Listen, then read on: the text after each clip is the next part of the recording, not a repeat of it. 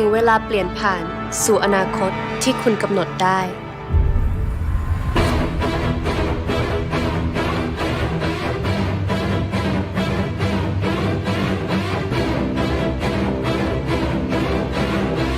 อนาคตที่ทลายทุกกำแพงการเชื่อมต่อ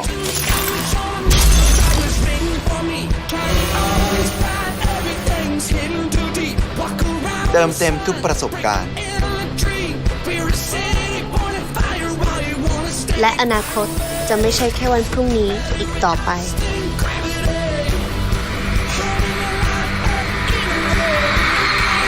ถึงเวลากำหนดอนาคตของคุณเอง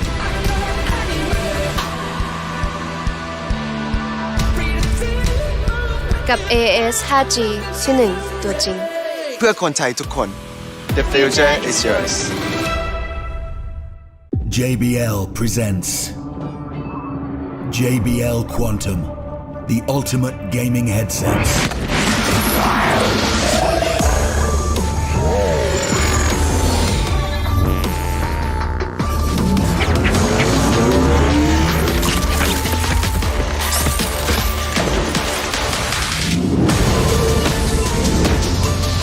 JBL Quantum, sound is survival.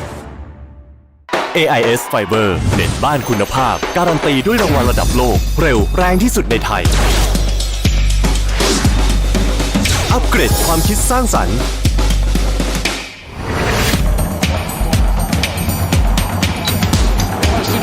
อัปเกรดความบันเทิงปรับสปีดได้ตามใจอัปเกรดชีวิตให้เร็วกว่าดีกว่าง่ายกว่า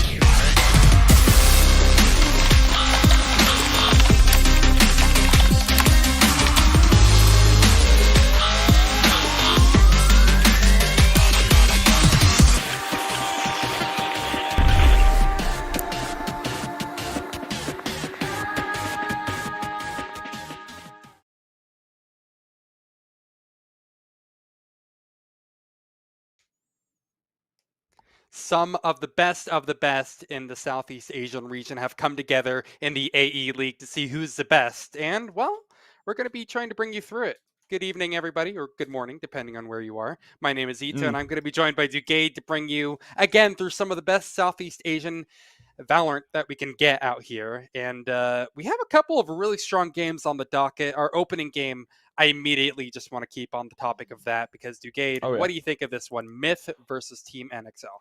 Or Myth versus Team NXL, which of course Myth is made in Thailand, is going to be a good matchup. I'm looking forward to seeing what they are made of, especially Myth, who's been putting out good results throughout all of the Valorant season as it has, winning ESL Thailand Championship 2020, coming out of that in a 3-0 fashion against the team, who was this? Overtime Esports. They looked rather good in that, able to bring up the first place prize and is hoping to have a repeat here as well. Looking to go up against other teams such as Attack All Around, Team SMG, and Sharper Esports. But like you said, we've got NXL versus Myth coming up first. And honestly, I can't wait to see what these two teams are made of. Well, thing is about Team NXL is that they're a pretty winning team as well. They won the first strike for the Indonesian division. So, I mean, they're a pretty winning team. These are two teams that I think are kind of top of the line when it comes to this entire league as well. As you mentioned, Attack All Around, I think, are also heavy contenders. But it really is kind of a big question mark because I come from the NA Valorant scene. I think you do as well. And these are two relatively unknown quantities. I think it's this kind of scene where you really see some incredible teams, some incredible strategies get popped out as well. I mean, think about even Korean Valorant, where Vision Oh yeah. Strikers have become this Mm-hmm. gigantic monolith in the scene for some of the crazy stuff they pull out. Who's to say that we can't see it here in the AE League? Anything can happen, and that's what I think makes it so exciting in an esport that's in its early days, Oh in its yes. infancy, like Valorant. It's going to be really interesting to see. But I mean, let's go ahead and talk about what we might expect. Do you have any predictions for this first best of one that we're going to be receiving here? I have to say Myth, just You think because Myth? they're a team that I think, yeah, it's just they have a little bit more experience. Now, we don't Mm-hmm. exactly know the map vetoes at the moment, but this is a team that, as far as I'm aware, have been around for a while. Now, they do Yep. have a little bit of roster mania going on, where they, I believe, dropped Patifan Mm-hmm. recently, and I'm actually not sure who their fifth is going to be heading into this game, but I think if they're going to be dropping a player like Patifan, I have to say, oh, it looks like it's going to be Haven, actually. Producer just told me. So, again, I don't have the map statistics there, but I think Haven is one of those kind of maps where you can cheese out a victory in some places. Yeah. You've seen it in a number of different instances, but that's a history that you don't need to hear about right now. I want to know about your prediction. My prediction, well, since you are going with the first seed with Myth over here, I'm going to go ahead and pick on out NXL. I want to see them excel I here believe. in this first matchup and see what they're made of here against Myth. This is pretty much a Thailand classic coming out here, so I'm really looking forward to seeing what these teams got behind them. Well, there's more than just these two teams. We have 8 teams that have been invited, or well, 4 teams that have been invited, 8 teams overall. 4 teams have qualified, that being DivisionX Gaming, Dream Seller, Team Shift, and again, as you mentioned, Team NXL. So, one Mm-hmm. of the highest seeds and an invited team. You know, it feels like on paper I have to defend my bet here and think that Made in Thailand are probably going to pull it together. But considering NXL have made this run so far, I'm hoping, Yep. maybe they can go ahead and keep Indonesia proud and go ahead and pull off something even more miraculous against a team that I think I would argue is a bit of an overdog heading into this one. Now, again, you have to remember that all of these teams are playing for something on the line. So let's see how much they're actually going to be playing for as well. I think we have a graphic for that as well. I'm not sure what time we were going up. Oh, there it is. Right on time. There you are. They're going to be playing for a lot here. 100,000, but if you're in American units, that's about $3,300 as far as I'm aware. So I mean, English broadcast, right? You have to translate. American units. American units. Okay, so okay. But yeah, I mean, having fun with it, but they are playing for a ton on the line here. Like this is Yeah, they nothing to really are. to scoff at. It's nothing to scoff at. You're entirely right about that. But I mean, that's a steep price pool. That's 100,000 Thai bets, and over here, that's around $3,000, just a bit over $3,000, if I'm correct. I'm 3.3 looking forward to see what American these teams units. can do. First place will be coming out with it with 50,000 Thai bets, which is going to be That's crazy. 1,664 USD. So I mean, that's some real money on the line. They're looking to take that home and take the win. That way, they can keep doing what they're doing and playing Valorant.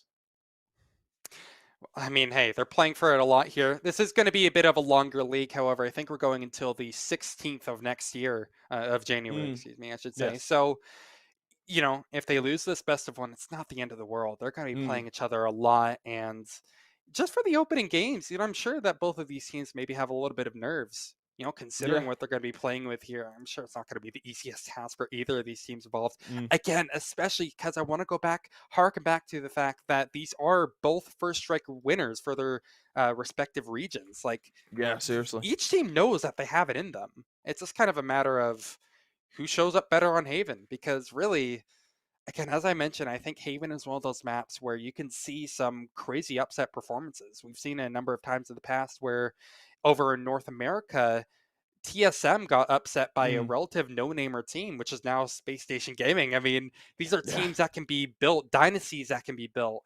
And, I think this is a perfect scene for it. Yeah, honestly, it is. I look forward to seeing what these teams can do, especially since they did win their first strikes. But that being said, I assume we're going to be able to get into the map eventually. We're currently waiting. We're waiting on one player, it looks like, before we get into this.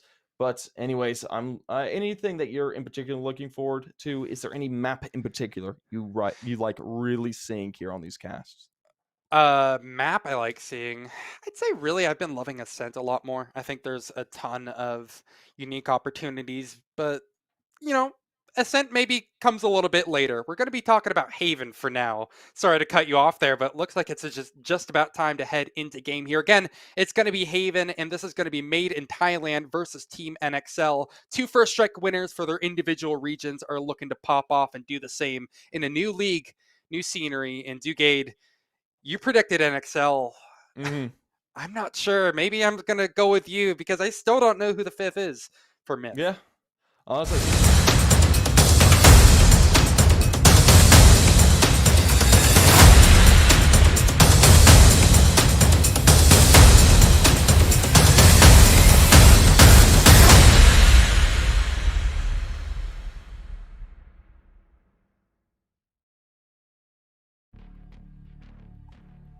Alrighty, we're going to be heading into the character Select picks your now, agent. and we've got them in nearly at this point. I'm looking forward to seeing what we got.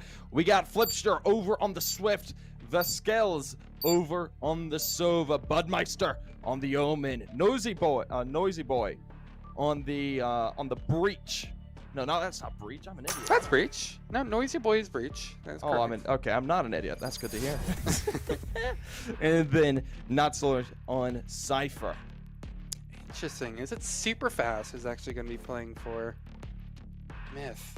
That is really interesting. I've actually never heard of Super Fast. So, hey, an unknown quantity yet again, but there is always going to be time to discover new things. That's what Valorant is all about here. Taking a gander at those comps, like you mentioned. Right now, I think the big ones that stand out to me is the fact that they're going to be bringing out the Breach. Meanwhile, there's a Raze, interestingly enough, on Made in Thailand. You see, I mean, Raze kind of feels, I wouldn't say a niche pick, but definitely doesn't feel like the most common pick that you see on Haven. So, again, to borrow your turn of phrase here, I'm a little bit curious to see what this actually turns into, because on paper, I have to say that Team NXL might be winning this comp game just straight up. Yeah, honestly, there is that chance, but we're going to be getting into it rather soon at this point. Yo, this setup. Sorry, I just want to point out something real quick. Flips is going to be pushing short A here. Look at this breach setup that they have over towards towards short A, excuse me. I'm thinking that they're going to be doing that breach stun in as they peek on through. And yeah, there you have it, actually. Sorry, right back over to you.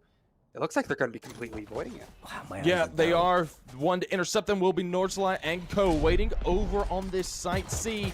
Shots will be starting to come out now. Nothing able to be tagged down just yet. Slowly but surely, The able to find the first one on to Budmeister. Brings us down to a 4 versus 5.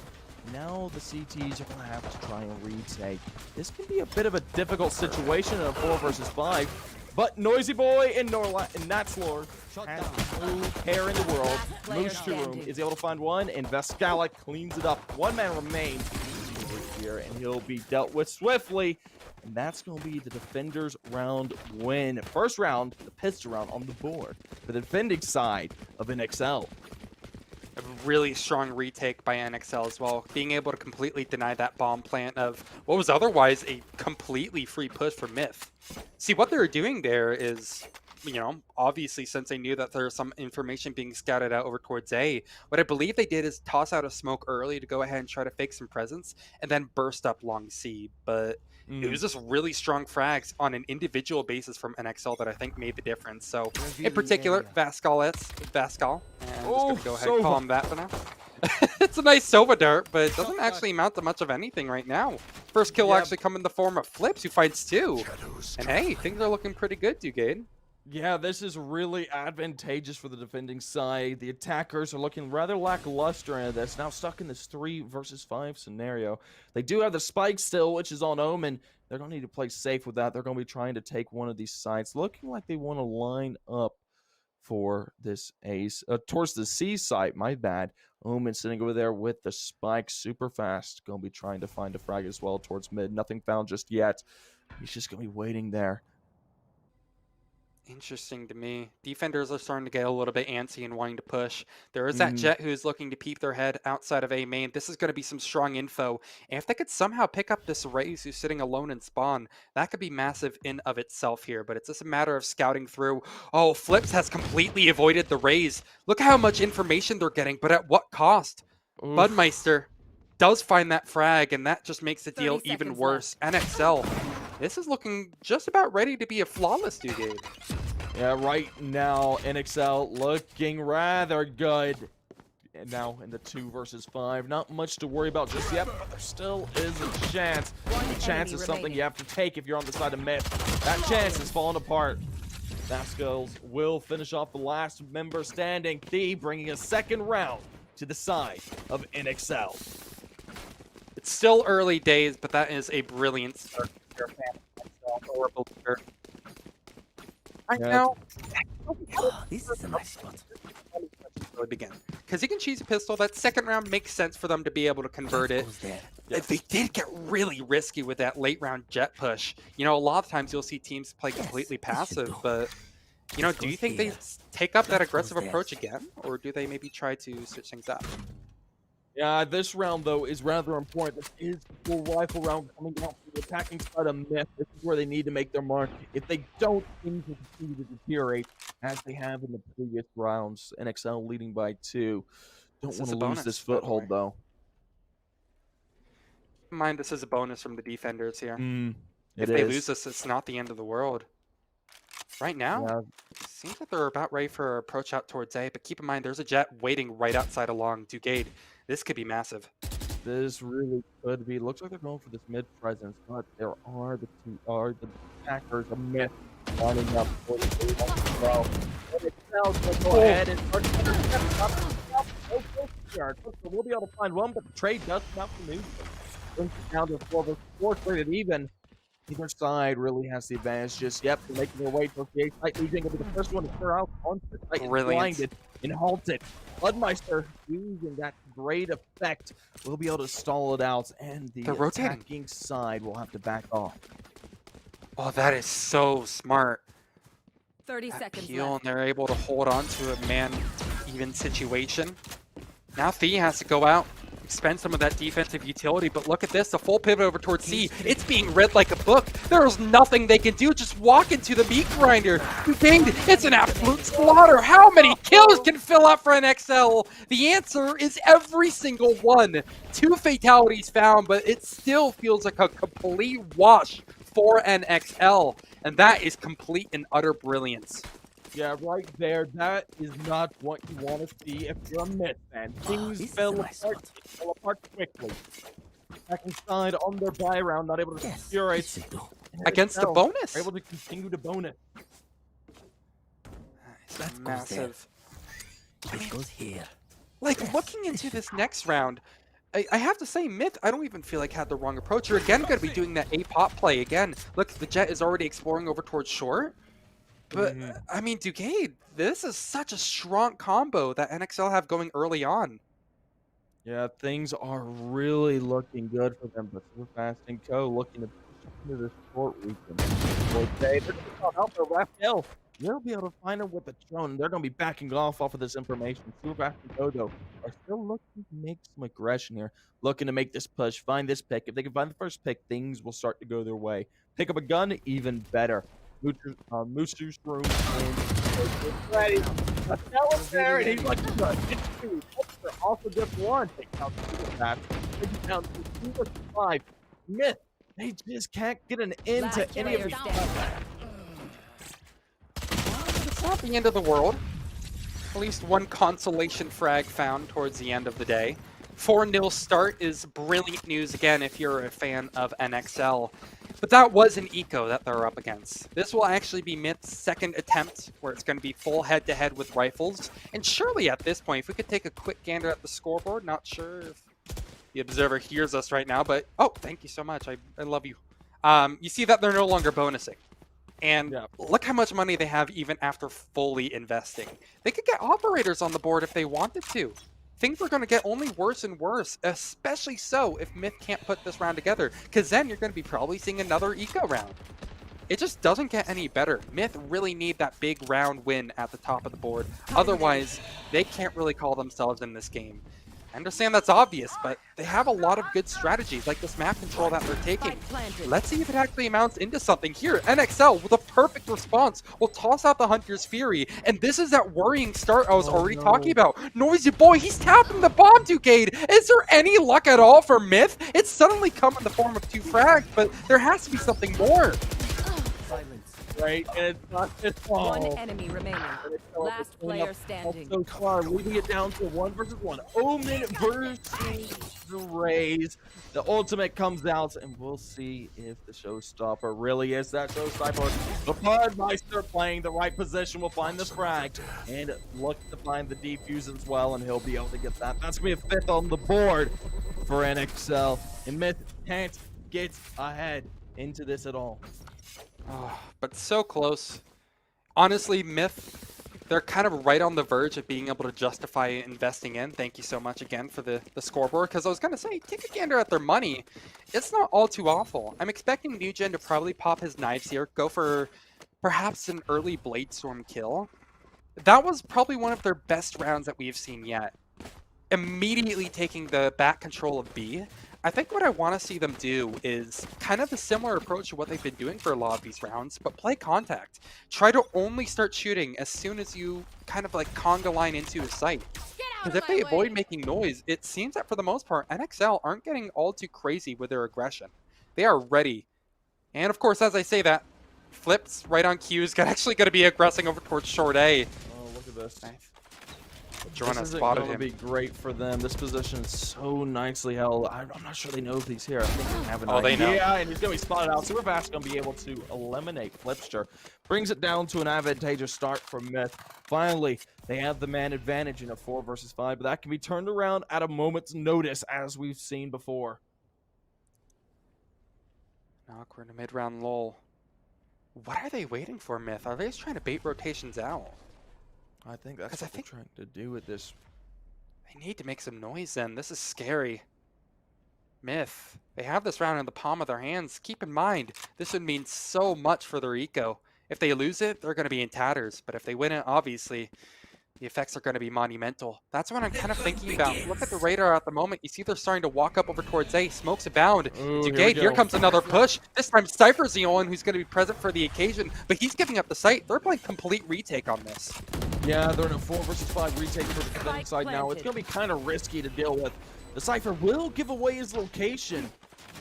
And now they're going to be expecting it. This should be an interesting retake to behold.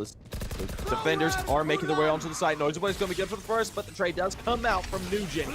Brings this down to a 3 versus 5. Oh, that's so good. Oh, nice Noisy. Finds another, and Vasquez good for 1. Super fast finds a trade, and another one from Vasquez will bring it down to a 1 versus 2. Myth on the back foot will be able to find one. D is good for it. The halfway point is good for Vasquez. He's in a desperate situation, and D will be able to convert a first round on the board for the attacking side of Myth. But think about everything that it takes to get it done. They take so many casualties. They use how many? 3 ultimates, I believe? They use the Empress, they use the Hunter's Fury, and the Jet Bladestorm. It's a really expensive round, all things considered, and it still takes Fee with a 1 versus 2 clutch because he had an incredible flank as he worked the way all the way around B and came in through the CT spawn. That is not sustainable. Myth have a really good idea of what they're supposed to be doing, but NXL are really succeeding in these mid-round scenarios. Again, you're going to see another approach with this aggression from NXL, this time over towards C Long. He actually is going to find that first kill. Nat, that's a massive one, but he now needs to make sure not to overstep his boundaries. He'll back up, and things stay really, really strong for NXL. Myth, once again on the back foot. This time they don't even have that opening frag going for them, Ducade. Yeah, they really don't. They're on the back foot into this round, and they're on the back foot on the scoreboard. NXL right now are thriving and looking to continue. Going down to about a minute now. Flipster will be good for 1 with the op. Taking down Nugent brings it down to a 3 versus 5 for the attacking side of Myth. Myth looking lackluster into this game so far. He's going to need to find this frag.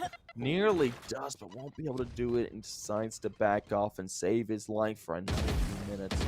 Shots ringing out, nothing found just yet towards C. Oh, he's And the faked it. bomb is They're heading walking up A. towards A. That's huge. This is huge. If they can get this plant, things will start 30 to go seconds back in left. their direction, but it needs to get down quickly. Moves to room will be able to find it. Now it's down to a 3 versus 5 retake. The defending side of NXL do have the advantage coming into this, but Myth could play this well. This is the round that they really need to show their stuff. Comes down to this utility being dumped in, a wonderful paranoia, and Myth even better behind it. That util means nothing if they're able to frag out like this. Buddy Meister through it all will find 2 to spray down, and NXL, the carnage continues as they get another one onto the board. Oh no, Myth. I mean, that's just a game of numbers, isn't it? Myth had that in the 3v5, and they got it down to a 1v1. Dugate, I understand they lost it, but Myth nearly pulled off the Alamo there. They nearly pulled off a miracle in what was such a dismal round for them. Yeah, it was very, very close. Smith nearly pulled it out. NXL was able to stride past it and gain a 6th round. Right now, their defending side is looking rather tough. And Eco will be coming out of Myth here. They'll be able to equip themselves with some heavy-duty revolvers. Get themselves going, hopefully. They can find an initial pick. They'll be in really good straits. But right now, Nat says no thank you and finishes off the... That right there brings us down to a 4 versus 5. It's interesting. NXL aren't getting any less prominent with their pushes. They're even making set plays over towards A long with the drone and jet right behind it. They're not scared, even though they know what they're up against here. And aggression usually kills you when you're up against pistols. This time it's doing them a lot of good. 2v5 incredibly quickly, the spike not even down yet. And hell, who's even to say it is going to go down? Budmeister with a nasty triple. Cleans up those pistol players in 7-1. Look, I understand that this is Asian Valorant, but right now this is a Brazilian scoreline. Right now. Oh, Lord. I can't believe you just did that to them. 7-1. NXL looking absolutely fantastic. We do have another buy round coming out, though, from Myth. This is the round that they need to turn things around. If they can gain 4 on the board, they'll be in much better straits than if they drop the rest of these. Things really need to turn around now. If I was Myth, I'd try to change something up, try change some positioning. Not sure what you need to do, but you need to do it quick, and you need to start it now. I think a little bit of short A control like they've been trying to pull off for a while would be a wonderful start for them. Maybe they agree with me. They're all in this conga line formation. But look at this. They have to use some of the most basic, they have to use a lot of their utility just to get the most basic positions. Not even A main is clear, and that's how scary NXL have been on their aggression as of late. I was saying before that they weren't taking fights, but I am being proven wrong time and time again. Once they realize that A main is free, they're just going to take the site for free, and NXL, they're okay with it. They'll play completely passive. They're feeling good right now. They're looking to take this retake. This is just a retake server for them at this point. It'll start to come in. This right here is advantageous for Myth, but that advantage has fallen away. Nats able to find the first on a new gen. They need to find the trade as quickly as possible. Right now, that's not going to be allowed. Super fast finds 1, finds 2. What the hell? Oh my gosh, the looking good finds 3. That is a 2nd round on the board for Myth. I think they heard me. I think they knew they needed to change something up and do it quick. I think it's about to happen. I mean, the thing is about Myth is that you and I both know, everybody watching this knows that Myth have it in them. This is a team that has, again, won first strike. I'm going to bring that up because it's just, you know, probably the most recent thing that they have pulled off. That's such a huge accomplishment. They have it in them, and it's rounds like that that you really start to understand why. A complete massacre towards the end of that round. Thee, as he mentioned, finding a triple kill. Has had a couple of unfortunate moments being caught off guard, but he has done probably the most work for his team, I'd argue. Not only in those kills, but being able to fake a rotation. He's done his part, but that doesn't mean NXL are going to be warded off. Already the aggression begins again. Spotted by the dart, excuse me. And, well, as I was about to toss it over to you, the round is already half over. Yeah, they're down to a 2 versus 4 for Myth. They need to find the trades quickly. If they don't, it's over. And this will be an 8th round for NXL. That's not a great scoreline to be on in this stage of the game. Oh, Very think about the passive economic play coming out. There's a lot of aggression coming out from the Jet, especially of NXL. Able to clean up a few kills, and they're just backed off entirely at this point. So they know they don't want to push their luck. They don't want to lose any picks to this Myth squad. It's the final 2 that remain. Looks like the bomb wants to head to A. They got a problem, though. There are 2 players that remain over on this site. They might be a little bit, it'd be more advantageous to head towards B. But that being said, Budmeister is over there. One enemy He's remaining. able to do it. 30 Finds the seconds left. first, brings it down to a 4 versus 1. The Omen is the last man standing, and I don't know if he'll be able to do it. He won't be able to. Vaskils will eliminate him, and that is an 8th round for NXL. Such a wonderful rebound after what Myth just kind of pulled off on the retake. I think NXL got a little bit angry, you know? They played it incredibly passive for that retake, and they got punished pretty hard. Now, again, they're going to go back to their winning ways. You saw that set piece once again with flips being thrown down over towards A long. It's not something that is being punished. Myth are constantly falling for this A setup that NXL have going, whether it's a breach Tremor or if it's that Sova drone. One of the 2 is going to allow Flips to get up into a strong position. And look, there it is again, right on cue. He's already pushed up over towards A main. Nothing is safe for Myth, and they have to work for every single inch. No, He's in their spawn! That's illegal! What are you doing? You are a monster, Flips! Stop doing it to them! Finally, the serial killer has been executed, but at what cost? It's a 3v5 already, Dugade. That's so rough, Myth. Oh, dear Christ. NXL's just giving them no room to work with. They'll go in the spawn. They don't care where they are. That was ridiculous. Myth now stuck in a 3 versus 4 right off the back, down to 54 seconds on the clock. 2 players heading over towards C, 1 player over towards Garage. Noisy Boy and Co are the ones to defend it. Let's see if they're able to pull this off, or if they're going to be able to get onto this side. Noisy Boy playing smartly so far. Thief will be able to find the first on the net. But Noisy Boy plays the flash, looking for the kills. Find 1, find 2. That's going to be all she wrote for those 2 players. And the half defuse will come out. Right now, things aren't looking good. The full defuse is going to come out. That's going to be a 9th for NXL. Salt in the wound, perhaps, is the best phrase for this situation. NXL, they don't even look relatively challenged. Noisy Boy, I have to say, wonderful utility usage right in that situation. Because I was thinking in that situation, just peek out. You know, you're going to get 2 kills. But he realized that, you know, there was a chance that someone was just peering out over towards C long. So he tosses out the flash just to really secure at least 1 frag in that situation. And my God, it is working out. Noisy Boy, he has a 666 KD. And right now he's bringing hell upon Myth. Yeah, he really is. This is a 9-2 scoreline. NXL thriving here on their defending side. Myth needs to find at least 1 round here in between now and the half. But right now, it's looking kind of sketchy. Nats playing Garage. Going to be able to find the first tag. Down to 46. Won't be able to find the second, though. Thea is there for the trade. Flipster, though. Flipster. No way. Should be able to find 1, and he does. Brings it down to a 3 versus 4. The aggressive man plays aggressive and fights the kills. Budmeister able to find 1. Now in a 1 enemy remaining. versus 4. Vaskil finds 1 more on the super fast. Now Moose to I'm pretty sure it's this mushroom. You gonna call it mushroom without mushroom? I'm pretty sure it's this mushroom because there's not mushroom for error in that clutch. 1v4 quickly meets its conclusion. It's 10-2. Look, if you think these are the worst of my puns, just get ready for the second game, man. It looks like we're going to be on that second game soon. Are you seeing how this is going? 10-2 at half? It's abysmal. Yeah, this has been abysmal for the side of Myth. Hopefully they can pull things around, though, now. I think this is where the tide needs to turn if you're on the Myth side. Again, I never want to count them out. I know Myth have it in them. They're a strong team. It's just, I think the mid-round calls have just been wonderful from NXL. That it's just really hard to deny that they are just like the straight. They're just out calling. It feels like at this point. But Myth, Yeah. I mean, hey, it all starts with one round, right? Do you believe in this pistol?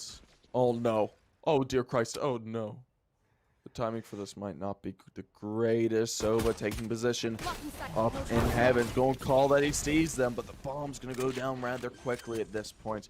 The site is secured, and a retake will have to commence out of Myth. Hopefully, they'll have better luck in the retakes than they did the takes.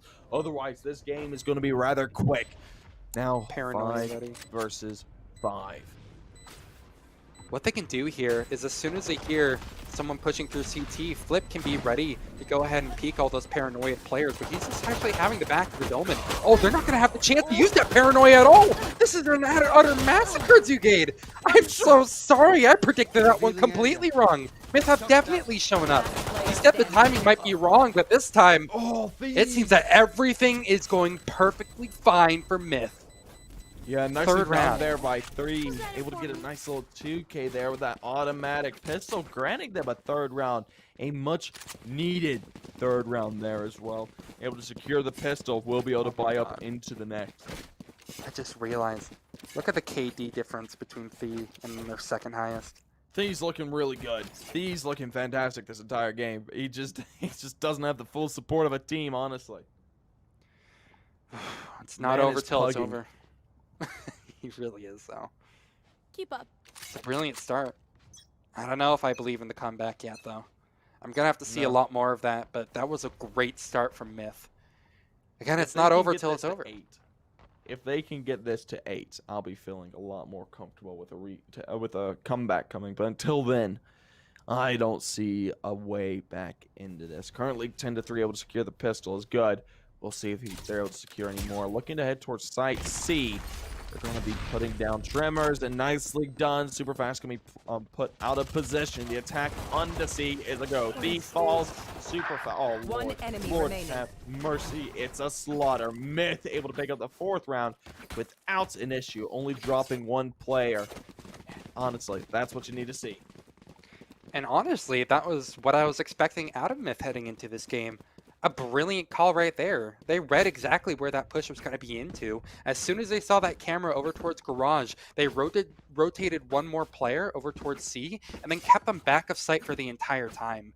Turned out to not even be necessary, but that C bomb site, was completely on lock from the get-go. As soon as they telegraphed that camera going down towards Garage, the round was over. This is what I want to see more of out of Myth. Now they have to do on a gun round. NXL have brought the rifles to the table. Something to keep in mind about Flipster, particularly. He's been looking good, and he's still looking good. Mushroom taking out of the game.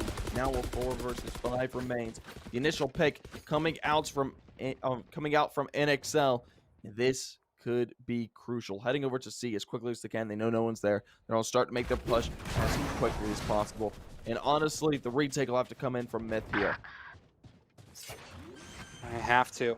And thing is, it's not going to get any easier. They've already lost their best performing player so far this game, and well, although super fast, the new kid on the block has been able to respond with 1, it's still a pretty tough ask. Their utility is not looking too great at the moment. What they're probably going to have to bank on is that that dark cover that their Omen just tossed out. They find a kill behind it, and suddenly there's a little bit of life yet in them. However, NXL will dash away all my fears and go ahead and secure number 11 right there. When it comes back to a rifle round, NXL have come right back online. 3 solid gunfights towards the end of it. Otherwise, just a strong early round call. And hey, Dugade, that's a recipe for success if you ask me. It really is. Things looking good for NXL and Myth on the back foot. It'll be full rifle round all around coming into this one. The economy just about the same on either side. We'll see if NXL is able to pull off this one again and bring things to match points, whereas Myth can attempt a comeback. They're in desperate straits and their backs are against the wall. Not looking pleasant. First shot from Nugent to start things off, though. He gets out. Falls. That just brings it down to a 4 versus 5. Flipster, though, playing as aggressive as ever. Needs to find this frag. That's so good. Nugent falls, brings it down to even. 4 versus 4. Myth have to retake. So smart. NXL, their set pieces are looking incredible at the moment. This is what I was hoping to see. I was also hoping to see or CP. Oh, I already messed it up, but he's definitely messing up this round. He has done it all. It's a battle between these two top-performing flashy players. The thing is, Flips is just a little bit better. That is unbelievable. 12 rounds on the docket, and XL are about ready to close out this best of one with a just completely dominant performance on Haven. It has me genuinely baffled. Oh, that right there was rough. Honestly, I saw Mr. Thee gonna try and pull it off, but he just wasn't able to. Flipster, the aggressive man on defense, is just as aggressive, if not more so, on the attack as well. Looking good, has the aim and the brain. Looking to close things out now. Oh, here we go. Starting the aggression. Don't let the colors deceive you as well. I know on the scoreboard it says that NXL are blue, but right now they are definitely the ones in the lead. They pass the eye test. They pass every test that you could hope for. As they're completely crushing it on Haven. But it's not over yet. NXL need to get one more round together here, and Myth are already comfortable taking fights. What is this dash play in? That is unreasonable. That is just crazy. I don't understand. Please, I no know more. exactly Flipster, you can stop now. They're already dead. Player It's standing. over. Nowhere to run. This is just a strange series of events, isn't it? Fee, Flipster is pog. he's fantastic. But Fee, Oh my God. you know, he's still the statistically best performing player in the server, I believe. Or I believe tied with Flipster now. Consolation Yeah, kill. he'll find one. Now has to find 4. Looking for another. Isn't able to do it. Noisy Boy will Attackers finish him win. off. And that is a 13th. NXL come out on top. Finish it out 13-4 in a dominant fashion. Not giving Myth a word in edgewise. And that'll be the first best of 1 series done for this evening. Just the first, so we still have a lot more Oh, yeah. Valorant to be played here. Coming up next, I believe we have DivisionX Gaming versus Sharper.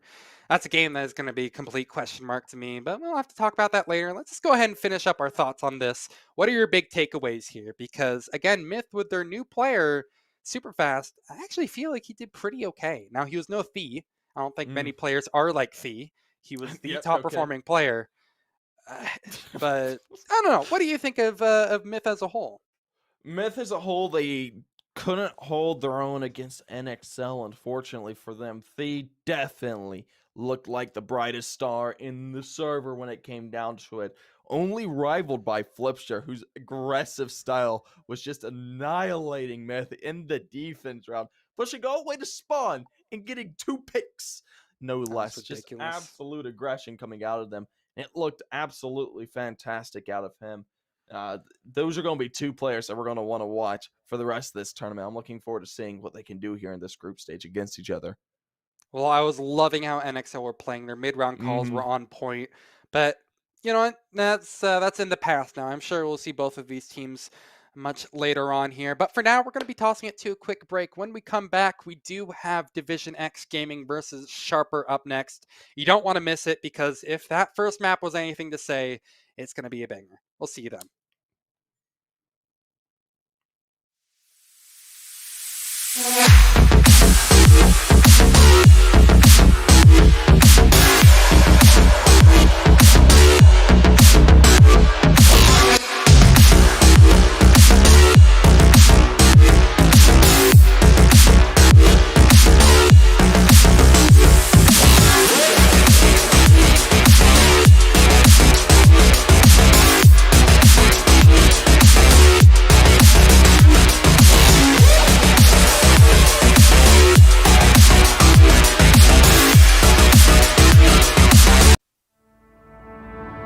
ถึงเวลาเปลี่ยนผ่านสู่อนาคตที่คุณกำหนดได้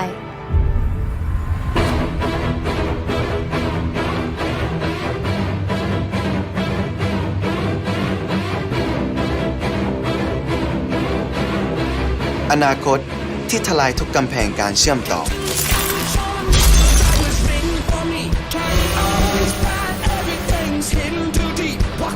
เติมเต็มทุกประสบการณ์ และอนาคตจะไม่ใช่แค่วันพรุ่งนี้อีกต่อไป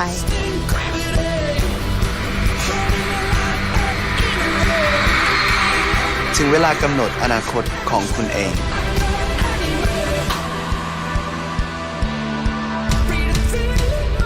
กับ AS 5G ที่1ตัวจริง เพื่อคนไทยทุกคน The future is yours JBL presents JBL Quantum, the ultimate gaming headsets.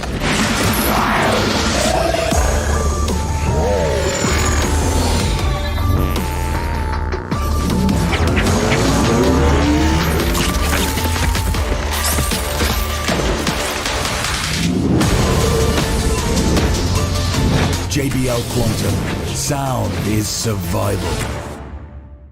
AIS Fiber เน็ตบ้านคุณภาพการันตีด้วยรางวัลระดับโลกเร็วแรงที่สุดในไทย อัปเกรดความคิดสร้างสรรค์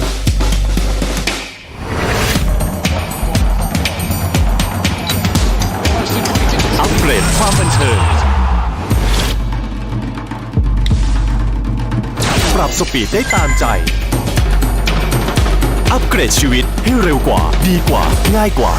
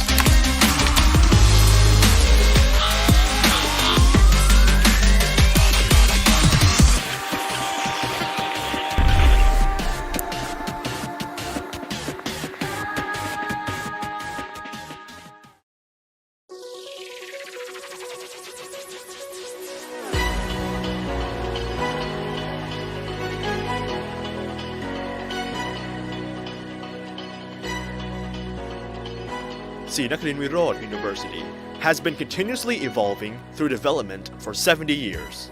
Pasan Mid Campus, the center of education at the heart of the city in a prime business area with over 40 acres of land with convenient, sufficient, and modern transportation.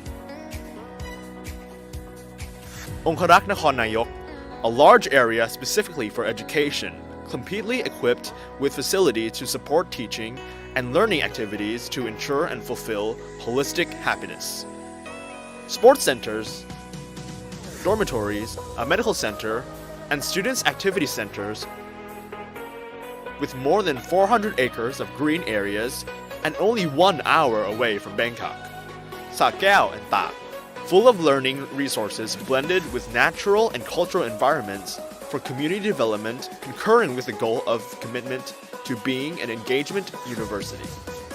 16 faculties, 5 colleges, 4 institutes, 7 centers, 5 demonstration schools, 3 hospitals. Serve teaching and learning and facilitate a wide range of activities to move the university forward.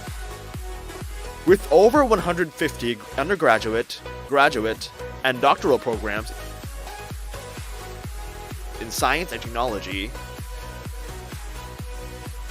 health sciences, and social sciences. With over 2,000 faculty members and over 4,000 staff responsible for over 23,000 Thai and international students annually. Collaborating with the public and private sectors as strong networks around the world, Sri Nakarin Virod University has educated more than 290,000 graduates and alumni. Sri Nakarin Virod University aspires to be a significant part to build the future of Thailand and strives for the movement of global society through education. With a strong commitment guided by the 70-year philosophy Education is growth. Srinakarin Virod University is an engagement university.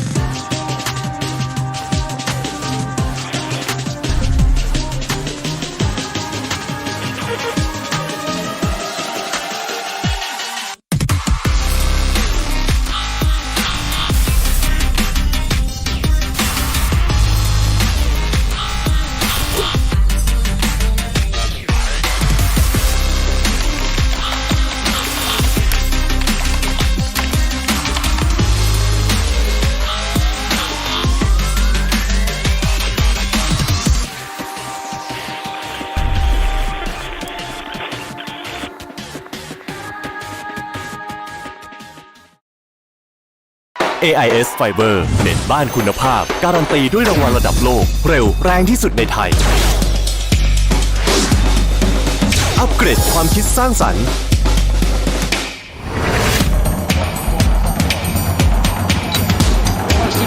อัปเกรดความบันเทิงปรับสปีดได้ตามใจอัปเกรดชีวิตให้เร็วกว่าดีกว่าง่ายกว่า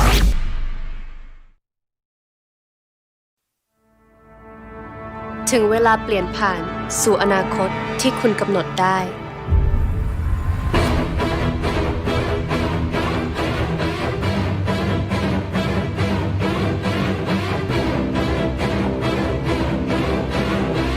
อนาคตที่ทลายทุกกำแพงการเชื่อมต่อ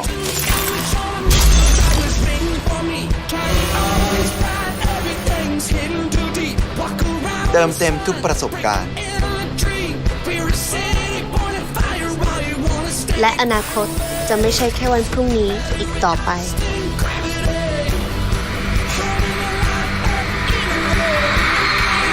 ถึงเวลากำหนดอนาคตของคุณเอง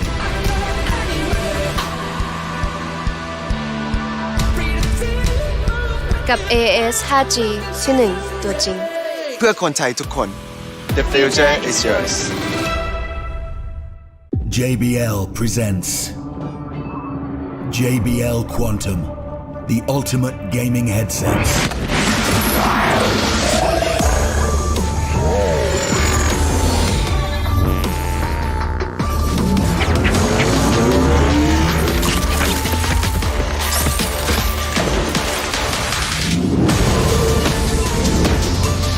JBL Quantum, sound is survival.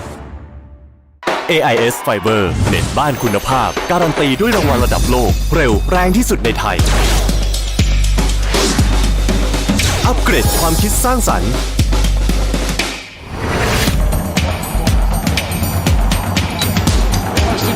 อัปเกรดความบันเทิงปรับสปีดได้ตามใจอัปเกรดชีวิตให้เร็วกว่าดีกว่าง่ายกว่า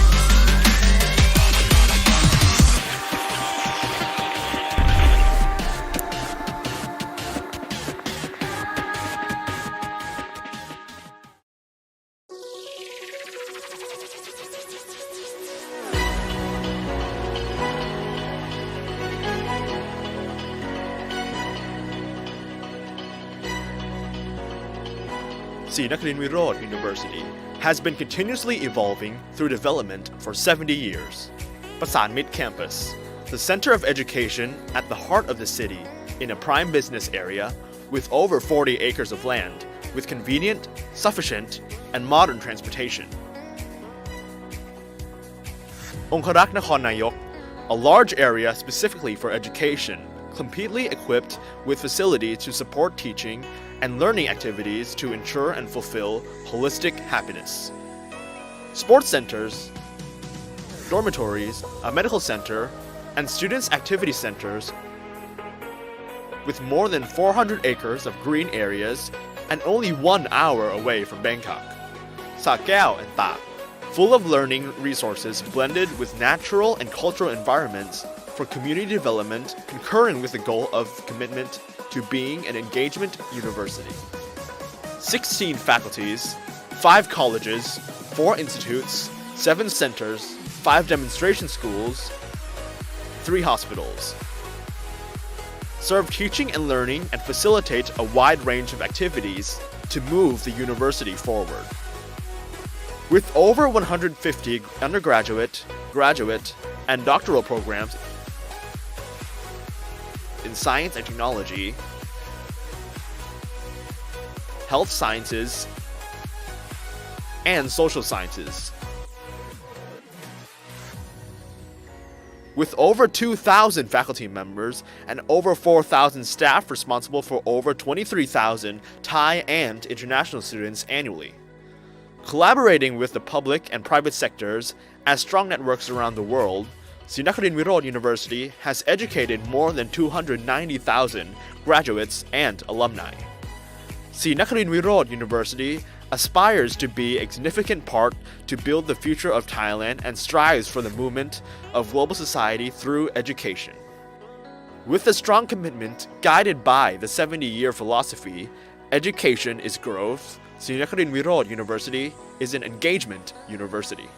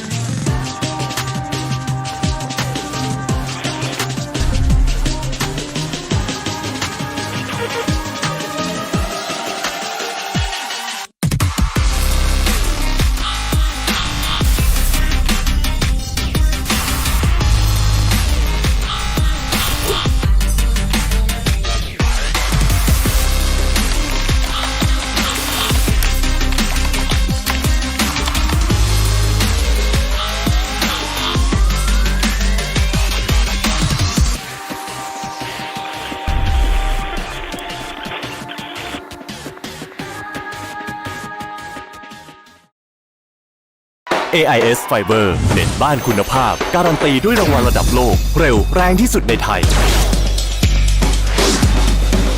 อัปเกรดความคิดสร้างสรรค์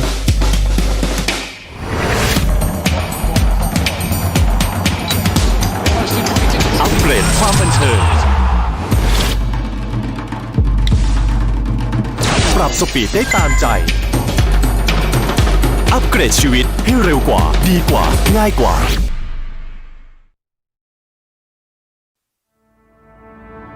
ถึงเวลาเปลี่ยนผ่านสู่อนาคตที่คุณกำหนดได้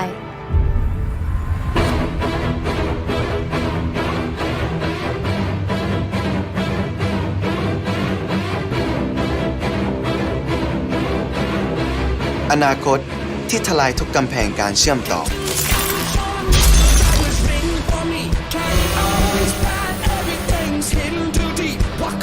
เติมเต็มทุกประสบการณ์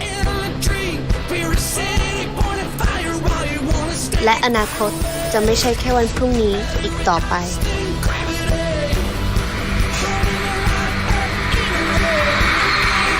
ถึงเวลากำหนดอนาคตของคุณเอง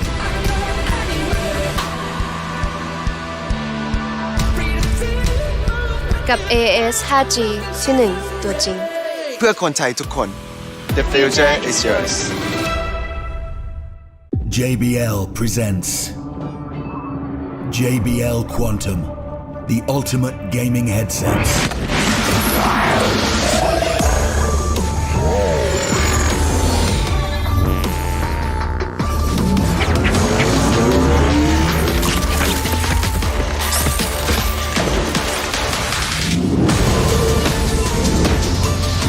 JBL Quantum.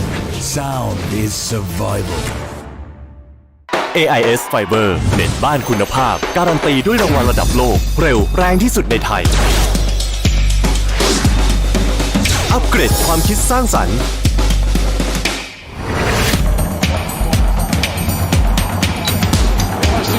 อัปเกรดความบันเทิง ปรับสปีดได้ตามใจ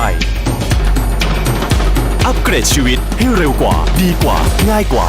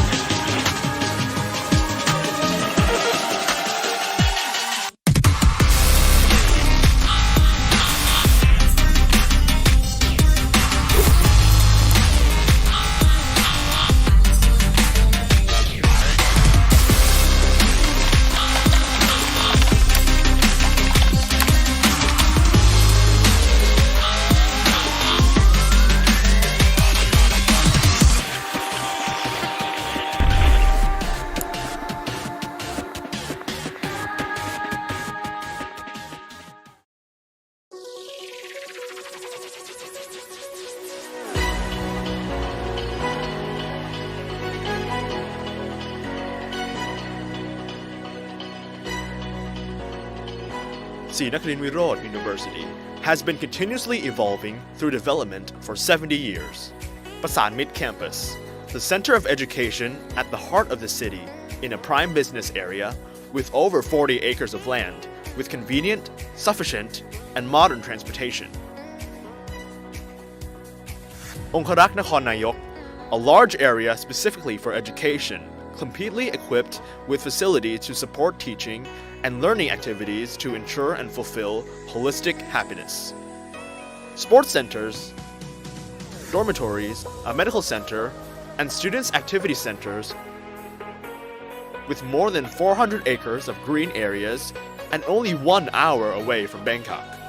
Sa Kaeo and Tak, full of learning resources blended with natural and cultural environments for community development concurrent with the goal of commitment to being an engagement university.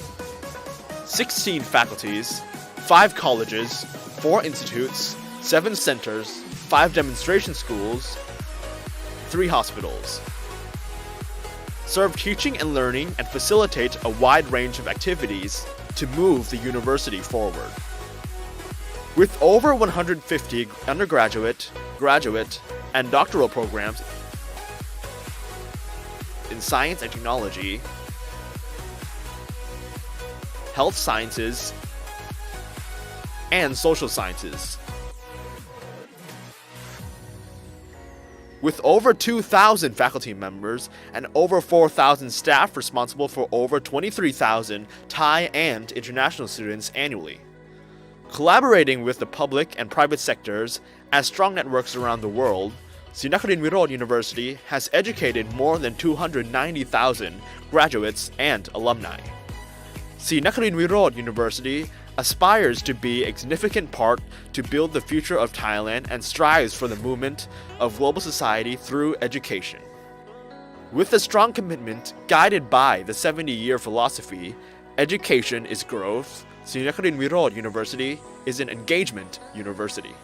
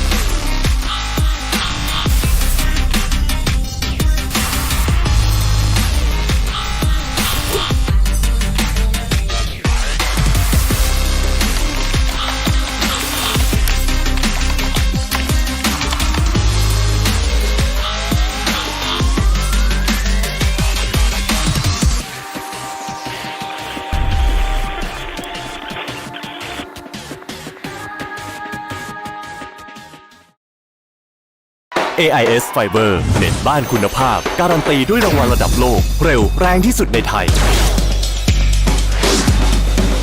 อัปเกรดความคิดสร้างสรรค์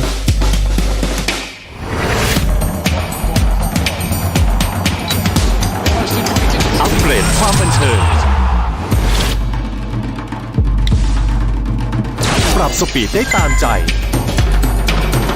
อัปเกรดชีวิตให้เร็วกว่าดีกว่าง่ายกว่า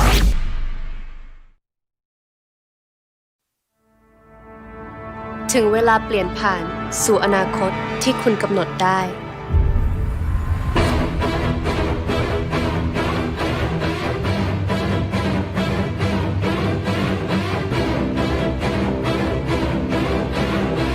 อนาคตที่ทลายทุกกำแพงการเชื่อมต่อ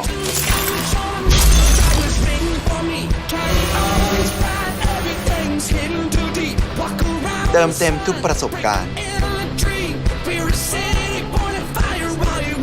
และอนาคตจะไม่ใช่แค่วันพรุ่งนี้อีกต่อไป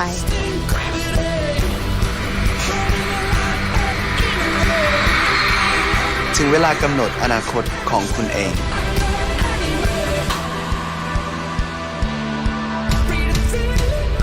กับ AIS 5G ที่1ตัวจริงเพื่อคนไทยทุกคน The future is yours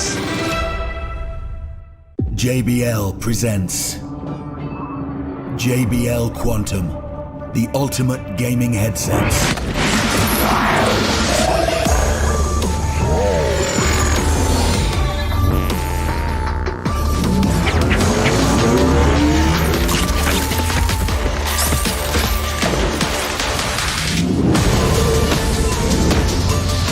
JBL Quantum, sound is survival. AIS Fiber เน็ตบ้านคุณภาพการันตีด้วยรางวัลระดับโลกเร็วแรงที่สุดในไทยอัปเกรดความคิดสร้างสรรค์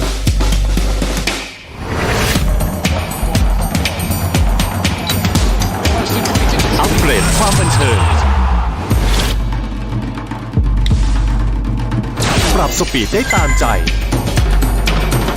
อัปเกรดชีวิตให้เร็วกว่าดีกว่าง่ายกว่า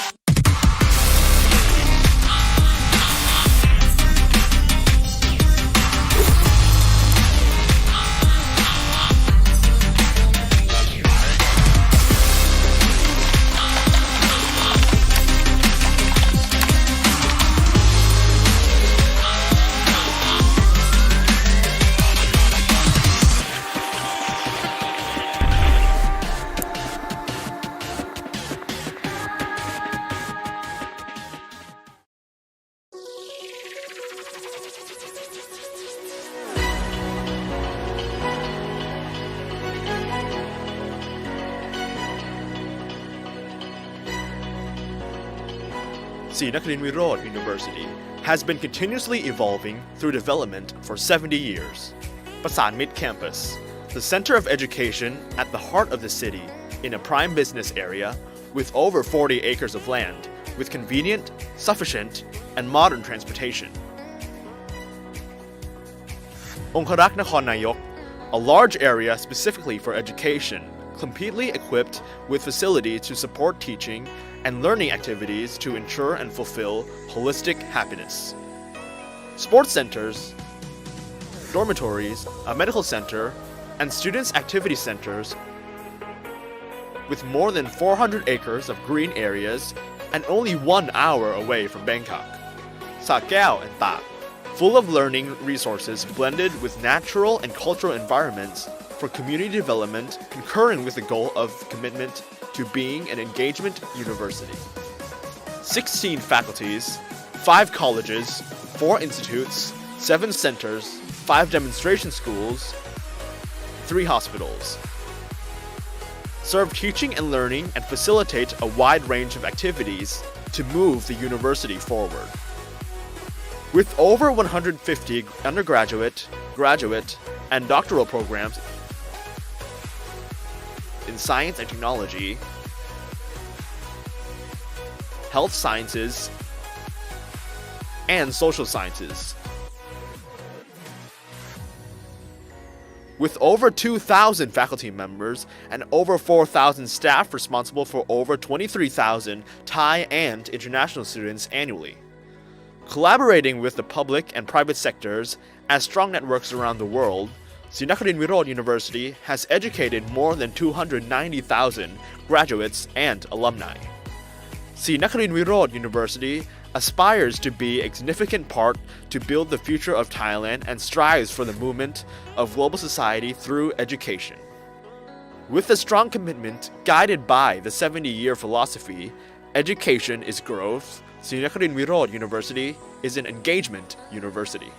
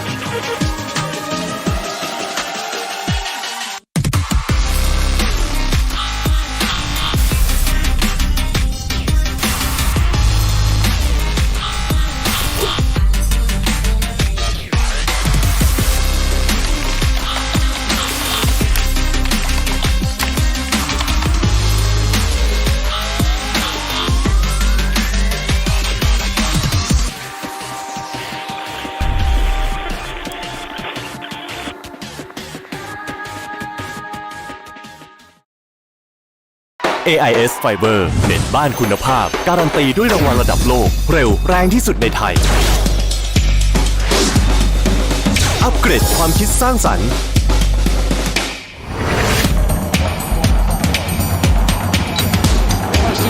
อัปเกรดความบันเทิง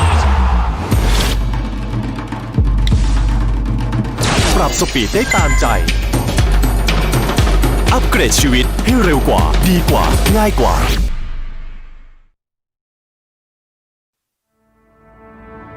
ถึงเวลาเปลี่ยนผ่านสู่อนาคตที่คุณกำหนดได้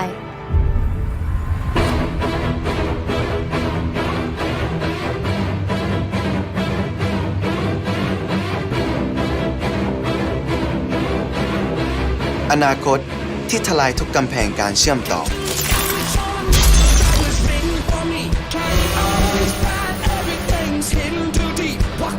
เติมเต็มทุกประสบการณ์และอนาคตจะไม่ใช่แค่วันพรุ่งนี้อีกต่อไป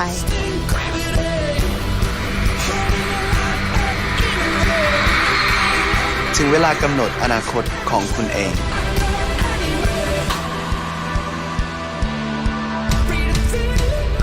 กับ AS 5G ที่หนึ่งตัวจริง เพื่อคนไทยทุกคน The future is yours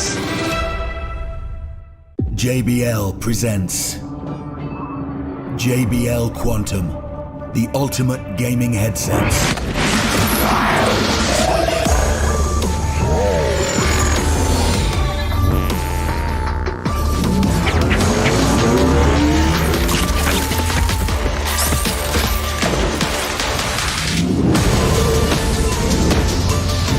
JBL Quantum, sound is survival.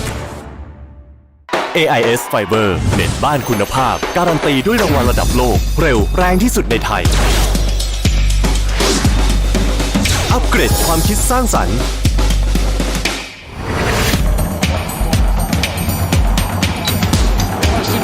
อัปเกรดความบันเทิง ปรับสปีดได้ตามใจ อัปเกรดชีวิตให้เร็วกว่าดีกว่าง่ายกว่า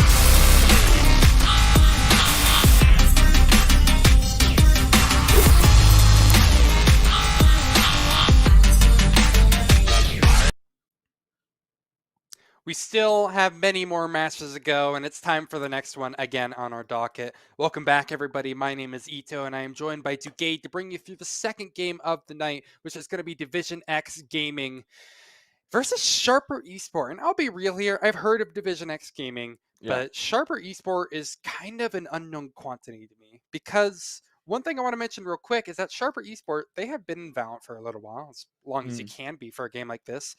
And they actually formerly had the team that was known as Attack All Around. So, I mean, they've changed organizations. So, it looks like we actually have a little bit of a team announcement video to go ahead and introduce you to both. Let's go ahead and check it out. Oh, yeah.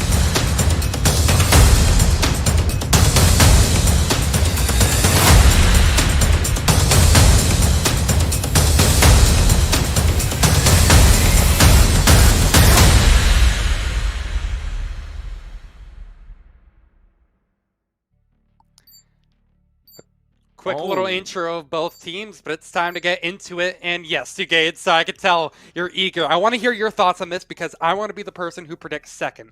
Because because I was right last time. Fair enough. Yeah. Fair enough. I'm just going to go and take a quick look at everything, try and get an idea of what these two teams are made of. Sharper Esports, our previous event, which was ESL Thailand Championship 2020, they came in 4th, losing 2-0 to Myth, who we saw previously. Meanwhile, opposite end of the spectrum, coming up for the side of DivisionX Gaming. Their last event was the Vietnam All-Star Battle, where they came in second, losing 3-0 to Steal Your Glory. So if I had to put my money onto something, if I was a money man, I would honestly say it would go the way of Sharper, but I do see upset potential coming out of the side of DivisionX. Well, I'm glad he chose that because DivisionX was actually my choice for who's going to win this. Although, looking at the roster, it actually looks like there is a different addition, their Omen player. If we could, sorry, just real quick, look at the scoreboard one more time. Whenever you get the chance. I think their Omen player is poached from a different team. I'm trying to figure out who is missing. I want to say it's Yes I Can, but nope, Yes I Can is there. Who's gone? I'm not sure. Hughes is there. Different is different. Okay, well, we'll go ahead and brief on that later. It looks like the push has already begun over Forte, where they have a lovely dash play in, and Dugade, the action has already begun. Yeah, things going the way of DXG right now. Chainsy will get the trade, but he's in dire straits now. Posted up in a 2 versus 3, able to take a life away from Hoozy. Trying to find another, won't be able to do it. Kuhn will finish him off. That'll be the first round going to the defending side. Whew. I mean, again, I predicted DivisionX to probably take this one. They have some pretty phenomenal results. I'm surprised that you actually went with Sharper Esports in this one, but you know, maybe, hey, I can actually tie you on predictions. That is a great start on a map that is, I would argue, historically defensive sided, although they have been seeing a bit of a rejuvenance on the attacking side from European teams in particular. But I mean, what really gave you that belief that you think Sharper Esports can take this one, Ducade? Just seeing how they've done in their region specifically, I'm hoping they can pull this off. In my opinion, I think they have a strong chance at it. But let's see how DXG respond to this second assault on A. This will turn the tide. No matter what happens here, Fog will be the first one to intercept. Co lining up as well. Uzi gonna be able to find the first one, and things are falling apart. Alert and Uzi. Oh dear Christ, an ace out of Uzi. Looking really good. A second round for the side of DXG. Things starting off on the right foot for that defending side. Nothing to blow your lungs out about. That was only against pistols, and they basically all lined up for him. But it does look really pretty, doesn't it? It does. Overall, It does. strong hold. I gotta say, DXG, this is a start that, again, as you mentioned, they want. They have that lockdown online. So considering they're going to be up against rifles here, I think that is huge. What they should be doing right now is immediately, I'm thinking, they play retake. They give up whatever site and just play around that lockdown because they have it so early. Yeah, Sharper looking to head towards B this round. But Kuhn playing aggressively could find one, and he does. Kalzoi is taken out of the server. Now down to a 4 versus 5 for Sharper. They're going to need to turn things around rather quickly. Got the spike. Loving this response from DXG in the early round. They realize that they're basically treating this one as a bonus, so not going to say it's a throwaway round, but it's one that, prediction-wise, they are not at all favored to win. So they extend to try to find one early kill over towards B main, and apparently they just did the same thing over towards A main as well. I didn't actually get to see what that was. I wasn't glancing at the radar, but that is a huge frag to find. And look at this. A third one might be right there for Yes I Can as he holds an off angle with this judge. Things are going so swimmingly for DXG, excuse me, so far. Enemy remaining. Oh, the paranoia play. Shoot. As if they needed that. That is just rubbing salt in the wound. Everything is going correct for DXG. Again, on a bonus round. Ooh, nicely done, though. 30 Finally, a seconds trade back onto Fog. Nox left alone in a 1 versus 4. Won't be able to do it. Hughes will finish him off, and that's going to be a third round on the board. For DXG, a strong start to their defense side. Think about the economic ramifications of this as well. Fog, not quite at that Bladestorm territory, but can easily be dropped a rifle over from his teammates if it's so needed. And this is going to be a really strong chance for DXG to really build up their economy, solidify an early lead on split. That way, you know, in case things go wrong towards the latter part of this first half, they can still stay kind of on this, you know, this little mount that they have created. So it's definitely not all lost for Sharper just yet, but it's not the start they're looking for. Gone around, not going their way, but apparently the eco just might do the job. They've already found that first kill to game. Yeah, things starting off strong for Kuhn. The trade will go the way of Kalzoi. Brings it down to a 3 versus 3. Trades from Fog will bring it back to even. And things really aren't going their way. Kalzoi will be good for one, and Beta's good for the other. Brings it down to a 1 versus 2. This is desperate straits for DXG. Rays, last man standing. Seems to have the read and is starting to make his rotate over towards this A site. Just in time as well. He should be able to get into a position to intercept the spike. He is, but he won't be able to secure it. Hughes will find the trade, and Beta will be good for it. That'll be the first round on the board for Sharper, looking not to let DXG get a 2 ahead of themselves. There's so much to take away from that round, though, Ducade. From the start to the finish, it was brilliantly played from Sharper. But what I want to point out is how they handled that 2v1, or that 2v3 even, if you want to.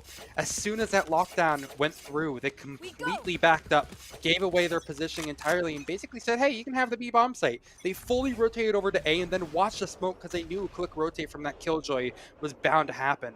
Now Ooh, DXG needs Fog. to switch things up here. Look at this. A spanner thrown into the work as they've already lost 2 players. Sharper, it's about time for a second round, isn't it? Yeah, they're not holding back now. They're looking to get this ball rolling as quick as they can. Calzoy and Co. going to be the ones to intercept towards heaven. Well, looks like Alert going to be trying to make his way onto this site. But right now, things have slowed down to a snail's pace.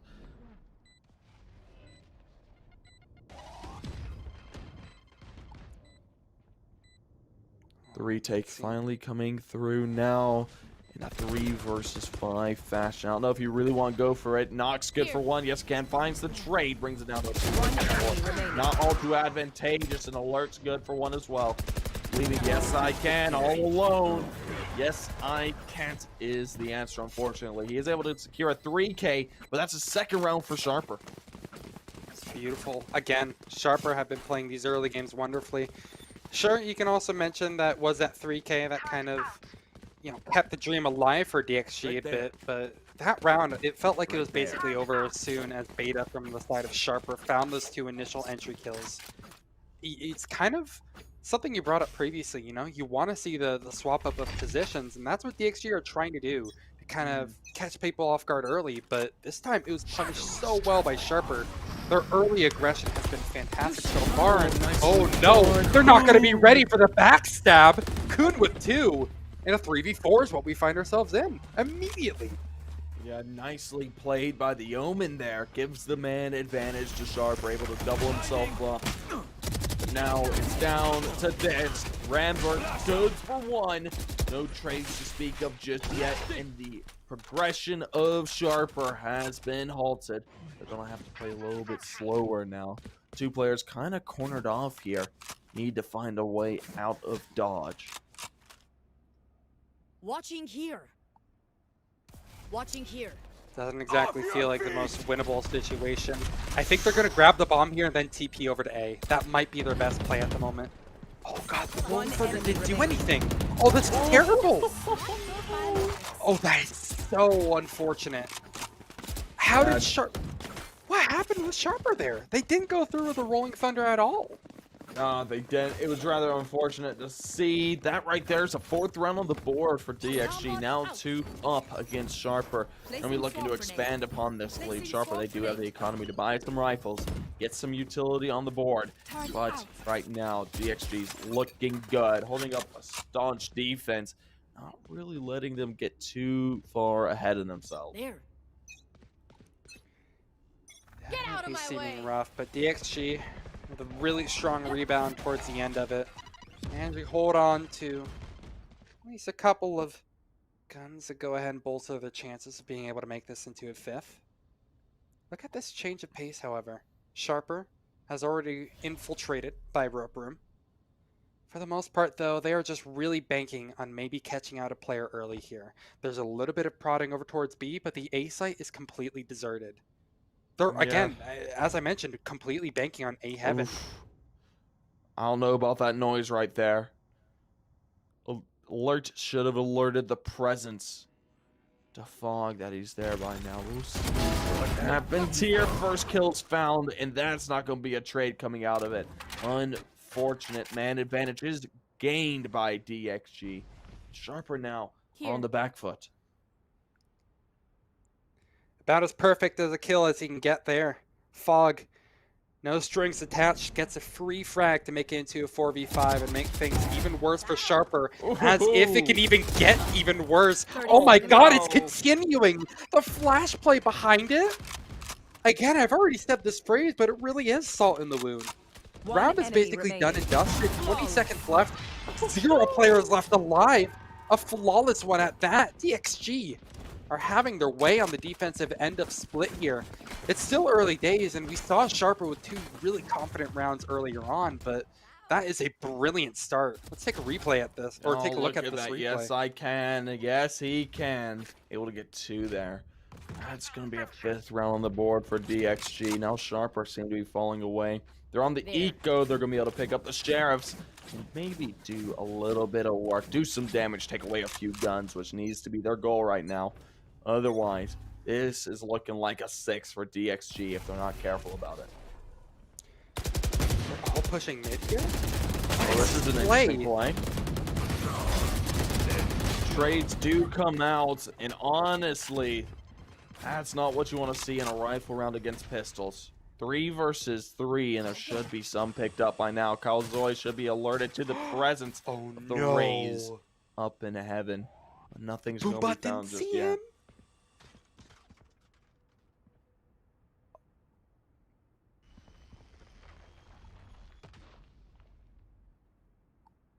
Kalzoy just biding his time here.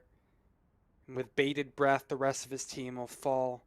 Try to join him over towards B. Now they know that Arumba is no longer online. I think Kalzoy is going to toss a wall down here and try to guarantee a safe entrance into the site for his teammates. But all hell is going to break loose as soon Oh, as that Kalzoy happens. didn't notice the timing. Oh, dear Christ, they're already on site. Well, yeah, I mean, he's on that team, my friend. He's on that team. Oh, shoot, okay. I'm an idiot then. There's a wall into heaven. But... Yeah, there we go. That's going to stall it off. Immediate response going to tear it away, but they're now down to a 3 versus 3. The retake's going to have to come in from the defending side of DXG. So far being played fairly slowly. Right now they're getting wrapped around if they're not careful. Look at this from Kalzoy. This right here could be huge. First kill comes out from Yes I Can. The trade isn't good for anything. But Nugs and Kalzoy finishing it off. Wow! Nothing but our gifts. We just saw art in motion there, man. Homie, that was brilliant. Sharper. I think I understand why you rooted for them now, Duguay. Did you see that, man? That was really nice. They played that extremely well. I'm really glad we were on Kalzoy's POV for the bulk of that, considering how he played that as soon as he bunkered. I was thinking, like, oh my god, please try to aggress, find a kill over towards heaven, but he went for the much safer move. Rally the rest of the team behind you. Don't make it a solo play. And from there, they had this incredible crossfire, and the round is theirs. They steal it away on a thrifty. That is unbelievable. Yeah, nicely done by Sharper, now only 2 away from tying things up. This is if they can get things going on their attacking side, this will really start to snowball for DXG. DXG's got to be careful at this stage. They were able to get the lead. They're able to secure themselves a 3-point lead, but slowly but surely that's going to fall away. Beta, though, going to be looking for the first. Might be able to find one towards heaven. He's watching ladder room, though, which is definitely the right call in that situation. If he can find this first frag, things are really going to go his way. The shot from the operator is a miss. And oh lord, yes I can. Yes he can. Finds one, finds 2. Looking for the third now. Not going to be able to find it. Loses him in the smoke. But DXG having an advantageous start to this one. Yes I can. Looking absolutely fantastic. Not able to find himself a third just yet. An alert is alerted and finds the frag with the operator. Brings it down to a 4 versus 2. 30 seconds but Sharper, left. they're on the back foot. It ends up being a pretty bloody round at the end of the day, but it is going to be a win nonetheless. Look at this. Oh, okay. I'm not sure. I thought this was going to be that double satchel play behind the Rolling Thunder. Actually, it still might be. This is a round where it happened. Look at that. They're waiting for the operator shot. Boom. Then he just double satchels over. It is brilliant. Right out the edge of the FOV, that Jet manages to avoid it, tossing down double smokes. But that is such a beautiful set play, and this is what I adore seeing. These strong, CT plays to go ahead and try to find some early advantage through. And boy, does it just look beautiful every time you see it, man. Oh, it's like you're watching a double YouTube satchel video. plays. They're so much fun to play, and they're so much fun to watch. Looks like Spike's setting up for B, but they gotta be careful if they do want to take this B site, because there is 3 players in position to intercept if they're not careful. Vast majority of the players, though, for the side of Sharper are sitting over towards that A site, looking, poking, prodding, trying to find a way in. But right now, both sides have operators. This isn't something you really want to attempt all alone. What are they doing at A, though? What's their big goal? I think that's where they're going to be heading. Makes sense now, but they kept their bomb really deep in B. Spooky stuff. Whoa, they're actually going over towards mid, and you see what they're doing? They're pinging over towards mid. What is their play? A deep smoke through? Are they trying to take ropes control? It looks like it, looking to put them through and attack them on two fronts, which is an understandable play. 30 seconds But gotta be left. careful about it. Fog, operator in hand. He's looked good with it so far this game. Let's see if he can make it work once again. Oh, that Smoke comes paranoia! out. That's gonna be brilliant.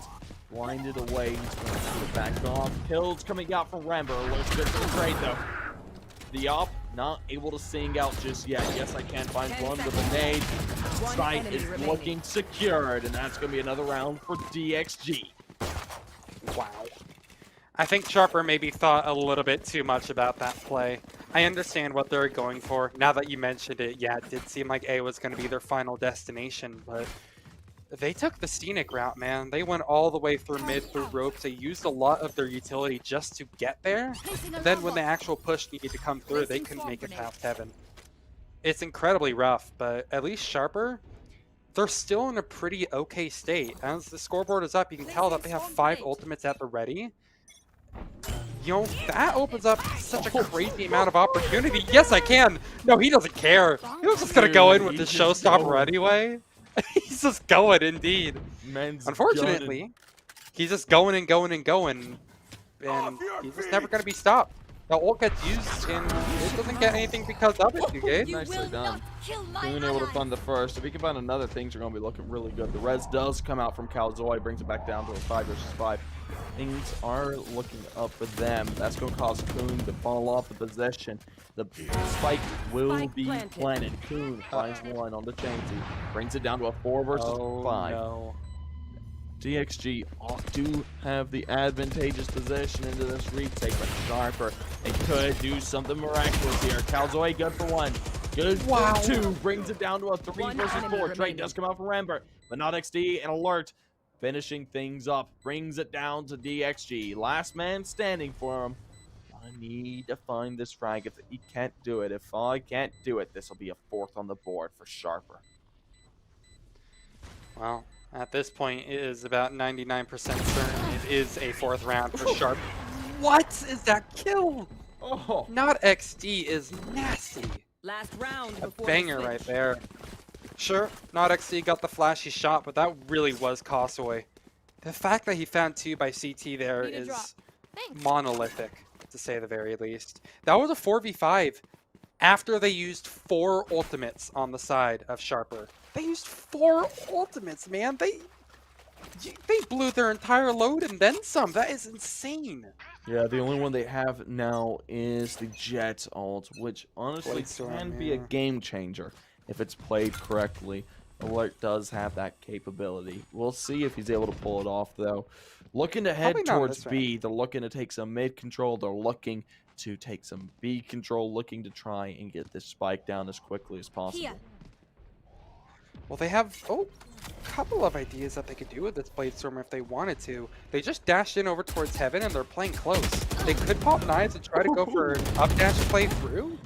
No, they're just going to choose to take a couple of gunfights instead, and yeah, Chains actually will be able to come out victor on top of 2, but Kuhn is watching the angle and is able to get 1. That's all he's good for. Eventually taken out of commission. It will be Sharper once again taking the lead in this late round scenario in Dugade. Things are only going to get nastier as time goes by because that spike has just been planted. And the players of Sharper, well, it's kind of a mixed bag of healthy and unhealthy. That breach is bleeding internally. He could be dead any second now. Oh, who's looking really good? Finds Nodix, brings it down to a 2 versus 2. They're in desperate straits, and Beta just wasn't ready. The trade does come through from Chainsy. Brings it down to a 1 versus 1. What are they This doing? is the round to behold. This can determine quite a bit. That right there is going to make him fall off the point.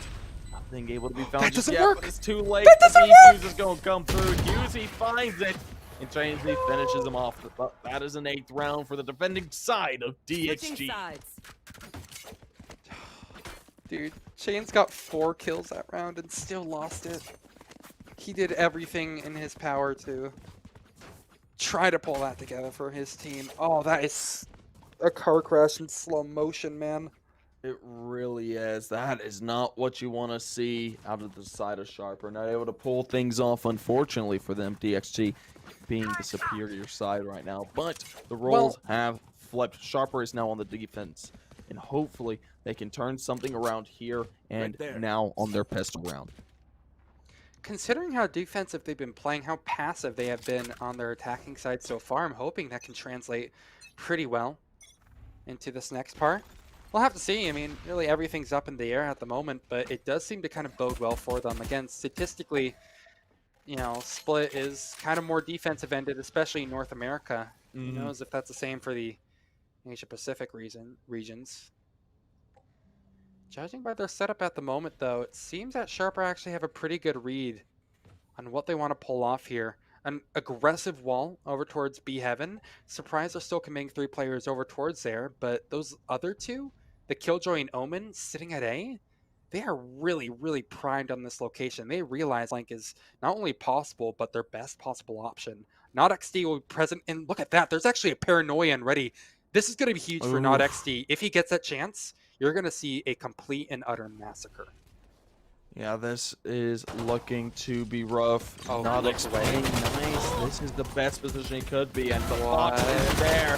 He'll find one. Bader's good for 2. The trade does come out from Hughes, brings it down to a 3 versus 3. The retake for Sharper will have to be on. Why are you planting there? What are you doing? Yes, I can. Well, I mean, a 2v3, a bit of a fumble from DXG. A bit of a second fumble for DXG, and the third one, well, probably not even shown on screen because it's too much of a fumble. Yeah, that right there is not what you want to see. That's a 5th round for Sharper. They're looking good right now. Hopefully they can turn things around and get things tied up. They're only 3 away. They've been at this 3 marker several times. Let's see if they can bring it even closer.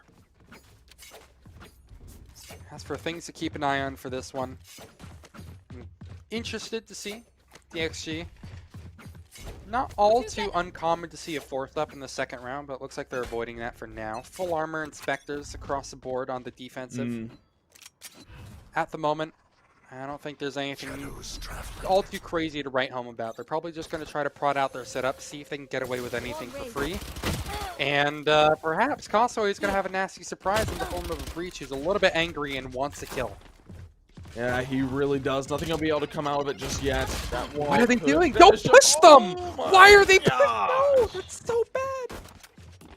Oh, that's so nicely done right there. That brings it down to a 4 versus 4, traded to even. They're going to take away the guns. They're going to try and get them as far away from this attacking side as they can. But the bomb is rotating, and it is rotating towards B. Looking to take the assault to the sides. 2 players are over there, placed over in the Heaven position. Let's see if the Omen can finish things off and turn things in their way.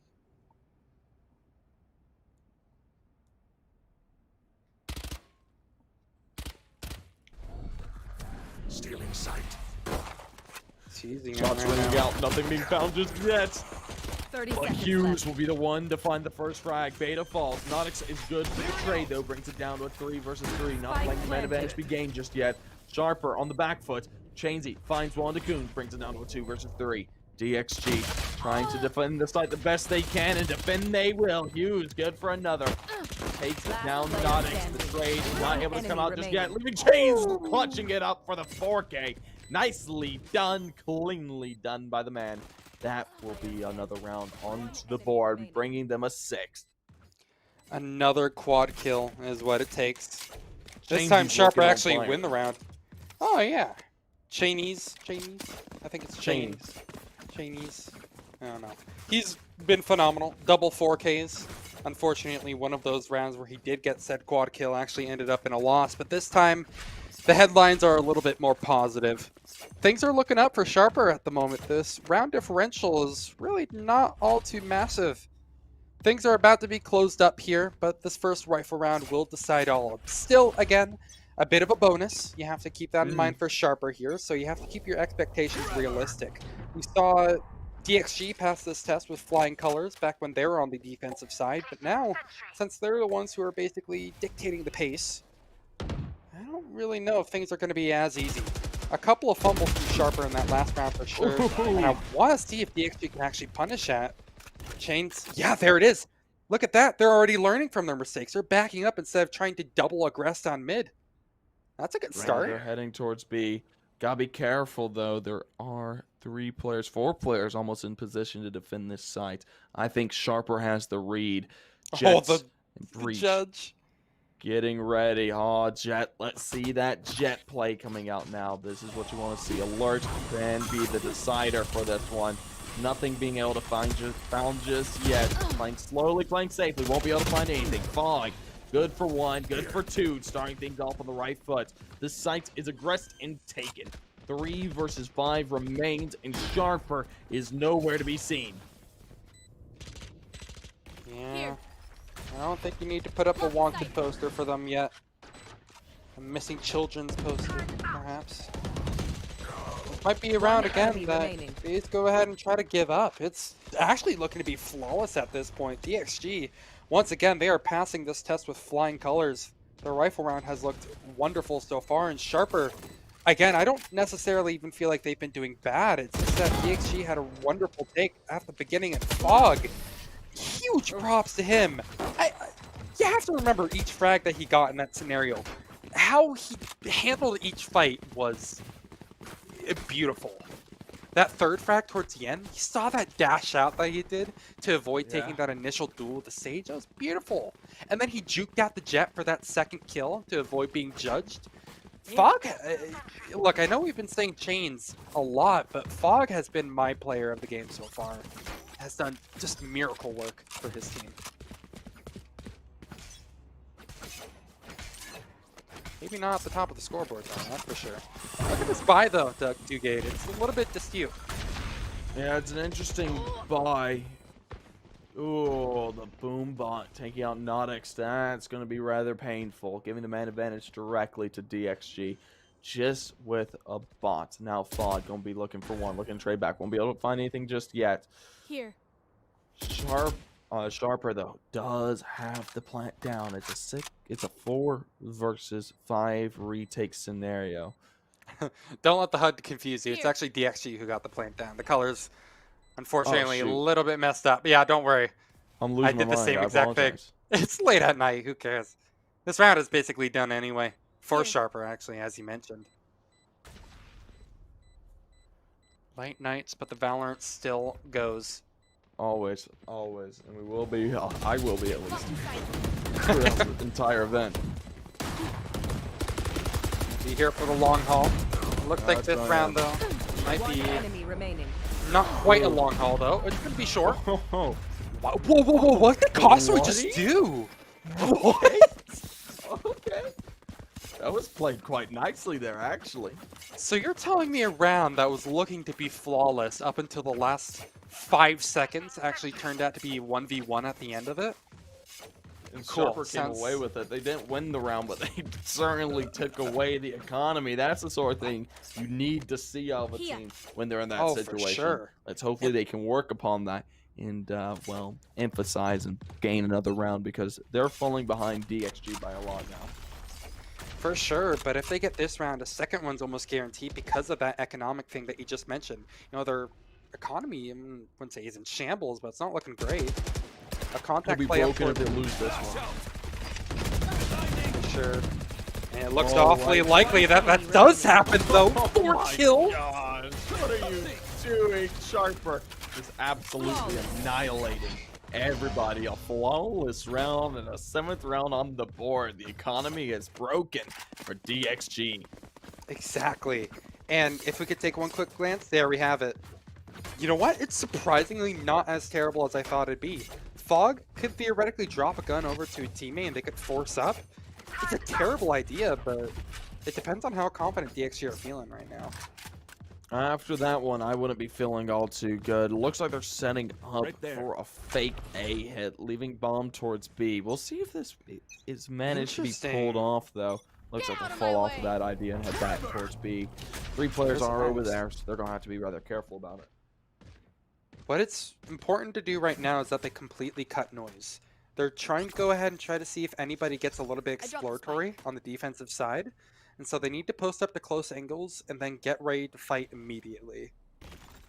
It pretty much all rides on them doing that. They forced up here. Keep that in mind. They actually did force. A double satchel play would make sense at this point. Yes, I can need to try to extend for either CT or Heaven. One of the two. A flash play is about ready to get set up, and Dugade, all hell is about to break loose. Yeah, it really is. The attack begins, and the jet is on site. The frags need to come out now from DXG, but nothing being found just yet. The Killjoy out, it's going to halt the aggression coming out from Sharper, and this is going to be a full 5 versus 5 retake. Look at this plant. Yes, I can's in an excellent position. Let's see if he can find these kills. Fog's good for 1, good for 2.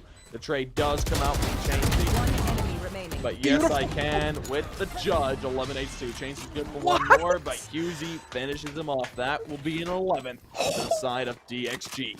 That round was so sick. Oh my god, DXG are a blast to watch. I love this team already. This is a modern day love story, dude.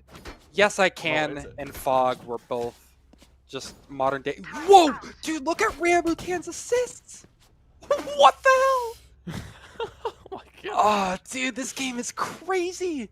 DXG are a joy to watch right now. That execute that they did, again, they were working with like bubblegum and tinfoil there, man. Honestly. And they were up against the US Army. That was crazy. Backs are against the wall right now for Sharper. They just lost to that, man. What can they do next? They're going to need to be rather careful. That's for Dang Shar. They're currently 7 to 11. They're down by quite a few. And DXG is just looking to expand and move upon and try and gain match points. Sharper, they have their backs against the wall. They need to find this round, and they need to find a few more as well. Otherwise, things will continue to deteriorate. And honestly, I don't know what we can expect. Shots ring out. Hughes good for the first. Calzoy loses his life. Back brings it down to a 5 versus 4. 5 versus 3. 5 good for 1. 5 good for 2. That's now about all she wrote. Sharper looking lackluster into this round. Nodix and Co. Gonna have to find their way back into it, but right now, that doesn't look possible. Spike planted. That doesn't mean that all hope is lost. It is, well, just about lost. I think they actually should be saving their guns at this point. Look at how Fog takes his duel. He's going to dash away as soon as he makes contact. Last player standing. Never mind. No, he's just going to kill them. On. Who cares? He's even better. He's better. He's got the aim. Really that's going to be a 12th round and match point achieved for DXG. And now Sharper. Their backs are firmly planted against the wall. They need to find the next rounds. If they don't, game is over. Well, you have to believe in something. I've said it before, I'll say it again. We know that all of these teams are very much capable and they have it in them. Sharper had 7 really strong rounds. I mean, they have the skill. It's just DXG have had some beautiful executes that they're looking. This map look two-sided. Attacker-sided, excuse me.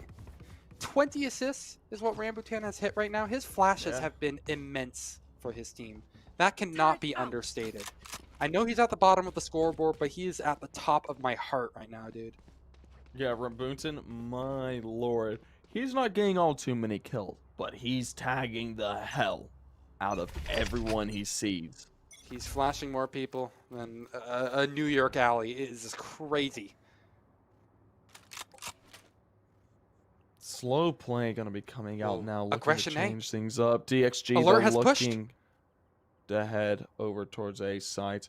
They've let the jet on Sharper get a lot of room. Alert, lying in wait. Alert as ever, needing to find this first frag. He might be able to do it. Ooh, they don't peek into his sights. Peek into sights, they do. Yes, I can, though. Finds the trade. Brings it back down to a 4 versus 4. Nodix tagged down to 31 is going to have to lie and wait.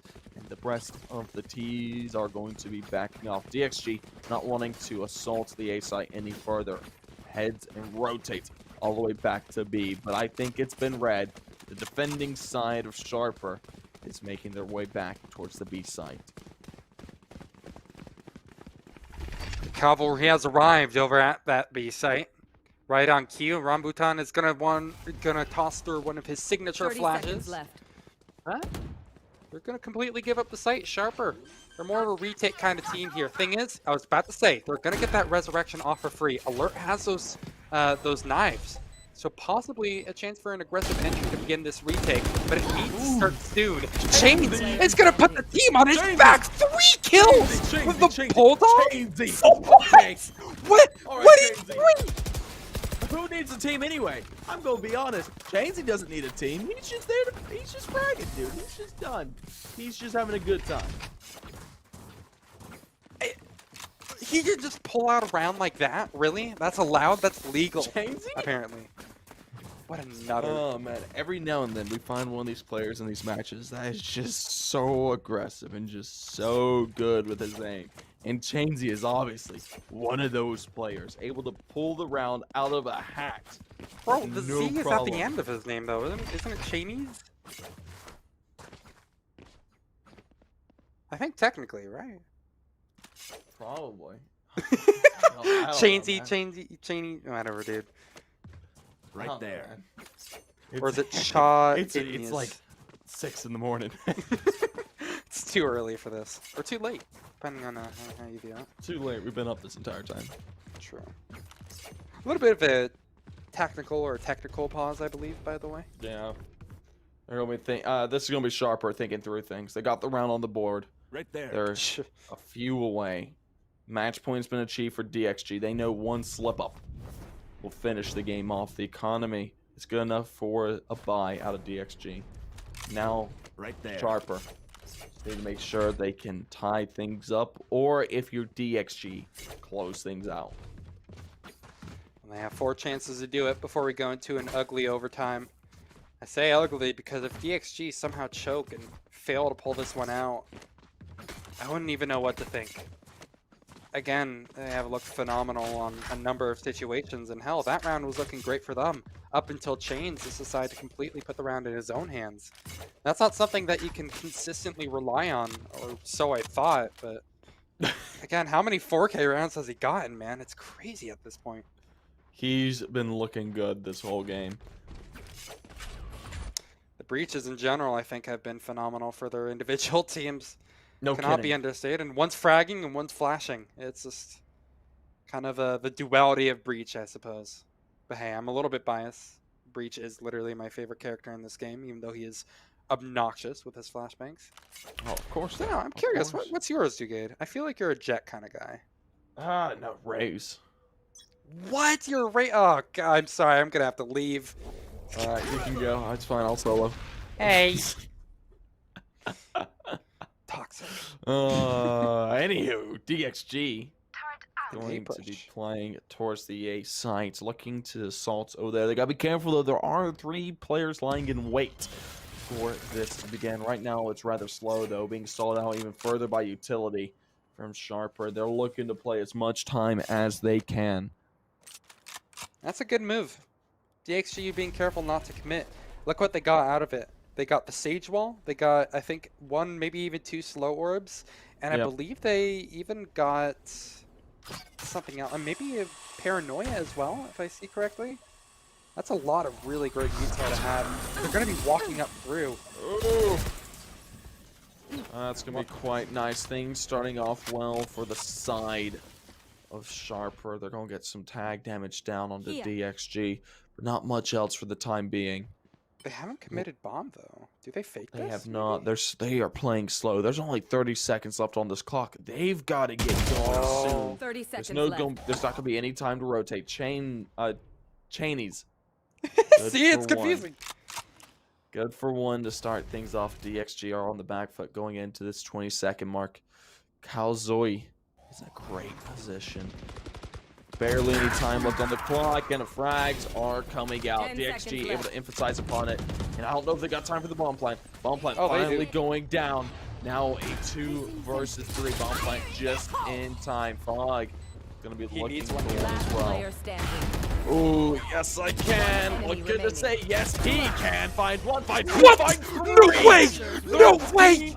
Round achieved, and the clutch is good for Yes, I Can. What if that's unreal?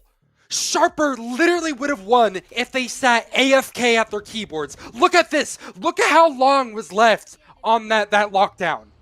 There was barely any time left. Literally, they could sit AFK at their keyboards and win that game. Oh, yes, I can. Look at this. 1, 3, 2, 2, and then 1. 3. That's unreal. There's 0.7 seconds. That's insane. Oh, man. That's rough.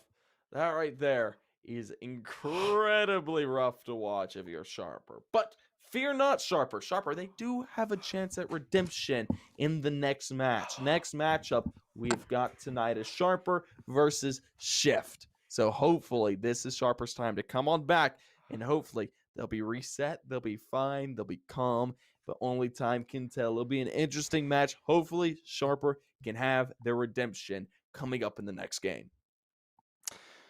Has been beautiful. Sharp, again, we know that they have it in them. A number of beautiful rounds right there. They've gotten their warm-up game out of the way. I want to know, who's your MVP? I'm sorry, I know we're about to toss it to a break, but I want to know real quick, who's your MVP? Because I know... MVP. And why is it Chains? This kind, but... Why is it Chains? I mean, you're right. In my heart. Chains looked really good. He was a lot of fun to watch. I'll be completely honest. I just loved watching him. It was just so cool. I mean... Oh, man. But yes, I mean, you're not great wrong. Moments.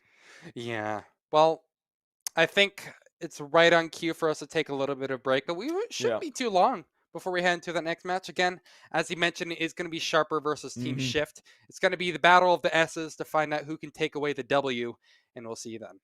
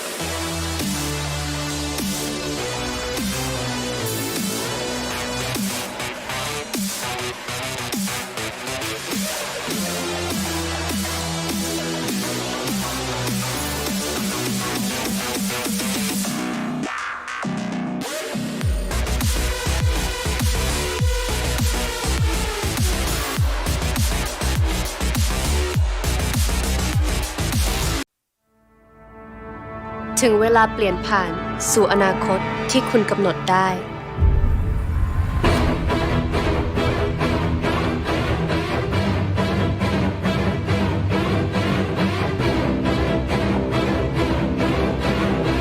อนาคตที่ทลายทุกกำแพงการเชื่อมต่อ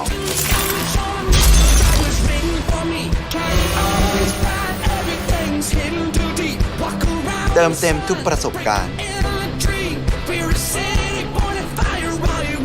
และอนาคตจะไม่ใช่แค่วันพรุ่งนี้อีกต่อไป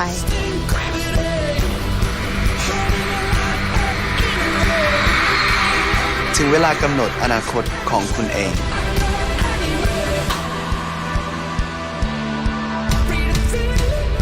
กับ AS 5G ที่1ตัวจริงเพื่อคนไทยทุกคน The future is yours JBL presents JBL Quantum, the ultimate gaming headsets.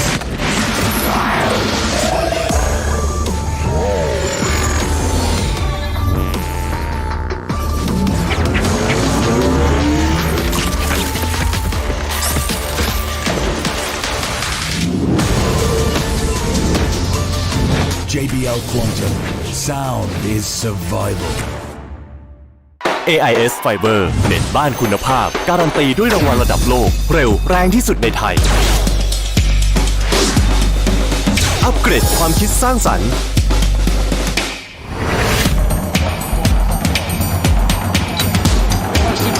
อัป เกรดความบันเทิง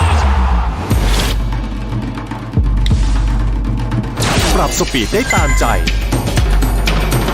อัปเกรดชีวิตให้เร็วกว่าดีกว่าง่ายกว่า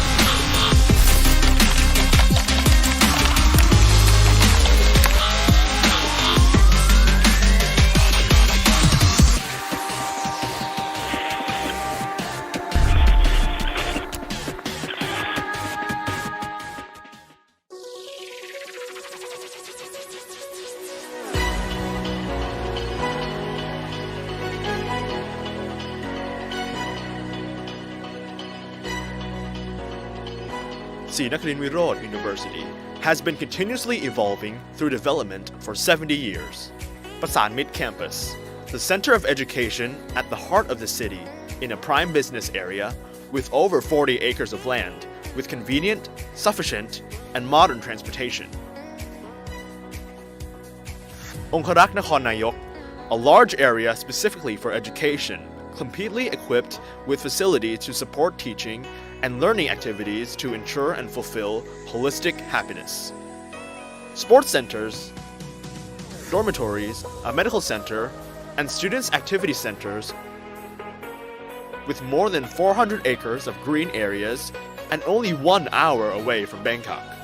Sa Kaeo and Tak, full of learning resources blended with natural and cultural environments for community development, concurring with the goal of commitment to being an engagement university.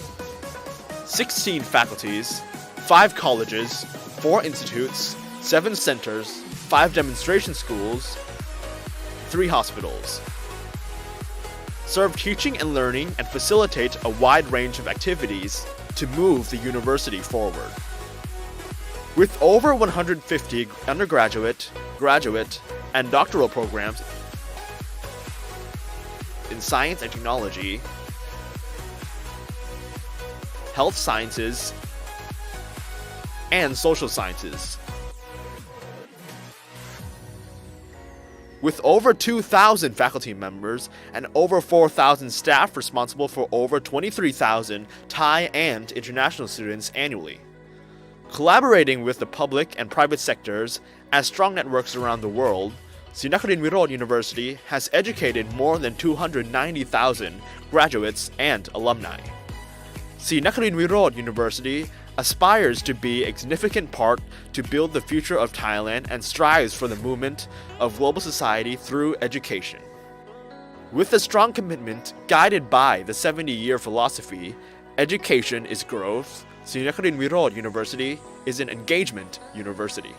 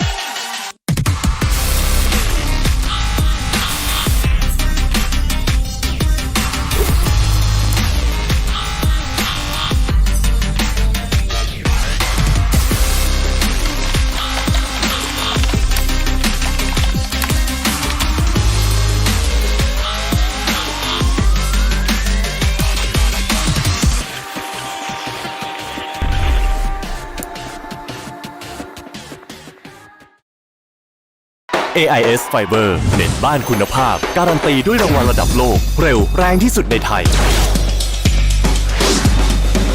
อัปเกรดความคิดสร้างสรรค์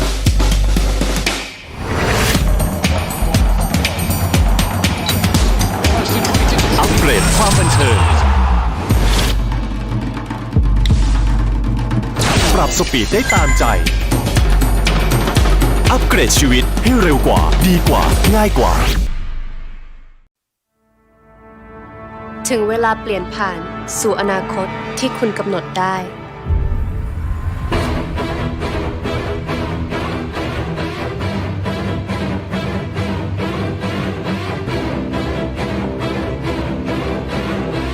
อนาคตที่ทลายทุกกำแพงการเชื่อมต่อ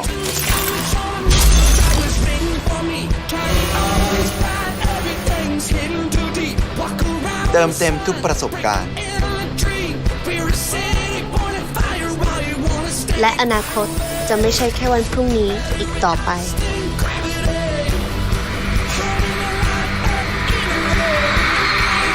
ถึงเวลากำหนดอนาคตของคุณเอง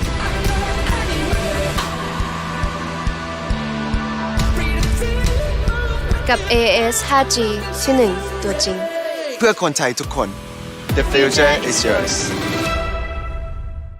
JBL presents JBL Quantum, the ultimate gaming headsets.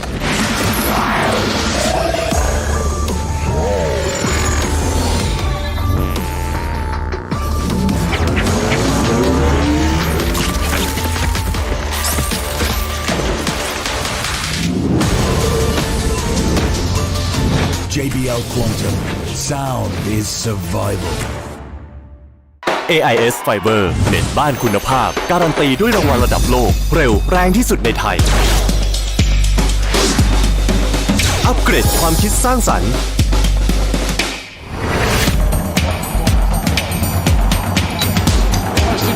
อัปเกรดความบันเทิงปรับสปีดได้ตามใจอัปเกรดชีวิตให้เร็วกว่าดีกว่าง่ายกว่า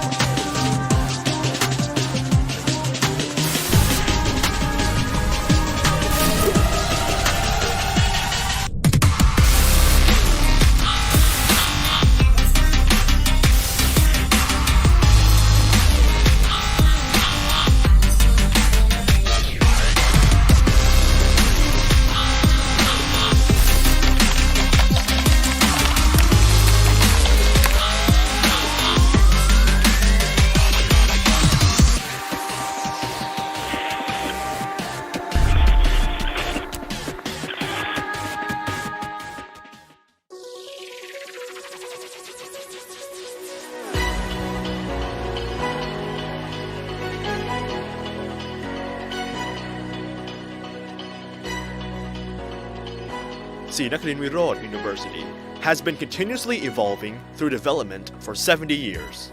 Pasan Mid Campus, the center of education at the heart of the city in a prime business area with over 40 acres of land with convenient, sufficient, and modern transportation. Conqueror Nakhon Nayok, a large area specifically for education, completely equipped with facilities to support teaching and learning activities to ensure and fulfill holistic happiness. Sports centers, dormitories, a medical center, and students' activity centers with more than 400 acres of green areas and only 1 hour away from Bangkok. Sa Kaeo and Tak, full of learning resources blended with natural and cultural environments for community development concurrent with the goal of commitment to being an engagement university. 16 faculties, 5 colleges, 4 institutes, 7 centers, 5 demonstration schools, 3 hospitals. Serve teaching and learning and facilitate a wide range of activities to move the university forward. With over 150 undergraduate, graduate, and doctoral programs in science and technology, health sciences, and social sciences. With over 2,000 faculty members and over 4,000 staff responsible for over 23,000 Thai and international students annually. Collaborating with the public and private sectors as strong networks around the world, Srinakharin Virod University has educated more than 290,000 graduates and alumni. Srinakharin Virod University aspires to be a significant part to build the future of Thailand and strives for the movement of global society through education. With a strong commitment guided by the 70-year philosophy, education is growth, Srinakharin Virod University is an engagement university.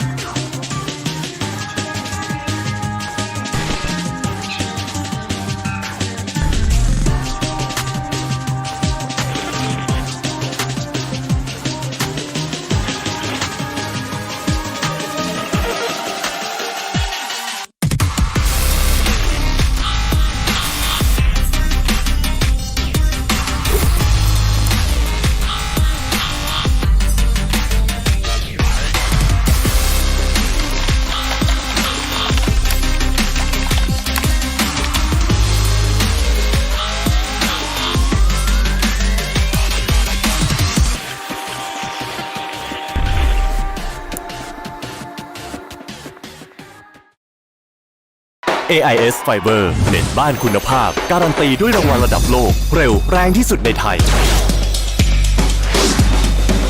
อัปเกรดความคิดสร้างสรรค์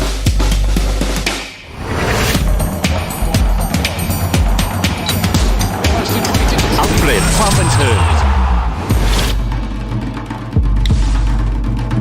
ปรับสปีดได้ตามใจอัปเกรดชีวิตให้เร็วกว่าดีกว่าง่ายกว่าถึงเวลาเปลี่ยนผ่านสู่อนาคตที่คุณกำหนดได้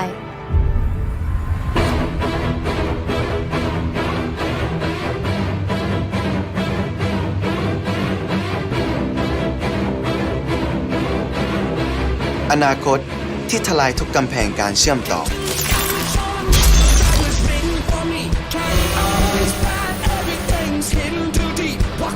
เติมเต็มทุกประสบการณ์ และอนาคตจะไม่ใช่แค่วันพรุ่งนี้อีกต่อไป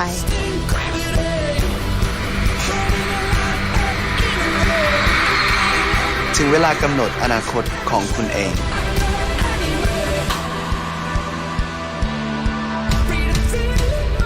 กับ AIS 5G ที่ 1 ตัวจริง เพื่อคนไทยทุกคน The future is yours JBL presents JBL Quantum, the ultimate gaming headsets.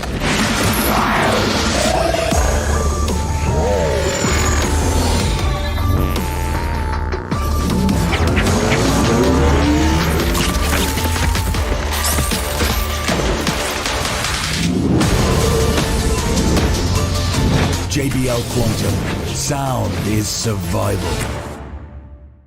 AIS Fiber เน็ตบ้านคุณภาพการันตีด้วยรางวัลระดับโลกเร็วแรงที่สุดในไทยอัปเกรดความคิดสร้างสรรค์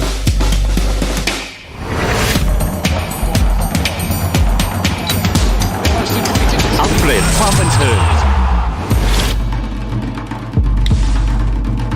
ปรับสปีดได้ตามใจอัปเกรดชีวิตให้เร็วกว่าดีกว่าง่ายกว่า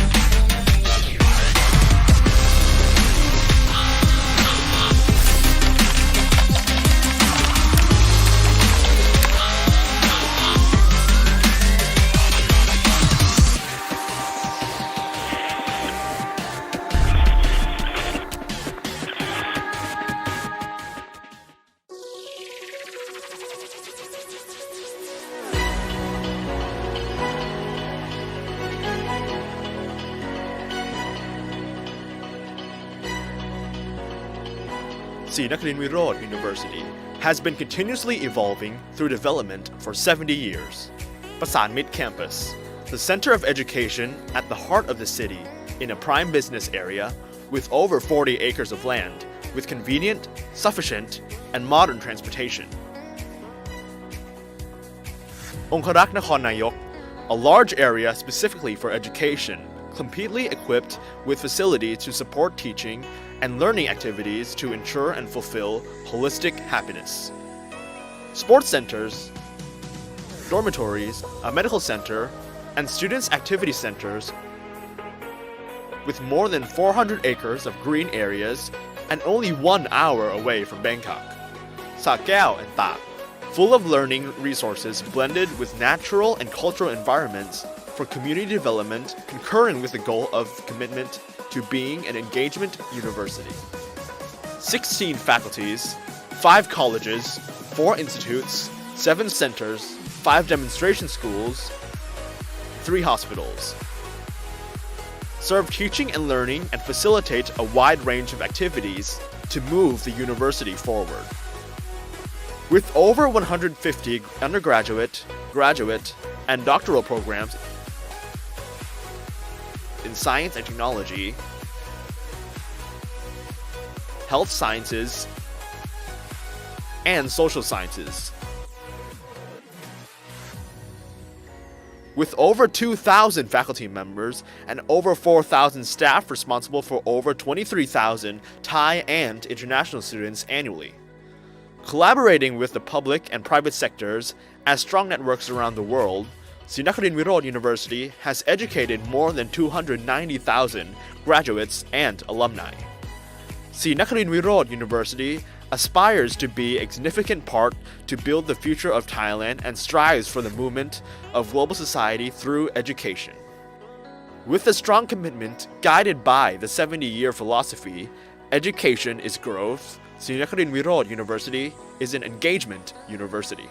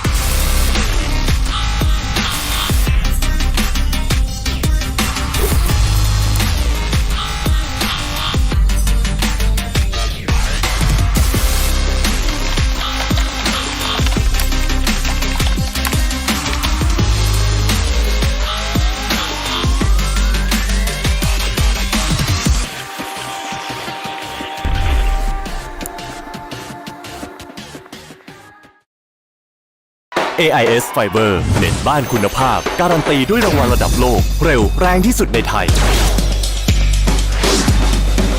อัปเกรดความคิดสร้างสรรค์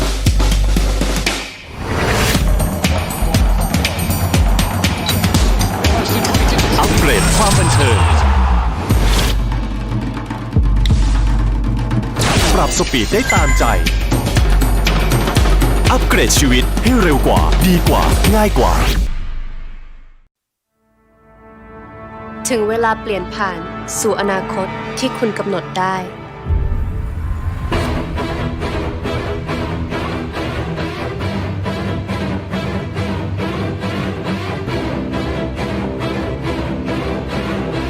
อนาคตที่ทลายทุกกำแพงการเชื่อมต่อ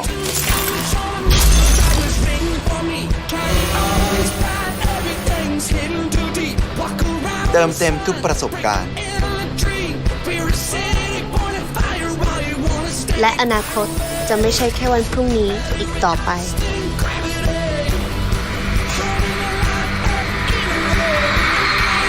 ถึงเวลากำหนดอนาคตของคุณเอง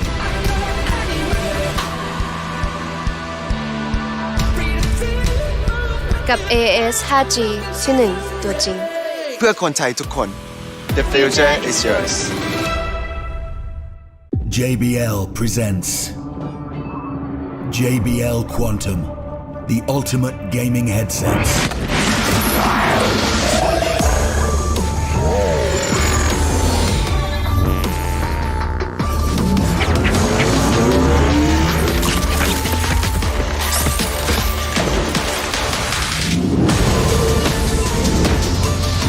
JBL Quantum, sound is survival. AIS Fiber เน็ตบ้านคุณภาพการันตีด้วยรางวัลระดับโลกเร็วแรงที่สุดในไทย อัปเกรดความคิดสร้างสรรค์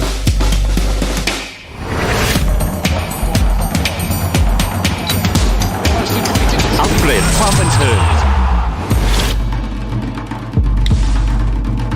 ปรับสปีดได้ตามใจ อัปเกรดชีวิตให้เร็วกว่า ดีกว่า ง่ายกว่า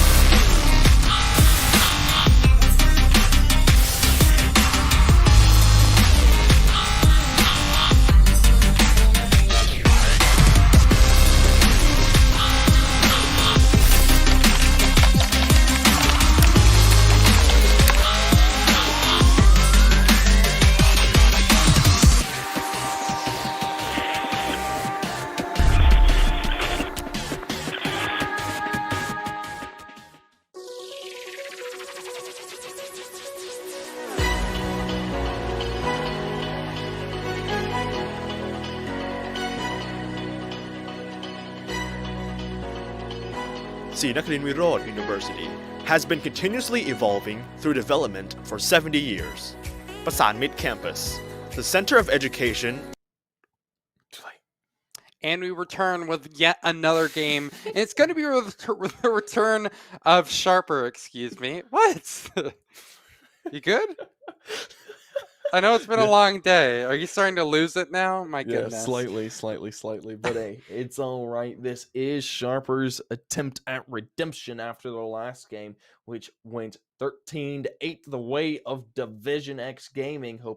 I hope Sharper can turn things around here and hopefully turn the tide against Team Shift. I assume they've used this time to cool down, try and figure out what they need to do, try and maybe anti-strat something if they can. But let's see if they do have it. We've had some good games so far today. A couple of them, first one was a real blowout. So I'm going to run through the scores real quick. The past game, which was NXL versus Myth, that went 13-4. NXL absolutely dominating the map. Meanwhile, the second game went towards DXG, which was 13-8, which was against Team Sharper, who will be playing in this next match as well. So they have a doubleheader tonight. I'm looking forward to seeing what they've got against Shift. But Shift, an unknown variable. I don't know anything about Shift. I'm going to be completely honest. I'm ready to see it. It's an unknown variable for me. I couldn't call it whether I knew it or not at this point. But it's surprisingly hard to find actually, solid information on them. Yeah. I did a little bit of scouring to try to, find the history of these teams. They were the winners of Group C for the qualifiers for this event, so they definitely have it in them. They know how to they know how to actually face off against pretty notable competition. But doing it against a team like Sharper Esports, which we saw with some bright spots against DivisionX Gaming. Also, some pretty notable lowlights. Again, that final round is something that is going to stick in my mind, I think, for months to come. I'm going to be having nightmares when I eventually get to go to sleep. You know, Sharper Esport, I'm really hoping they did kind of cool down after that No game. I kidding. want to see maybe if they choose a different map. I'm not sure 100% yet what we have on the docket for us, nor if we even have an intro video between these two teams. So it's really kind of all up in the air at the moment. What map are you personally hoping to see? I'm curious. I'm not sure, honestly. I don't know what any of these teams are like. Well, experts in, and they don't really have all too much information. I just know that I have a feeling that Sharper's going to be avoiding split like the plague when it comes I mean, down would you to it. blame them? No, I wouldn't. I would. They were only able to secure 4 rounds on each side, and that's not all too great. So I honestly expect them to be like, all right, we're not playing that map. Let's play Haven. Let's play something else. Yeah, Haven's something else, you know? We've seen Haven and we've seen Yes. Split tonight, so we're still a little bit overdue for a Bind, Ascent, or Split, or excuse I me, agree. for Icebox, excuse me. Is Icebox being played in this? I don't think it's being played in this. Pretty It sure. isn't on Wikipedia, Why so I wouldn't assume it? it's not being played. But, oh yeah, it looks like you're right. Why wouldn't it be played, though? Now that I I check don't it. know. It's in the map pool. But, okay, well, that leaves us with Ascent and Bind, theoretically, that we haven't seen yet. But, considering they had some, it looks like we actually are going to Ascent. I was going to say, I think Ascent would actually be the better of these two, Yeah. considering, well, Ascent, I'm just a little bit biased here personally. It's my favorite map in the game, but I think it can also lend itself to a lot of really interesting attacking sided strats. And I think that's where Sharper Esport were really struggling with back when we saw them on splits. So, you know, anything can happen, and that's what makes me a little bit interested. But before I go ahead and get your prediction for this game, it looks like we have a little bit of a matchup video. That way we can introduce you to both of the teams in this match. Let's check it out.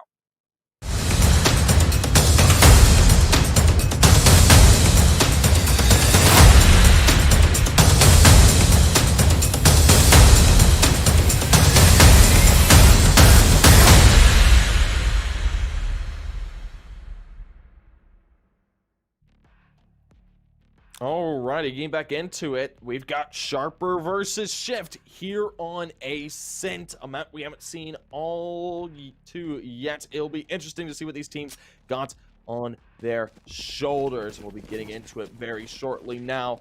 Shift starting on that defense side and Sharper over on the attack. Now, if I had to make a prediction, I want to see Sharper win this. They need their redemption story now. They lost the map. It wasn't all too advantageous for them. Wasn't able to really pull it out. So I'm going to say Sharper. I want them to have that chance at redemption into this map. Well, just so I'm going to be able to keep up the trend of being, of choosing the opposite team that you did, I'm personally going to go with Shift. Again, an unknown variable, as you mentioned. But I think that actually kind of lends itself to maybe being a little bit of a surprise. I saw some really noticeable weak spots on the side of Sharper, and I'm expecting rather, that those will get exploited. Shift, I'm not sure if they watched the VOD, but, hey, maybe they've done their homework. Here. Now that they have a fresh glance at what to expect. Into this first round, though, I'm noticing right off the bat, I was going to say, nothing really gets spotted there, and he gets tagged out almost immediately. Really, really bad start for Shift. Nice. But I'm glad that Sharper are trying to at least compound upon this. Unfortunately for them, Shift is just about ready for it and will make it into a 4v3 for their favor. And we meet a little bit of a stall because no one really wants to commit at this point here. Yeah, right now it is very slow in a 3 versus 4 fashion for Shift. The man advantage is gained, and they've gained ground as well. Things are slow, and things are waiting. I just Not realized, sure what is exactly Not where they wanna doing here? go just yet. Dude, Not is behind 3 of them right now. How did he got get a here? great position. If he can find the first 30 2, seconds left. things will start to go their way. Oh, Shift, though. Nicely done. Bo finds the first one on the Chainsy. Is he Now AFK Not or something? last man standing. Is he AFK? Is he disconnected? He's got to be. This is ridiculous. Oh, no. Oh, no. Oh my god! They lack the critical information. Oh, wait a minute. Look at this. Look at this.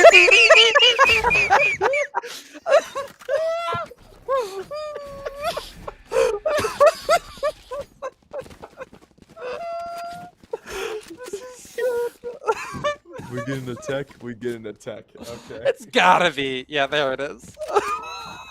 Oh Never. my God. I thought Can we he get a was just replay being of that, really. please? If we could. I thought he was just going for the most patient play in the entire world, and I was gonna be like, "Oh, this was genius." He waited for the rest of the team to. No, nah, he was just AFK. He accidentally left something in his oven, and he forgot to take it out. That's it. His house is burning down or something. Who knows? Oh man. Well, with that shift, despite starting 4v5, you know, after losing that initial kill, I guess it was a 4v4 at long last. They're able to take that round in such a strange fashion. We're not going to see that round reset, considering the time he went AFK was well after the round started, but boy, I really hope that's not a repeating trend. The tech pauses went underway. I'm sorry, I'm still trying to collect myself. What did I just witness? A man got tired. He went to sleep. He's tired. Again, I don't blame him. Yeah, we might as well take a nap. But we're getting back in things now. Sharper versus Chef. Currently, Chef up 1, winning the pistol handedly. We had a bit of an AFK issue there for Sharper, so they really didn't get the chance to get on in. Let's hope that that doesn't happen again. Otherwise, things will really not go their way. Nice solid thrown out though, so we're turning back to a bit of a normal state. Just glancing for some information. They grab the orb over towards A main, and I think they're going to try to do the same over towards B main as well. So even though they're probably not going to have the best results in the world, considering their buy that they have, if they can try to get a couple of ult points, that would be wonderful news for them. As I mentioned, of course, they actually do get that through, but I'm trying to go ahead and think about what can they possibly pull off, look to actually accomplish in a round like this. And I'm kind of struggling to think of anything. Yeah, Chinese, as you mentioned, is going to be able to find one. Theo holding around the corner. We'll find another one. Kind of feeding themselves in to the Spectres and Ghosts. And yeah, there you have it. Okay, well, Vanguard 6 error. I gotta love it. That is a class. Oh, it's Vanguard -102. That is a exotic one that I've never seen. I'm assuming that's going to go to our lovely faces, so it'll be just a second while we go ahead and try to reset ourselves back in the server. Hello, everybody. You know, while we have this this mild bit of downtime, we can try to talk about what we saw so far, because we don't really have the best sample platter of of what to take from both of these teams. We had an eco round in one where there's just a guy who's like,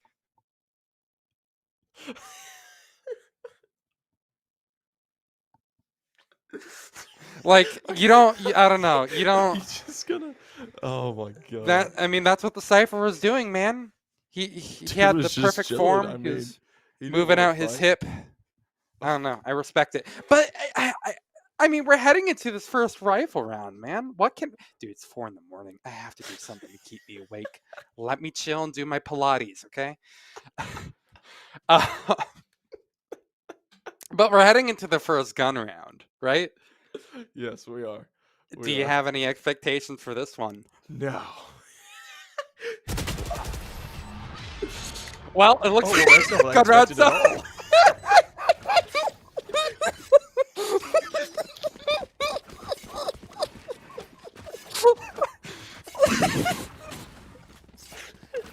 I expected Shift to take it, I'll be completely honest. Well, you just got proven wrong, dummy. Nice prediction, dummy. No, it looks like Sharper are going to be able to take it, and I didn't see in what fashion. I think they dropped maybe 2 players. A weird turn of events, that is for certain. You good there? No, I'm please. Okay. Well, as Ligagame tries to collect himself, I'll take you through this next one, this rendezvous across the scent, because, wow, already Split have gotten a little bit angry. Or, excuse me, that's Sharper, rather, who have gotten a little bit angry. Noticeably so, I messed up their name, but they're definitely not messing up this round. The only thing that's being messed up is Killer, who will just kind of somehow piece away with 3. This round, it's still not kind of heavily enough impacted. I'll be honest. I was getting excited for that play, but look at the grand scheme of things. It doesn't mean that much. It's still 1v2 that Sentinel need to overcome. It doesn't look too good, Ligagame. Yeah, no, this is going to be a Spike 1 versus 2 planted. retake. The HP is low on Breach, so there is an opportunity here for him to do something, but he's going to need to find the first pick to get things going. One enemy Finding remaining. that is going to be good. Sentinel finds the first on the Cheneys, brings it down to a 1 versus 1. Cypher versus Cypher. The play of the utility will be out. The shots are good, and Sentinel will take it. Nicely done by Sentinel. Brings another round onto the board. That's a third, bringing them up 2. Crazy time for Shift to pick up another round. Again, you have to consider what it took to piece that one together. It was Killer S, just with a brilliant triple towards there, which you have to admit was a play of the round, but a 1v2 doesn't feel like the most solid way to get your rounds, but Shift have kind of pulled away with a bunch of lucky streaks just in the early days of this game. Yeah, well, eventually it's going to run dry, you have to imagine. Yeah, there's a bit of a interesting buy coming out here. Alert won't be able to purchase a rifle. The rest of his team will. He'll have full armor and just a base pistol. Sentinel is going to be the need to one to intercept. He's back off though, blinded, but that doesn't matter. Sentinel good for 1. Alert loses his life. Now in a 4 versus 5, Sentinel looking good. Gets a second, doubles himself up before he dies. Beta, Cucumber, and Kylesy trading back and forth. But the side Last player taken, but the standing. bomb not planted. Keller's good for 1 on the Beta, brings it down to a 1 versus 3. And Kylesy good for 1, but not enough for 2. The trade will come out, and that'll be a 4th for Shift. Just solid trades from Shift right there. Ends up being a little bit expensive having to use the Blade Storm to secure one of those kills, but all in all, they handled that really well. That is a solid grasp of fundamentals, pretty much the best that you could hope for. Not all too much to say about it. Sharper were trying to change up the pace, again with their aggressive Blade Storm usage in. And while it actually did them a lot of good to isolate Sentinel really early, again, that just kind of set up the rest for the rotators to finish off the work. So all in all, that is exactly what I was hoping to see out of the team like Shift, and my god, are they delivering in the early stages of this game on Ascent. It's a best of 1, mind you, so we're not going to be going to a multiple map foray, just 1 and done. And wow, okay, a couple of shots for 1 cuber. I think Sharper are a little bit angry here, but revenge will be exacted, and 1 cuber will get out scathed, but still alive. Yeah, Bayo getting 1 as well, brings it down to 3 versus 5. Things aren't looking good for the side of Sharper right now. They're able to find tags, but nothing else. And right now, Shift is just ripping them a new one, leaving it a 1 versus 5. Low HP on some of these players, but it's not going to be enough to secure anything. That's a 5th for Shift, not giving Sharper away in edgewise into that round. It was a bit of a throwaway, though, you know. I can understand. Nothing to blow your lungs out about, again. Wasn't all too crazy. But this is where, you know, you get to see the real meat of the round, the real meat of the game. This is the first real good kind of sample platter I think we have seen so far. Because we have 4 ultimates available on the side of Sharper, and then 3, or math is hard, 2 on the side of Shift. But they could easily pick up an orb, make that 3, and then I'll be correct in that case. If that Hunter's Fury actually does come online, though, look for that to be a really, really strong way to open up this round for either one of these 2 teams. Yeah, things starting out, nothing being traded back and forth yet. Just gunfire, no HP dropped from any of the players. Slow play coming out so far, not committing to a site just yet. Looking to take mid. They gotta be careful though. How do I say that? Akashi? Is that how I want to say Akashi? that? Akashi? We'll go You with know, Akashi. like the cereal? Akashi? That's what I'm going off Okay, of. if you say so. Akashi is towards mid, and he'll be the one to intercept if they do Wait, you decide watch a to lot go of towards anime. mid. Why are you confused about I whatever. don't We'll know, get to man. that later. We'll address my problems later, you know. But very slow play. 50 seconds still left on the clock. And it looks like they want to head towards B. 4 players in possession for it, but they gotta be careful. 2 players are over there. That's Omen and Jet. They're gonna be the ones to intercept. Killers would be the first one to meet their fire. But they have Paranoia, they have flashes available. They could Ooh. easily peel this all off. 30 Like, seconds legit, left. they don't even need to take the site at the moment. Look at everything that they have going for them. How does Sharper get away with 2? That's unbelievable. Cosway has single-handedly turned that round around. And Shift are left struggling. And the trade does come through, but they're desperate straits. No time left on the clock in a 1 versus 3 remaining. Oh my god! Bomb, it's down! No! No way! Oh my... What is it? Ooh, What is going on? they won it. You okay? Oh my god, dude, it is too late for this. Why did they have bomb going the other way from site? It was going towards CT, I think, or Marcus. They had to pick that up, man. Kosoi went huge there, but what a strange round. Wait, Sharper who's on got there a which side? second. At this point, God knows. Right here. It's such a strange turn of events that we have seen, but Sharper, at least they get a second round to show for it after a, I wouldn't say dismal, but lackluster performance, perhaps is the correct word for it, against DivisionX Gaming. Oh no, Knots. Oh, that's unfortunate. One Cuber finds that first frag, giving the man advantage. Over to Shift. Sharper now need to find a trade, but Bayo, playing aggressively, could find one here. He's hiding over here in this smoke, but nothing's going to be coming through just yet. He's just going to have to play time at this point, see if he can find one. Right here.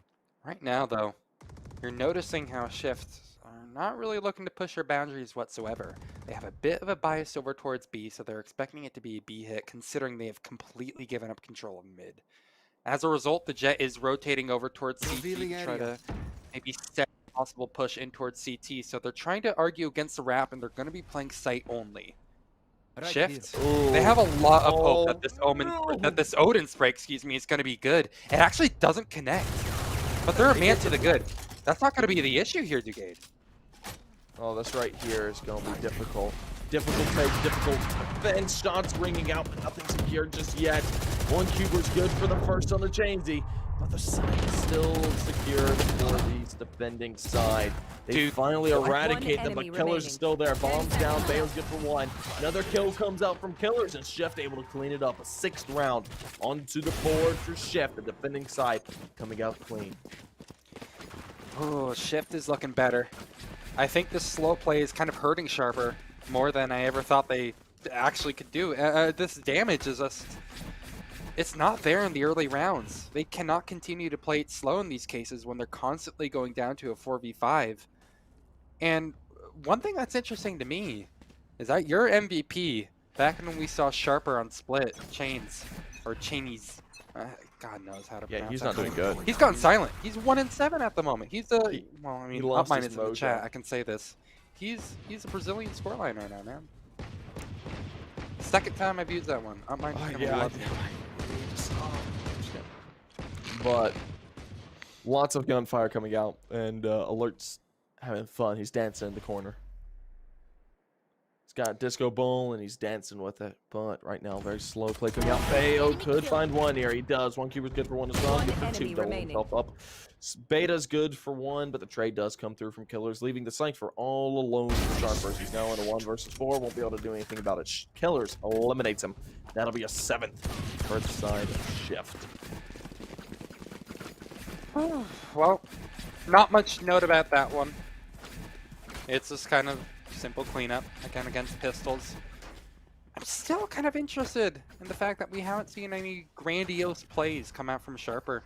For the most part, they have been banking on their early rounds being good, but, you know, at what point do we see a full-on execute over towards A, and then maybe a TP play by window? I don't know. They have a lot of options here. TP play over towards window. Hell, just try to teleport in on the site itself. Like, it feels like they just really aren't being too adventurous at the moment. There's a Hunter's Fury to try to find an initial kill. It seems that the Sova is doing a little bit of a dance one of his own, Cuber's but in a great unfortunately, position. it is indeed the dance of death. Sharper finds 2 kills, and suddenly things change right on their head. Killer S with 2. I thought it was Killers as well, but right now, we're learning his name, and we're making sure to get it right this time. Bio finding another one. Again, puts his team in the lead, and Shift, they continue strong. Yeah, they're in a dicey situation. A 3 versus 2. The bomb's going down, and they know where 2 players are, so that's advantageous for them. Noxed Gonna have to come up huge. Gotta be careful of Killers enemy coming in remaining. through the other side. Gonna be good for one. Needs to find another, and Bayo jumps down behind Nox, and that will be in a shift. Shifting away and finding each kill. That is a dominant performance so far. I mean, Killer Ass has been great. Again, I feel like his name should be Killers, but there's a capitalization on the S. Whatever, it really messes with me, man. But, well, you wouldn't call Kenny S Kenny's, right? I Gotta make sure to respect the capitalization. Here. Yeah, dude. But- I love Kenny's. I love Chrisja. Yeah, you gotta make sure to get the capitalization. See what I mean? It's Killer S. As far as I'm aware, I don't know. Maybe he's just having fun with it. Whatever. Be right back and we'll DM him. If even, God knows. At this point, the game just kind of feels like a bit of a one-sided stomp at the moment. You can tell because we're having a little bit too much fun, and apparently there's a little bit too much fun in the Twitch chat as well. I'm looking at the ASCII that is being posted there. That tells a story for itself. It has been incredibly one-sided so far. Shift, sometimes even by luck of the draw, if nothing else, have gotten away with some of these rounds. But as of late, it has been solid performances. Sharper. Looking like they're setting up for an A-pop here. What they need, I think, is one more player over towards Cat. Oh, wait. Are they going to try to burst mid? They need a flash. That breach? Yep, there it is. A flash through? That's going to be great. Ooh, nearly gets it, though. Bale could have had that there. He just didn't fire in time. Unfortunate for him, but ground is being taken. It looks like they want to take this towards A. You got to be careful. There are two players waiting in the defense, and that is Killer S. He will be lying in wait. We've seen him in this position before, and honestly, last time it was stellar. Should be able to find one here. He does, and the other one comes out from one Cupid. That ring is on the tide in the way of Shift. Not good for one. 12 seconds left on the clock. Enemy remaining. Good kill out of Oski. Gets two. Doubles himself up in a 9th for Shift. A dominant performance here. 9-2. Just wonderful util usage there. Not much to say about it. I have to say, you know, praise to Sharper. They are trying things that I think are risky, but are well worth it. You know, the flash peek in towards mid to try to take control of it. Again, Chains has had abysmal performance so far, but you know, I don't know how many times I'm going to say this mantra today, but it always does seem to ring true, and especially so in cases like this. I know the players have it in them. They made it to this event in the first place. They know how to perform. Chains was just a complete monster on split, but he hasn't really gone silent. It doesn't seem to be suiting him at a well, and thing is, he doesn't even have the time to pop out a flash and save his teammate. He goes down straight up, and Bayo does the same. He doubles up. A nasty, nasty bit of business. And Shift are looking on fire at the moment. Sharper just trying to maybe stem the wound if they can, but I gotta say, it looks about done and dusted. What is this? I am sorry. I'm done. That does. Sharper Omen, last man standing in a 1 versus 3, and it's not going to be done. 3K for 1 keeper. That's a 10th. Switching sides. What a game. You know what? I'll be honest. There's no other way I would like to spend my day. At 4:51 in the morning, I'd be doing one of two things. Watching this kind of Valorant or sleeping. And I can tell you right now which one I'd rather be doing. Sleeping. Is watching this game. No! This game is entertaining. Are you kidding me? Jeez. Dugade, don't be a negative Nancy. Don't be a dismal Dugade. Oh, man. Hey, at least you haven't picked up Cullen's nickname for me just yet. I appreciate that. That's to come later. I'm not going to tell you. Hey, push out towards A main, by the way. I want to mention they don't have a breach flash. I don't understand exactly the reasoning. They're just waiting for aggression. Guess I don't blame them. Oh, all right. Let's see. They're trying to head towards A. There's a staunch defense there. Of course, 3 players are built. There it is. Alert's good for one, and Nodic's good for the other. The trade does come through from Killer S. Brings it down to 3 versus 4. The men advantage is gained for Sharper. So an advantageous start to their pistol round. They got to turn things around here. They're only 2 away from match point for Shift. So things could go very wrong very quickly. Things have deteriorated to a point that Sharper is near the point of no return. They have time to burn, however. One keeper is on an interesting flank at the moment. Meanwhile, off cam, Sharper gets another, or I should say not, actually gets another kill for his team. Yeah, things are swinging their way right now, which is something that needed desperately to happen. One cuber is good for a trade, though. Looking for another kill, nearly gets it, but Beta tags him out from behind, leaving Mr. Oski all alone. Nux will knock him out. How'd you get that name? Huh? Oski? I tried to say it right. I don't know what I'm doing, man.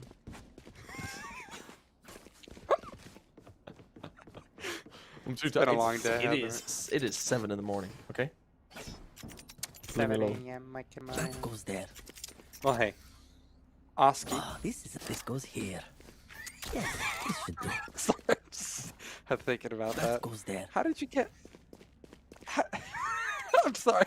I'm losing it as well. I think we're both losing it. Sharper. Okay, let's get down to brass tacks here. Okay, brass tacks.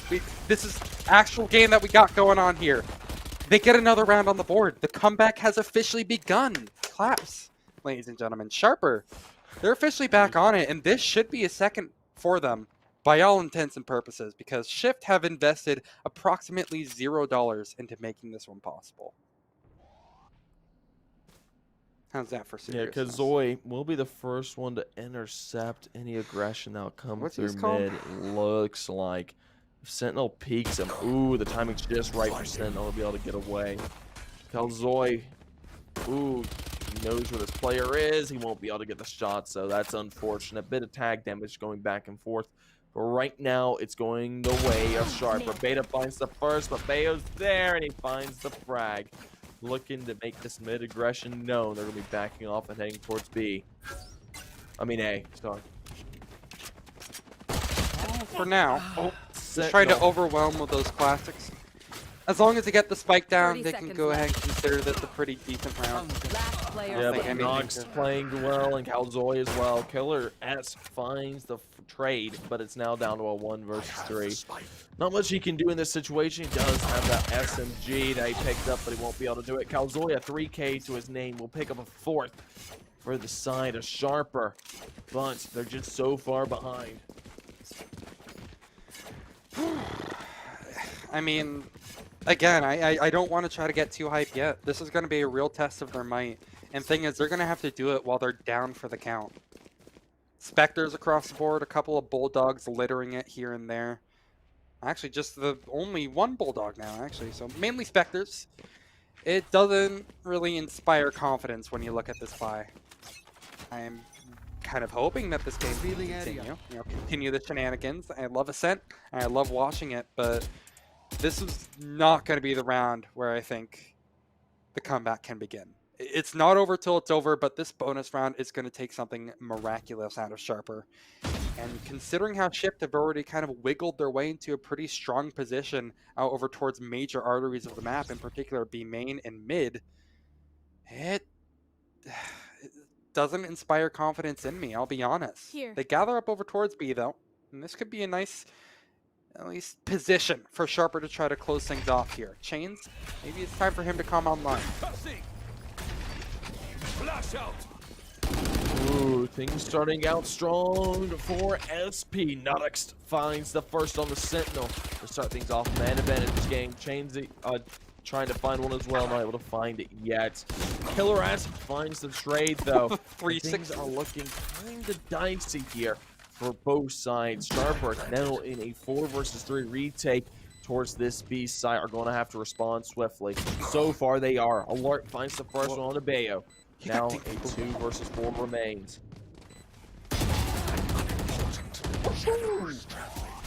Revealing area. Last player standing. Killer Ass good for 1. Chains, he finds a trade. Brings it down to 2. One enemy remaining. Oh, baby! Nicely done. Finds 2, but Calzoy finds it. finding a 5th round, now 5 away from tying things up. Interesting. Sharper, they do eke away with it. I said that that was their biggest test so far, you know? Sharper, considering they passed that, you know, that's one of the biggest hurdles that they need to cross in order to make this comeback a reality. And it's a best of 1 as well, so every round really does matter in these sort of instances. This should be another one of said instances, considering looking at the buy from Shift, it is pretty dismal. Sheriffs across the board, a couple of armor, or a couple of pieces of armor, I should say. Overall, not anything to write home about. Cover going out. I don't think you can get too excited about the potential results of this round. What I think is going to be their best opportunity right now is try to get a couple of ultimate orbs. I'll stack up those ults and play for next round. No round is lost, but they need to find an opening kill here. I mean, that's the only way I could see this actually working out in their favor. Yeah, it really needs to happen. It needs to happen quick. 1:12 left on the clock. Shifting away, playing very quietly. Not really giving away their positions all just yet. Playing just as slowly as they can muster. Nodix should be the first player to interact with them. He's going to go ahead and close this door, I presume. No, he's going to be waiting it out. He wants to play this slowly. Calzoi, though, finds the first, finds the second as well. Looking for the third, won't be able to do it. Alert finds the trade, though. After Sentinel finds Calzoi, now 2 versus 4 remains. 1 cuber tagged down, Sheriff in hand, trying to find these frags, but won't be able to find anything just yet. Nodix hunting as well. Should be able to find one here. Nicely done. Finds 1 cuber, leaving the Cypher for Shift all alone. Sentinel, last man standing in a 1 versus 4. His HP is alright. It's decently high. But with 14 seconds left on the clock, there's not much to be done. 10 seconds left. I have to praise how Sharper played that round, though. You know, for all the flack that I've been giving them for sometimes a silly attempt when watching their fundamentals again, the big flashback to the ending of Split that we saw versus DXG, I believe is their acronym. You know, I gave them flack for that, but they seem so solid. I understand that it was against pistols, but they did really well at peel away and concede different parts of map control when they had a really good grasp on, in particular, a main. If they can continue that kind of momentum against rifles that we'll be seeing in this round, suddenly Sharper are actually in the running for being able to possibly get away with this game. Oh, quick A push, by the way, I should mention. This is going to be the beginning of something new for Shift. They're angry and they want to bring it onto the site immediately. Spike down? Surely soon, right? Things are moving quick for Shift. No longer shifting into this round. Bayo finds the first on the Calzoi. Trade comes out. 1 cuber's good for it. That brings it down to 5 versus 3. Sharper on the back foot into this one. Have to retake with 3. And right now, Shift are looking dominant. Not giving anything away just yet. Akashi and Co. Gotta find a way into this, but they're cut off from their teammates. Right now, it's not looking all too positive. The trade nearly comes through there, but not able to find it just yet. Changing, finding the first one to Bayo. Brings it down to a 4 versus 3. Killer Ant's good for 1 as well, but 1 cuber is there in square, and Shift will square everything away. A 11th round for Shift. Now 1 away from match point. Solid execute right there. Nothing more, nothing less. The retake attempt was just quickly fizzled out by Akashi, who was holding in a very vital part of Wine. They even cleared his location too, but I don't think they really had any necessary means to kill him. They didn't have any damaging utility. They didn't have any smokes that they could really dedicate just for Wine, nor did they have any flashes. I mean, it was just a really strong position, and he kind of got a little bit lucky, Akashi, that there was no util to flush him out. It's got to be a winning recipe for sure. Ultimates to keep an eye on are the Blade Storms on either side, but Sharper, they also have that Rolling Thunder available. So what I want to see them do is, if they get pressured enough, concede control and just play for retake here. It has been one of their stronger summonses of action so far, but hey, who's to say they're even going to need to get that far? Alert finds the opening frag, and Beta gets a second, not much further after, before Killer S is able to respond, and hey, a 3v4 in favor of Sharper. It's looking a little bit better for them. Nonix is going to have to find 2 here. He's going to be able to find 1, but us. Oh, God, I'm so. Do you want me to Trade take comes over? I got you. Spike planted. Whatever you want me, I can take over. I think that's what Alert is trying to say to his teammates, but Player standing. just like me, he's gonna crash and burn. It all falls on Killer S, and wow, that was quite the retake from Sharper. I mean, that was what I hoped. It was exactly what I hoped to see, Gade. Just a full honestly, collapse right onto the now, site. Sharper able to get that 7th round on the board and stop match point from being achieved just yet for Shift. Trying to grow and defeat the deficit of points that they have gained from Shift. Hopefully, they'll be able to turn things around here. The game could get close here, but right now Shift is still 1 away from match point, 2 away from ending it all. Doesn't seem that indomitable now that I think about it. Sharper very much have it in them with solid rounds like that, but you know, they can keep on trying to collapse this into something more. Now Beta has that Hunter's Fury that could be very, so stupidly useful for what comes next. But Beta again, nicely done. Finds the first on the Bale, brings it down to a 4 versus 5. The trade does come through, but that won't be enough. Chain's able to find one as well. The trade comes back through, brings it down to a 3 versus 3. The Silva's doubled himself up, and the retake is looking to have to be performed now on this B site. Sharper. 3 versus 3 retake, not optimal, but doable. Alert on the operator has the chance to achieve something nice. Looking pretty nasty. There's that Hunter's Fury I was expecting. Ill-timed, if I can argue. I don't think that was necessary for Shift to use at that point, but maybe kind of feeling the pressure. Sharper still have a decent amount of utility to spare at this point, but the ping of that arrow was massive. Perfect timing to secure 2 more kills, and the third seems to be walking right into their crosshairs. Akashi is going to try to secure it. Constantly finding 1 consolation frag on his way out. Will probably die to the spike, if not the bullets of his enemies. Everybody going down in the server. It's nicely done for sure. I mean, I don't think Shift really care about how messy some of these rounds are going to be when they're basically knocking on victory's door. Yeah, we are now at match point. Sharper have their backs against the wall, and we're seeing a bit of a repeat that we saw last map. Sharper just not able to bring it. And Shift absolutely having a dominant performance here. Not letting Sharper really have a way back into this map. Keeping things realistic.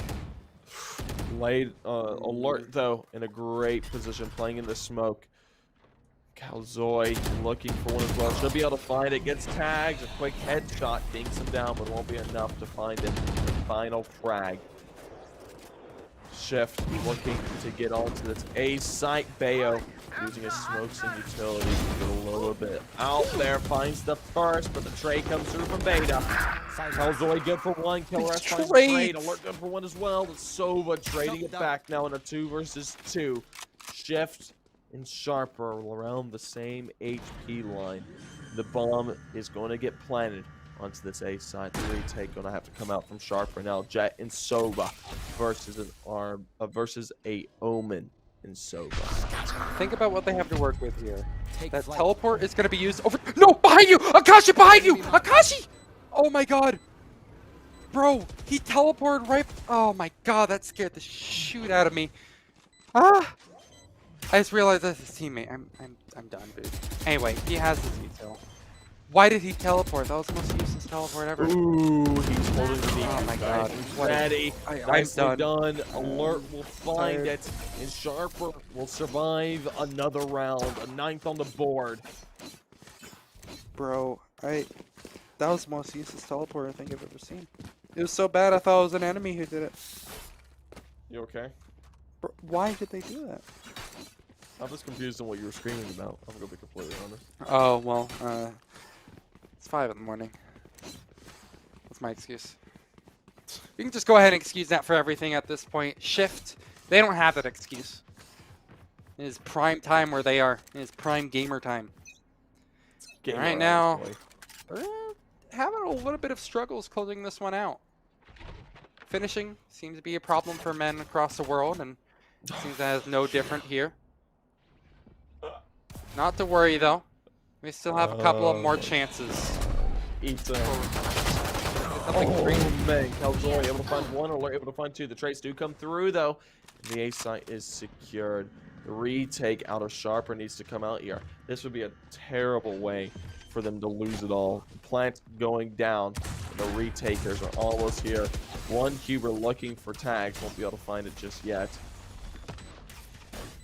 Playing decently safely. They know where some of these players are coming from. They're lying in wait, and they're ready. Last player standing. Ooh, Nuttix finds one. Now, that's over. Is that a jumping judge? That is ridiculous. That's a 9. They do have the possibility for a comeback now. They're 3 away. Oh, for There's sure. Are you kidding me? At this point. absolute possibility. This is their chance as well. Chef, let's get a look at the scoreboard real quick, if you don't mind, producer. I would love you to do that. Yes, this should do. I guess they don't love you. No, they don't love me. Oh, there we they go. He do. does Aw. love me. We do have the full buy round into effect out of both these teams. That's what I wanted to see. Shift could end things here, but Sharper looking to try and bring things back into their favor. Noticing any big changes? Well, they want to explore over towards B main, which I like. Oh, wow! Bio was not ready for Costo. He's just pressing W through the smoke. Unfortunately, gets caught off guard. And Enemy remaining. Chains, it really is just kind of a spectator to all the collapsing that is happening around mid. Akashi finds himself quickly alone against 3, but by the time I'm done with that sentence, the round's already over, and double digits are found now for both teams. This time, Sharper are the ones having the momentum, though. Yeah, things are looking rather good. Well, for now. The side of Sharper right now. They're Whoa, turning no, don't things force. around. Oh, this What? is such a risky force. Holy heckies. I'm It not sure how I is. feel about this. It is really risky, but they're feeling confident. It's So- 10 to 12. Sharper down by 2. They have the option to tie things up. Things are looking to head their direction, but Shift ain't shifting. They're looking to push hard, make their way onto the site, and now Bayo will be the first one. They know where he is, though. Could be deadly. It is. Bayo touches it first. The trade comes out and knocks and Chainsy good for 2. Brings it Last down to a player 2 standing. versus 4. Things are not going well. One keeper, last man standing, finds one. Able to use his abilities, but it won't be enough. Calzoy will finish him off. That's an 11th for 11th for Sharper. Overtime seeming extremely Overtime. likely at the moment. Keep in mind, it would be 10-2 on both sides should this come to fruition. Absurd to think about. It's not quite all done and dusted, however. They have that blade storm available. They're able to scrounge together an okay buy. I think there needs to be some conditions that need to be met here, excuse me. Akashi needs to use that Hunter's Fury to scout out a kill, and that Blade Storm needs to be more than effective to go ahead and try to find an entry in. Their best bet has been over towards A, but I want to see them pounce over towards mid as well, see if they can get anything for free. That Hunter's Fury, I cannot stress it enough, that is going to be massive here. So it's going to be vital if Silva does not die. A flash through, and it's actually going to be a rolling thunder that allows them to have access over towards Catwalk. Beautiful kill. Consoy and Alert both in for the action here. Look at this. It's a 3-man conga line. They're moving as one in Shift. They're completely blindsided. Sentinel, he will find himself alone against 5, but this will have to be the play of the tournament so far. And hey, Lord. plays like that aren't going to happen all too much. There's... What? No overtime? Wait, We're not doing overtime? are we not doing overtime? I didn't even know there was an option to make it end at a draw. I thought it was either sudden... It's going to be a draw. Are we sure it's going to be a draw? Or maybe this is an error. I'll go ahead and wait for the producer to go ahead and tell me about that. But Yeah, for we're now, not I'm exactly going to sure assume that's it's a draw. or if No OT. Okay, so it's a draw. Interesting. They get 1 point each. each. Okay, that's cool with me. Interesting. Honestly, Okay. it avoids like extremely long games, which I kind of It does. respect. It does. I had back when I last casted Valorant, I had like 8, 9 overtimes in on one Good match, and that times. was awful. It was best of 3. I wanted to die, but you know. Good times. Whew. Good Sounds like you were time. loving it. But Oh yeah. as for final thoughts on that match, though, big thing I want to say is, honestly, again, this kind of confirmed my expectations that Sharper do have it in them. They just really take a while to get going. They They are like do. a slow burning team, and it takes, I don't know. I don't know what they need to kind of like get that ignition going earlier, but they need something because this is a performance that is dicey at best, but No kidding. no kidding. No kidding. It was a Okay. rough game. They did have a little bit of redemption in that one. I honestly was hoping to get more out of them, but they just weren't able to bring it, which is unfortunate that they had one loss and then one tie. But hopefully we'll see them throughout the rest of the group stage, and hopefully they'll be able to bring up something better. That For is sure. what we can hope for. Anyways, we have another match, last match of the day. I'm looking forward to it. That's SMG versus DS. It's going to be a good one, and I can't wait to see you guys there.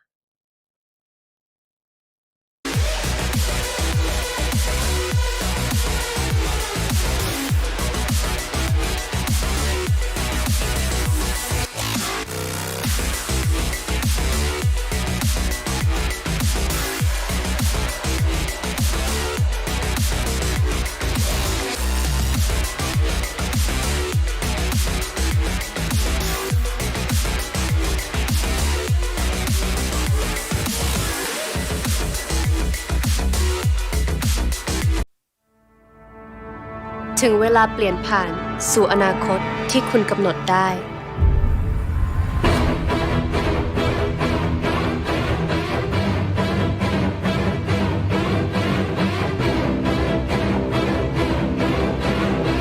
อนาคตที่ทลายทุกกำแพงการเชื่อมต่อ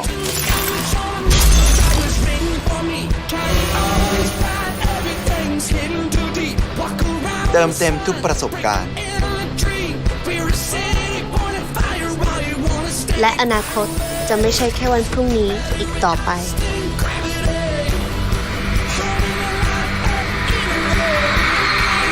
ถึงเวลากำหนดอนาคตของคุณเอง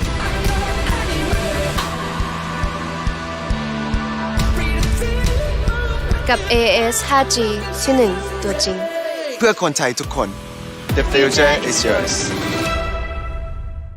JBL presents JBL Quantum, the ultimate gaming headsets.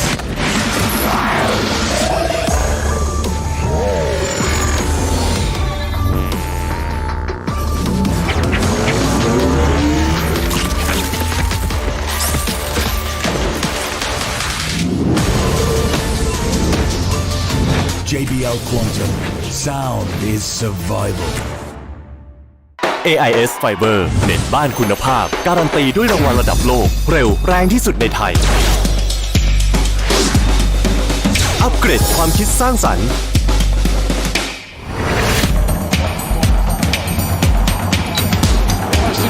อัปเกรดความบันเทิง ปรับสปีดได้ตามใจ อัปเกรดชีวิตให้เร็วกว่าดีกว่าง่ายกว่า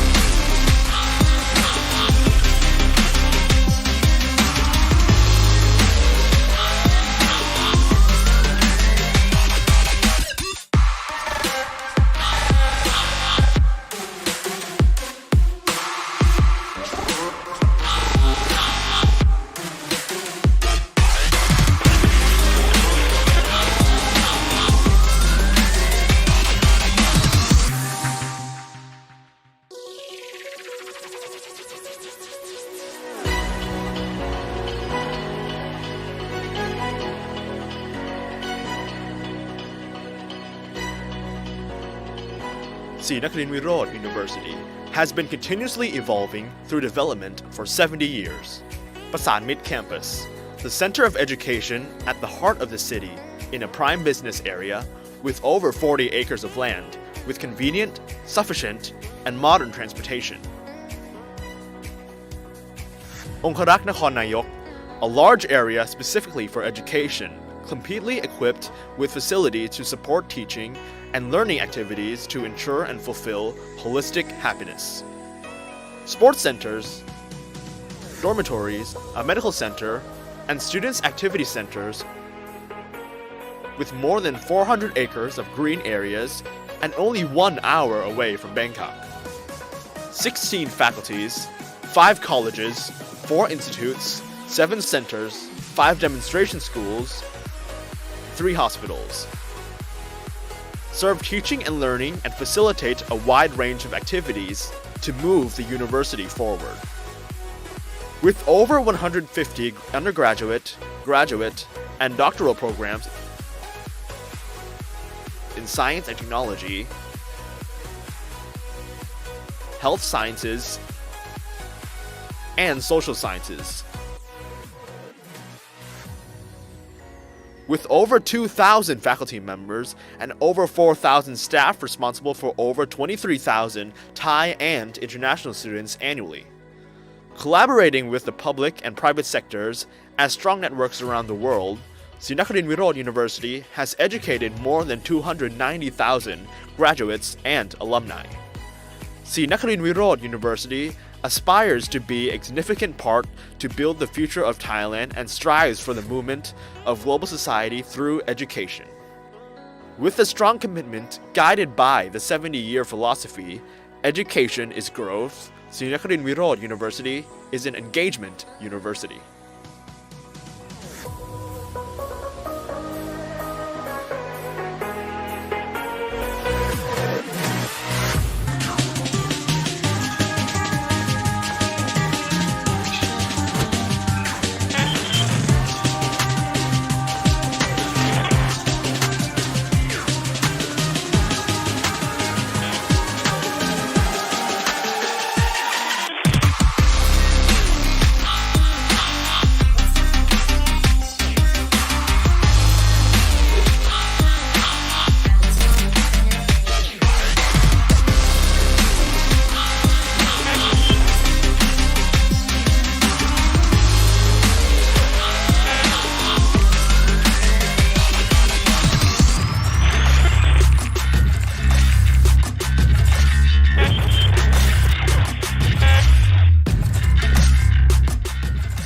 AIS Fiber เน็ตบ้านคุณภาพการันตีด้วยรางวัลระดับโลกเร็วแรงที่สุดในไทยอัปเกรดความคิดสร้างสรรค์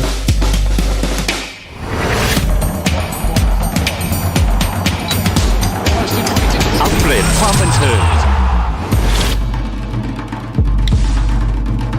ปรับสปีดได้ตามใจ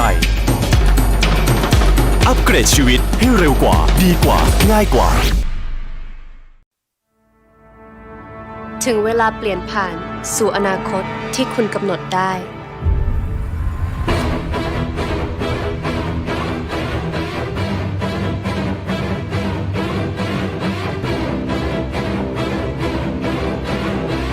อนาคตที่ทลายทุกกำแพงการเชื่อมต่อ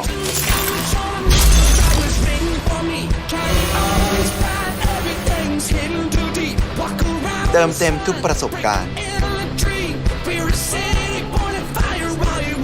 และอนาคตจะไม่ใช่แค่วันพรุ่งนี้อีกต่อไป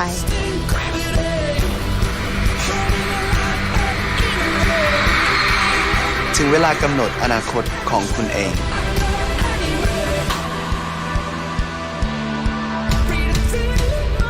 กับ AIS 5G ที่ 1 ตัวจริง เพื่อคนไทยทุกคน The future is yours JBL presents JBL Quantum, the ultimate gaming headsets.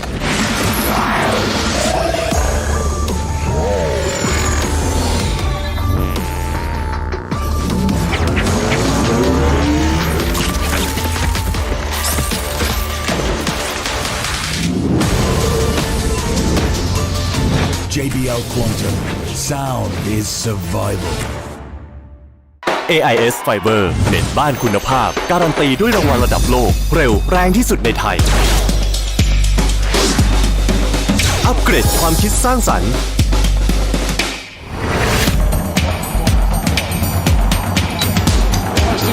อัปเกรดความบันเทิงปรับสปีดได้ตามใจอัปเกรดชีวิตให้เร็วกว่าดีกว่าง่ายกว่า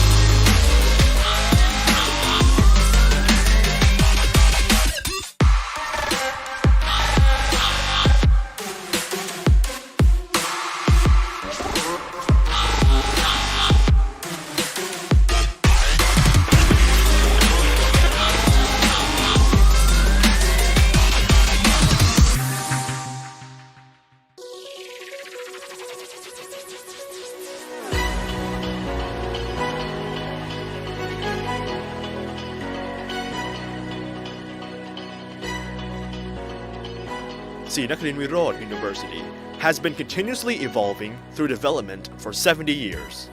Pasan Mid Campus, the center of education at the heart of the city in a prime business area with over 40 acres of land with convenient, sufficient, and modern transportation.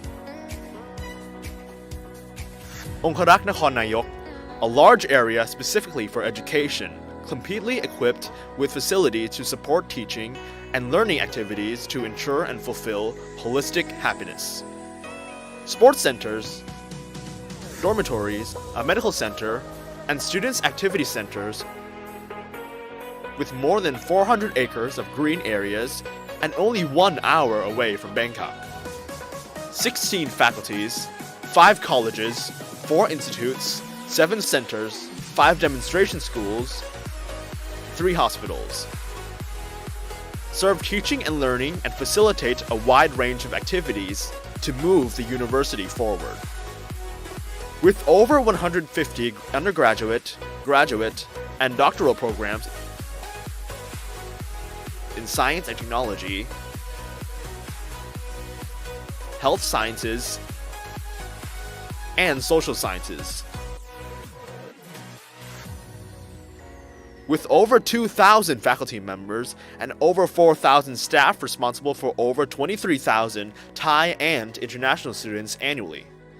Collaborating with the public and private sectors as strong networks around the world, Sri Nakarin Wirod University has educated more than 290,000 graduates and alumni. Sri Nakarin Wirod University aspires to be a significant part to build the future of Thailand and strives for the movement of global society through education. With a strong commitment guided by the 70-year philosophy, education is growth, Sri Nakarin Wirod University is an engagement university.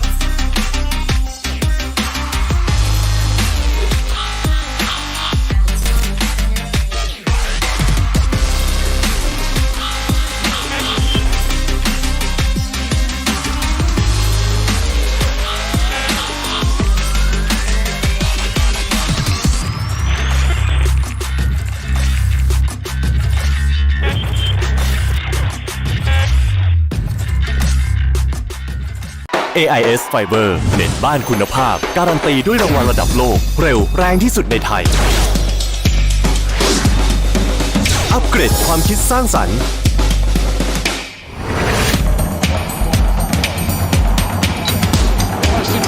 อัปเกรดความบันเทิงปรับสปีดได้ตามใจ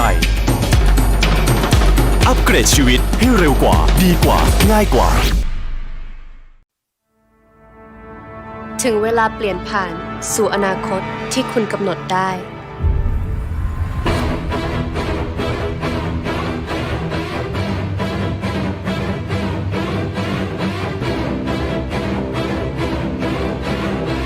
อนาคตที่ทลายทุกกำแพงการเชื่อมต่อ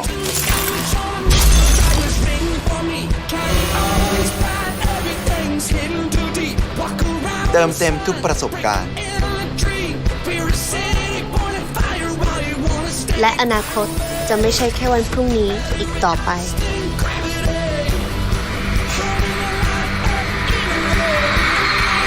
ถึงเวลากำหนดอนาคตของคุณเอง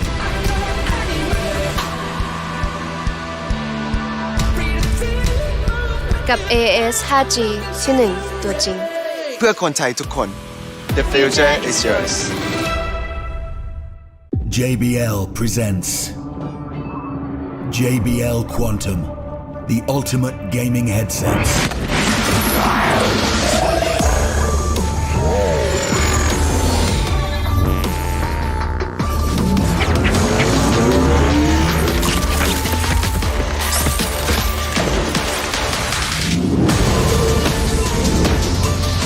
JBL Quantum. Sound is survival.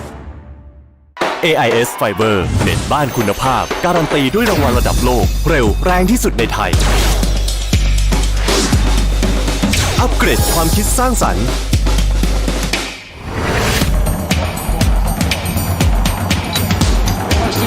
อัปเกรดความบันเทิงปรับสปีดได้ตามใจอัปเกรดชีวิตให้เร็วกว่าดีกว่าง่ายกว่า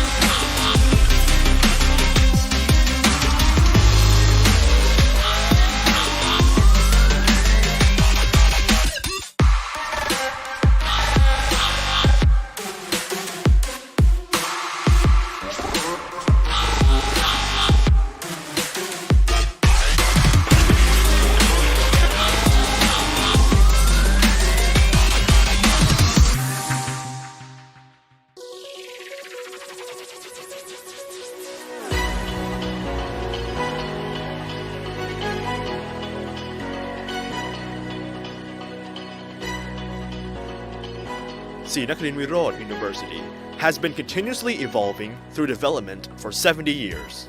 Pasan Mid Campus, the center of education at the heart of the city in a prime business area with over 40 acres of land with convenient, sufficient, and modern transportation. Conqueror Nakhon Nayok, a large area specifically for education, completely equipped with facilities to support teaching and learning activities to ensure and fulfill holistic happiness. Sports centers, dormitories, a medical center, and students' activity centers with more than 400 acres of green areas and only 1 hour away from Bangkok. 16 faculties, 5 colleges, 4 institutes, 7 centers, 5 demonstration schools, 3 hospitals. Serve teaching and learning and facilitate a wide range of activities to move the university forward. With over 150 undergraduate, graduate, and doctoral programs in science and technology, health sciences, and social sciences. With over 2,000 faculty members and over 4,000 staff responsible for over 23,000 Thai and international students annually. Collaborating with the public and private sectors as strong networks around the world, Srinakarin Virod University has educated more than 290,000 graduates and alumni. Srinakarin Virod University aspires to be a significant part to build the future of Thailand and strives for the movement of global society through education. With a strong commitment guided by the 70-year philosophy, education is growth, Srinakarin Virod University is an engagement university.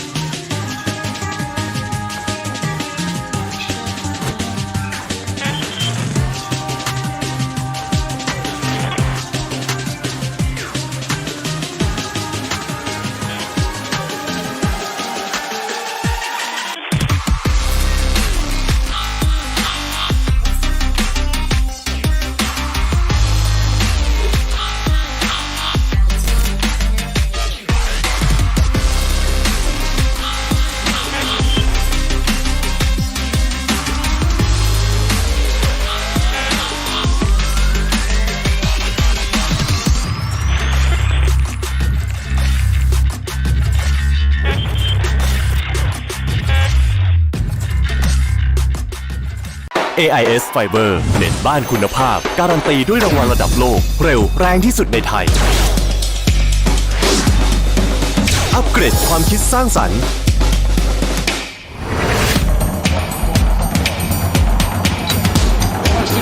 อัปเกรดความบันเทิงปรับสปีดได้ตามใจอัปเกรดชีวิตให้เร็วกว่าดีกว่าง่ายกว่าถึงเวลาเปลี่ยนผ่านสู่อนาคตที่คุณกำหนดได้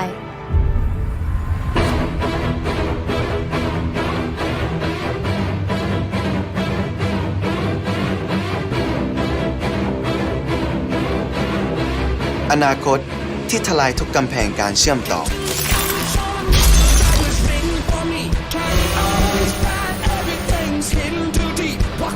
เติมเต็มทุกประสบการณ์และอนาคตจะไม่ใช่แค่วันพรุ่งนี้อีกต่อไป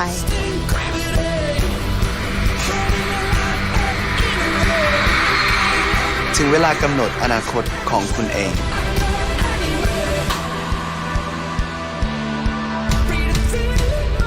กับ AIS 5G ที่1ตัวจริงเพื่อคนไทยทุกคน The future is yours JBL presents JBL Quantum, the ultimate gaming headsets.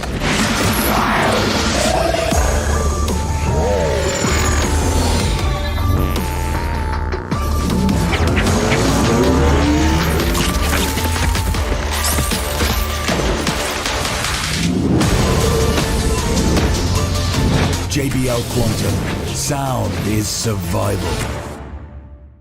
AIS Fiber เน็ตบ้านคุณภาพการันตีด้วยรางวัลระดับโลกเร็วแรงที่สุดในไทยอัปเกรดความคิดสร้างสรรค์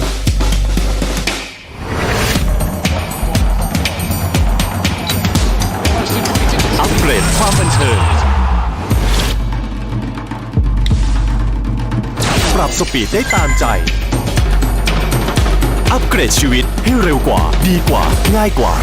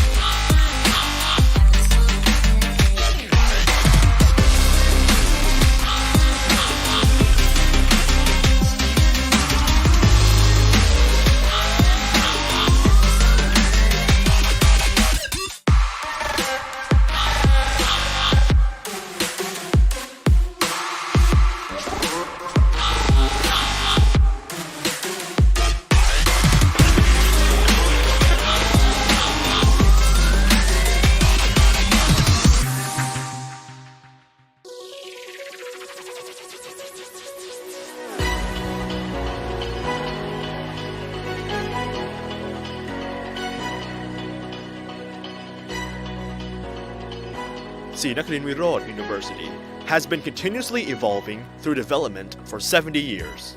Pasan Mid Campus, the center of education at the heart of the city in a prime business area with over 40 acres of land with convenient, sufficient, and modern transportation. Onkarak Nakhon Nayok, a large area specifically for education, completely equipped with facilities to support teaching and learning activities to ensure and fulfill holistic happiness. Sports centers, dormitories, a medical center, and students' activity centers with more than 400 acres of green areas and only 1 hour away from Bangkok. 16 faculties, 5 colleges, 4 institutes, 7 centers, 5 demonstration schools, 3 hospitals. Serve teaching and learning and facilitate a wide range of activities to move the university forward. With over 150 undergraduate, graduate, and doctoral programs in science and technology, health sciences, and social sciences. With over 2,000 faculty members and over 4,000 staff responsible for over 23,000 Thai and international students annually. Collaborating with the public and private sectors as strong networks around the world, Sri Nakarin Wirod University has educated more than 290,000 graduates and alumni. Sri Nakarin Wirod University aspires to be a significant part to build the future of Thailand and strives for the movement of global society through education. With a strong commitment guided by the 70-year philosophy, education is growth, Sri Nakarin Wirod University is an engagement university. It's the final game of the day, and well, hey, we're going to be here to take you through it. First two games were a little bit of a trip, and the third one was unbelievably crazy with all the wonderful antics that we saw.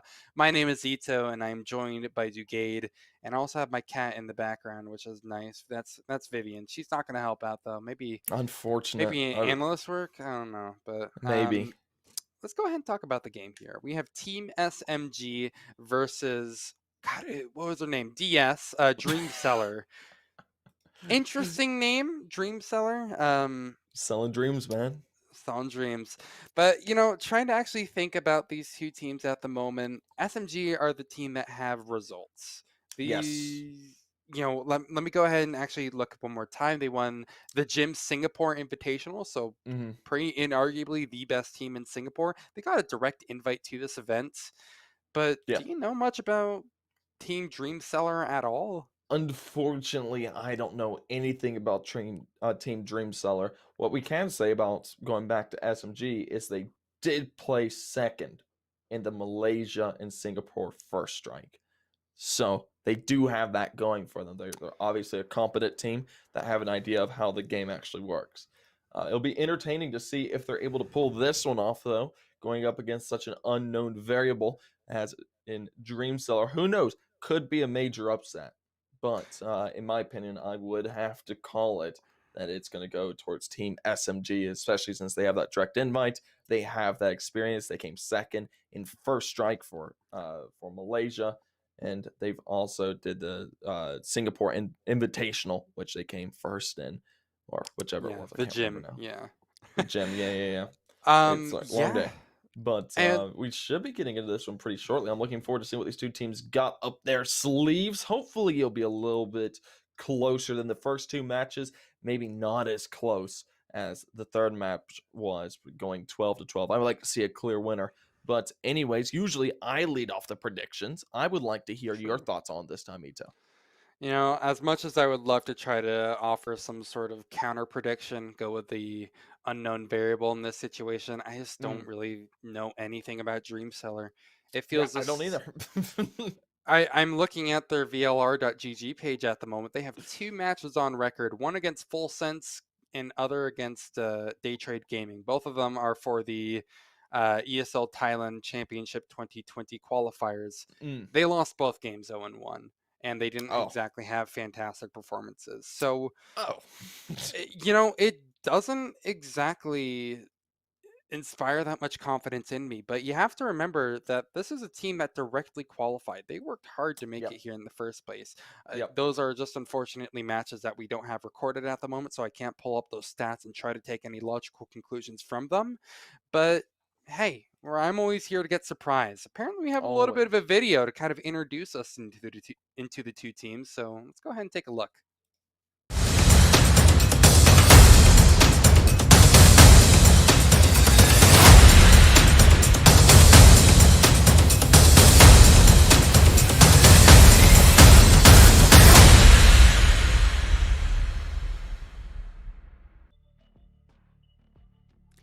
Now that we've got ourselves assimilated with both teams, I am ready to go ahead and see if, again, Dream Seller have anything to offer up to me.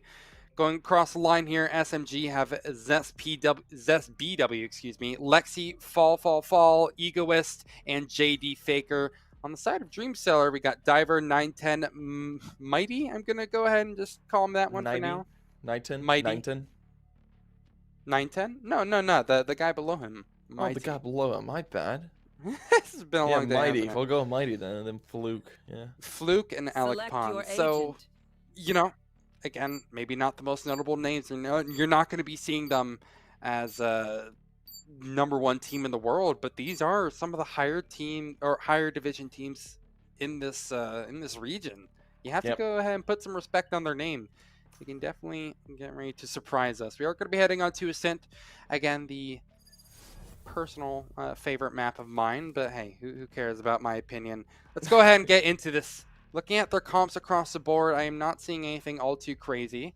I am a little bit interested in the fact that they are going to be running the Reyna. It's something that we saw last time around on Ascent. But for the most part, though, it seems that Team Dream Seller are trying to shy away from said Reyna. I don't know. What do you think about heading into this game? Yeah, well, I think Reyna can be a positive influence. Of course, the Reyna has to hit her shots for Team SMG if she's going to be any impact at all. We've got Dream Seller on the defense for this first half and SMG on the attack. It's going to be an interesting one to behold. Pistol round is incoming, some upgrade pistol versus just classics and armor. And they're looking to do some high impacts. Of course, we're back on this map. It'll be quite nice to see which team will be coming out on top. Let's hope for a close one. Judging right now at the split that they have going, they're going to be trying to focus on a bit more mid control here, the attackers. And seeing what the defenders currently have going, that being Team Dreamseller, they're completely playing it passive. They toss down a single smoke over towards tiles, but they're not extending for any map control.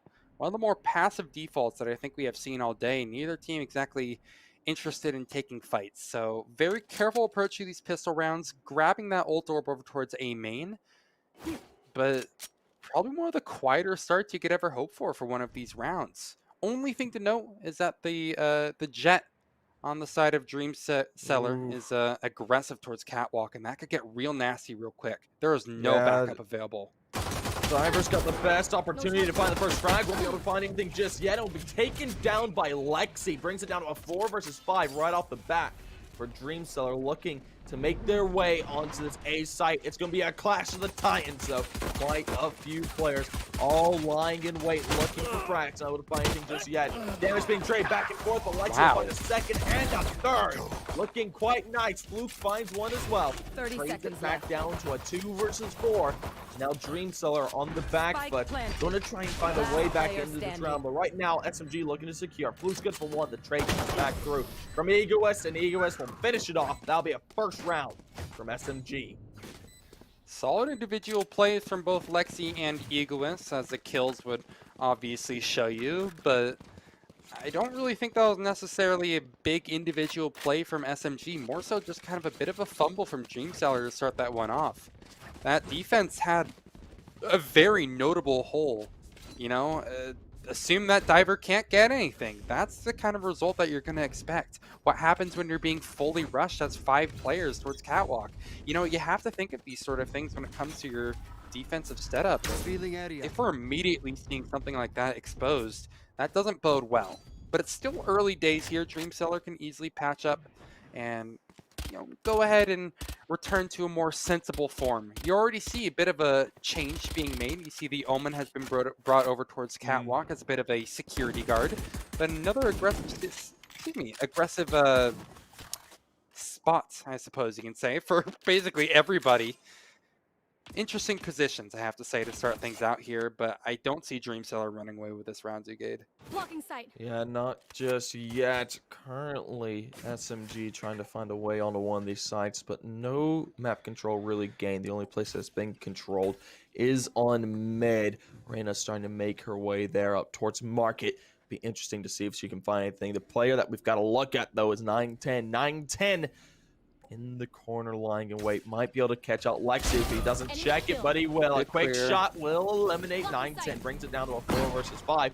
Good start for SMG into the second round. Lexi needs to find the second one quick. Will be able to do it. Zesby good for 1 as well. Brings it down to a 2 versus 4. Zesby good for a second as well, doubling himself up. And JD Faker finishes off Matey. Brings a second round to the board for the attacking side of SMG. And with those SMGs as well, the jokes practically write themselves. Now, again, it's something that I've been repeating time and time again, and it still comes true. That was a little bit of a bonus round. This is where the real test begins, and thing is, they're actually not all too amazingly equipped for the challenge. You're going to see a couple of hits being taken economically. Egoist probably should upgrade to full armor here, but you see Lexi in particular, who has that half armor with a Spectre. It could get a little bit scary, considering this is the first rifle round. I'm really curious to see how the defense switches up their setup. Again, you're seeing someone push into that cubby over towards Catwalk, but there's no Omen, no Breach to help out.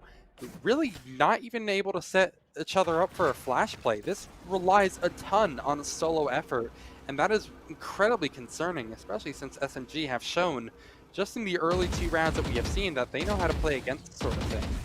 Once again, a little bit of pressure over towards Catwalk, but a lot of the emphasis seems to be over towards mid here, I have to say. Yeah, right now, the attacking side of SMG are kind of stalling out a bit. They've got some mid control, but that's about it. 910 could be quick with a shot onto the head of Lexi to start things off. The man advantage has been gained by Dreamseller, which is going to be a crucial factor into this round. Traded out by Egoist, who doubles himself up, bringing it down to a 3 versus 4. Things are looking good for the attacking side right now. Manti and Co looking to retake onto the site and maybe stop the bomb plant. The bomb's starting to go now. Zesby be able to claim that. The retake's going to be starting to come out now. Fall. Going to be looking to find this first frag. Should be able to do it. Quick headshot comes down to 9-10. Brings it down to a 1 versus 3. Manatee able to get that one to trade one out, but he's not in the best location. He's going to have to play safe the entire time. But honestly, his head is looking to be taken off. Zesby gets tagged down to 5 HP, but fall comes out from the back line and eliminates him. A third round picked up by the team SMG. And a beautiful one at that. As soon as that execute began, they were practically all over Dreamseller. There was no place that seemingly was safe. It wasn't the most flashy round, but they played off of each other and set up some wonderful crossfires for each other. I think it was most noticeable when it was that 1v3. You see how that Killjoy and Egoist was really just... They're kind of toying with their food.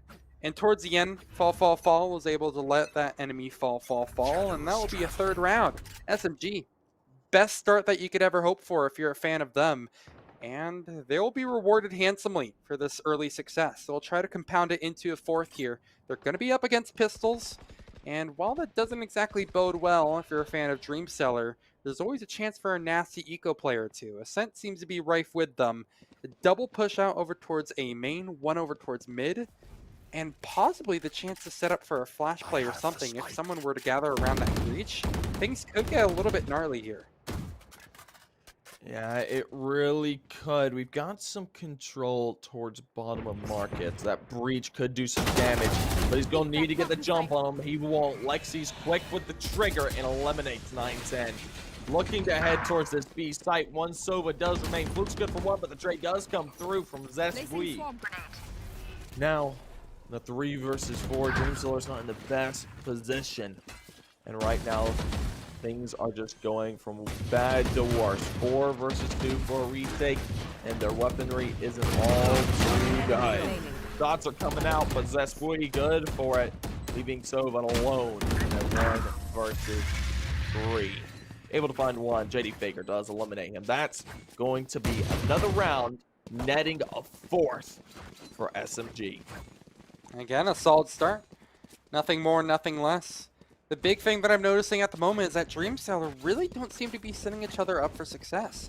I want to see more crossfires utilized, similar to what SMG have been doing just in the early days. Like, again, I want to stress the point. This is really, like, super early.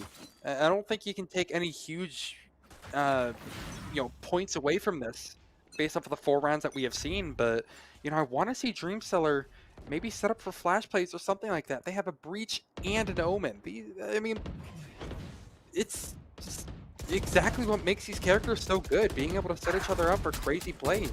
Right now, we're not seeing it in these early games, and look at what's happening. Egoist is going to be able to find the opening frag, and yeah, apparently it was almost a similar situation with Diver over towards Catwalk. Luckily, he gets away unscathed, but peeks out for a second chance, and he's alone. There's nobody to trade. SMG, look at this. They have all the wind just behind them in their sails at the moment, and they'll compound it into something more. 2 more kills for Egoist, and it looks like this Bladestorm is going to be straight up wasted.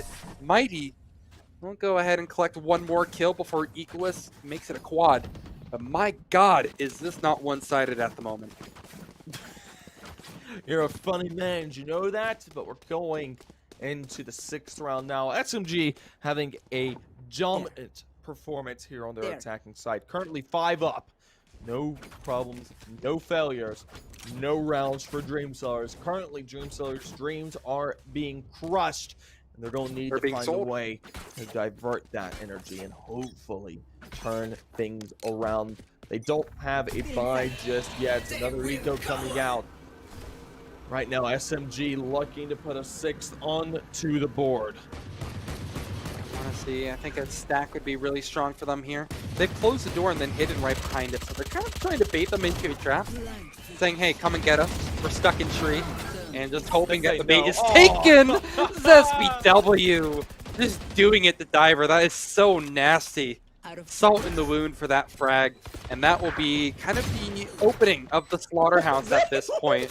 Perhaps so for the wrong team, maybe. That was a gorgeous shot. Gotta say, Dugade, this round isn't over yet. It's a 3v3. Ooh, he's committing his ults as well. Looks like they won it. Main team looking good. Finds a second. Brings it down to a 3 versus 2. SMG on the back foot now, but the weaponry is still in their favor. Shots not being able to come out yet. JD Faker gets tagged down to one. He's just spamming stuff through there. Egoist able to find a third for his name. Brings it down to a 1 versus 1. So smart. Sova looking for the kill, desperate to find it. Will be able to get it and claim a gun, but a 6th round is on the board for SMG. I mean, you have to consider, what did Dreamseller enter that round with? A couple of pistols, maybe a stinger or two or something like that? Talk about a broken buy. Yet they made some incredible results out of it. Hell, they nearly snuck away with the round. Egoist towards the end played time perfectly. You can see it reflected in their kill-death ratio at the moment, 11-1. I feel like that is an accurate summary of how they have been doing this game. Wonderful anchor holds onto whatever site that they are present at, usually the A-bomb site. They have not been really tested all too much, and Dreamseller have had a really tough time getting past them. That being said, this is going to be another really big chance. If that is what they could pull off on a pistol, exactly, I was going to say, if that's what they can pull off on a pistol, let's see what Diver can do now that he has an operator in his hands. You're already seeing the results. 1 kill found. Things are looking a little bit up for Dreamseller, I have to say, Ducade. Yeah, this is their chance to get back into this map, try and find a first round that they oh so desperately need. This defense side hasn't been kind to them, but hopefully things can start looking up for them now. Let's hope that that 1 round just wasn't a fluke. Lots of mid presence coming out from SMG now. They know they're 1 player down, and they're positioned for this B site, looking to go through market and through B main. Nothing being found just yet. No trades back and forth. The attacking Killjoy has been placed on the B site, closing off the site. Revealing area. SMG. Presence need to be made, and the shots Just are good. beautiful. Nicely done by JD Faker. Eliminates Alec Khan. And it's down to a 4 versus 4. The retake will have to come out as the bomb goes down for SMG.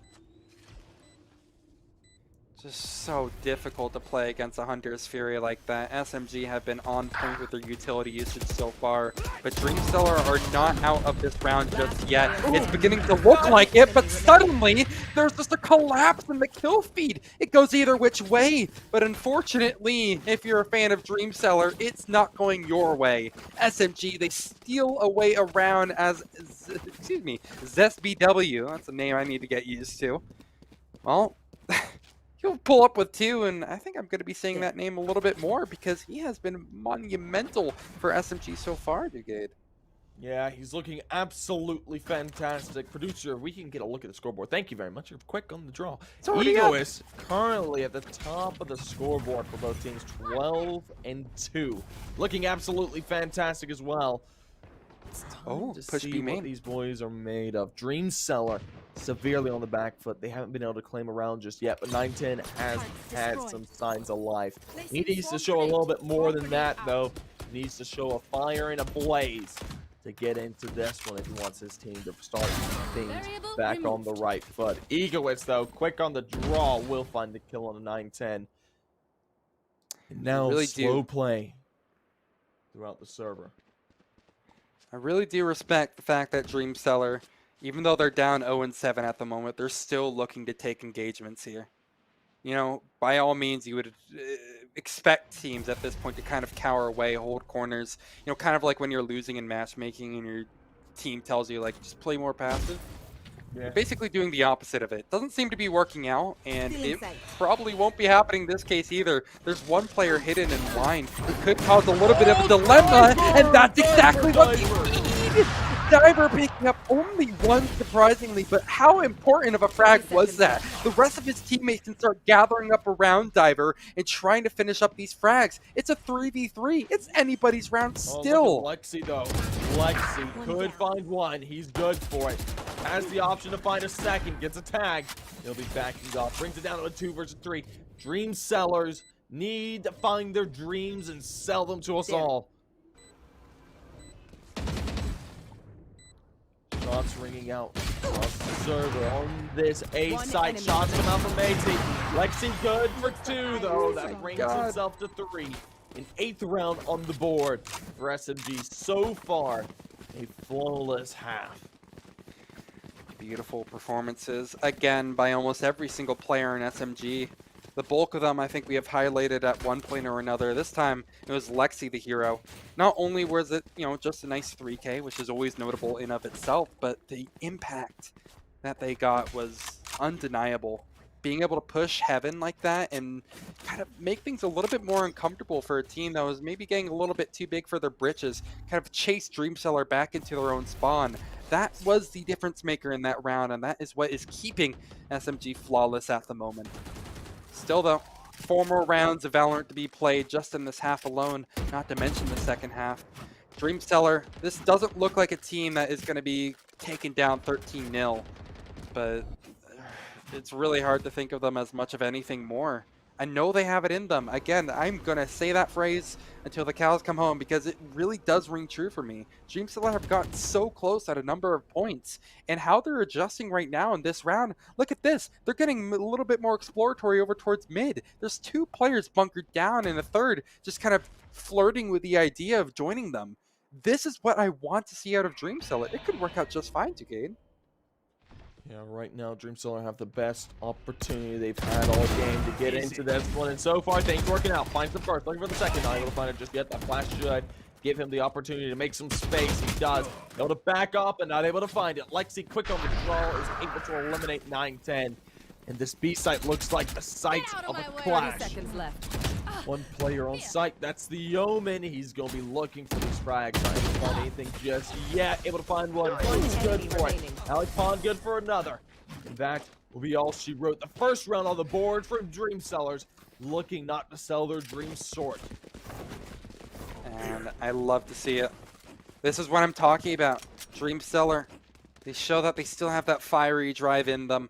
Very, very lovely mid-round.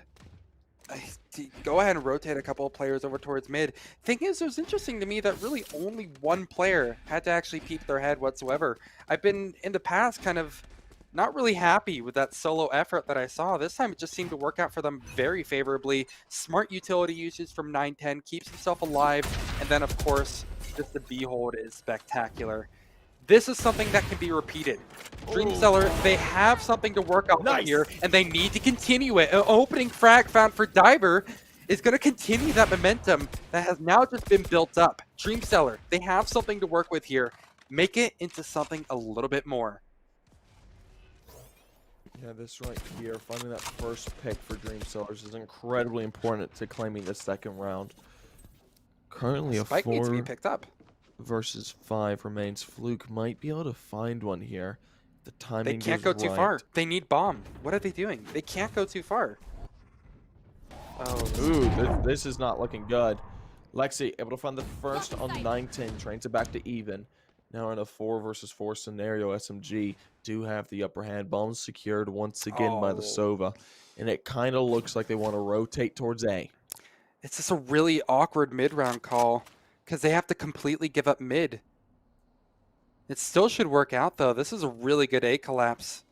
Diver is watching the same. Diver. Oh, the timing. Oh, able to find one at the last moment.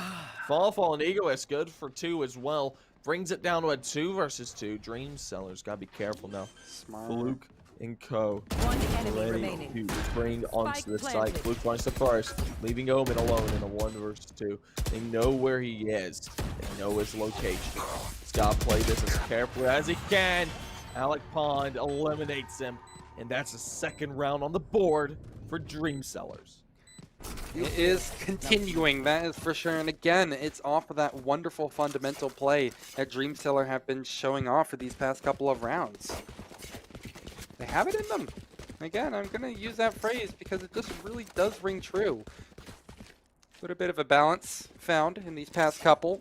Diver, again, still keeping up the ante at mid. Not afraid to peek out and try to take a couple of duels. I want to see if that is punished by SMG. They're starting to catch on to how this defensive, setup is being played. How do they work around it is the next big question. I'm wondering if they just try to go for an execute right off the bat. At the moment, it seems like a regular old default, so nothing too crazy, but they can easily shift into a full-on execute. I think it would work out just fine.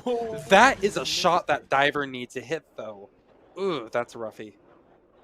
That is rough. They're currently down by 6. They need this round as well. They need all the rounds they can get in this half, or else things will continue to fall apart as they have. You should run. Killjoy ult. Interesting call. Do they cancel on this? No. They look to actually executing over towards A. They're dashing in as well. Fall is still weighing over towards tree. It's completely abandoned. I didn't think this would actually be such a solid take, but it seems that SMG are completely uncontested. So get the spike down, and Dreamseller, they're ready to go ahead and play retake on this one. Breach coming in on the long flank for A main, but that's really about it to know. Nowhere to run.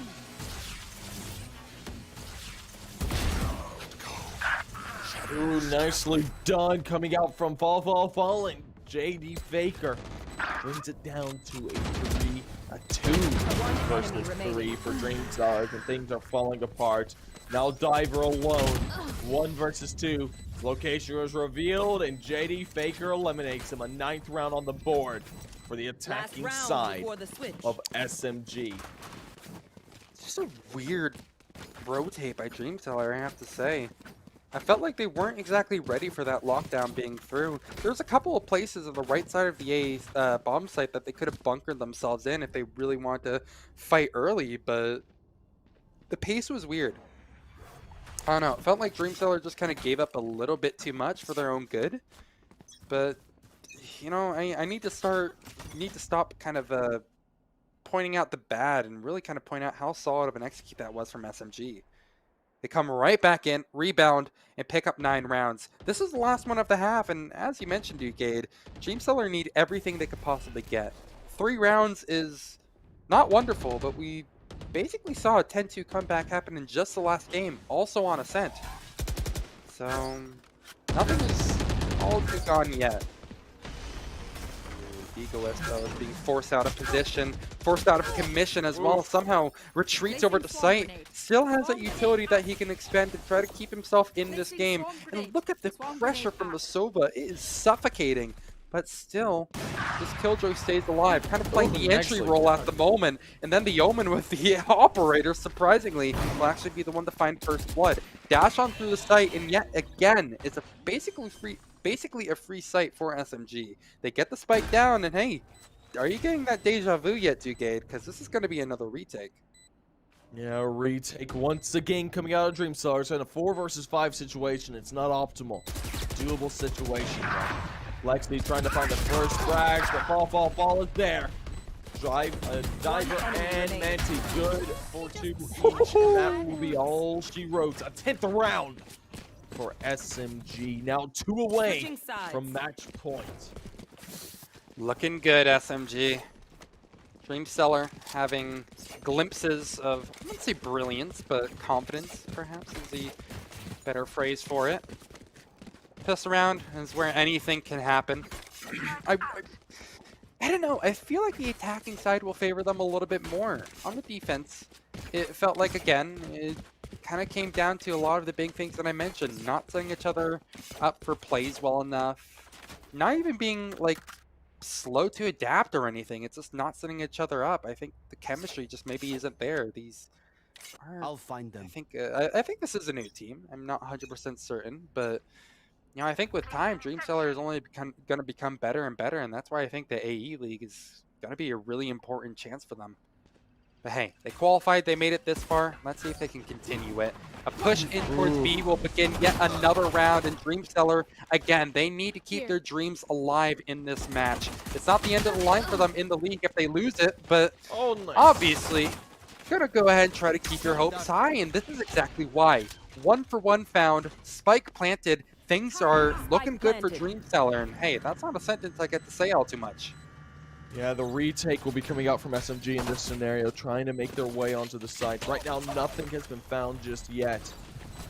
Métis will be good for the first. The attacking side starting out strong.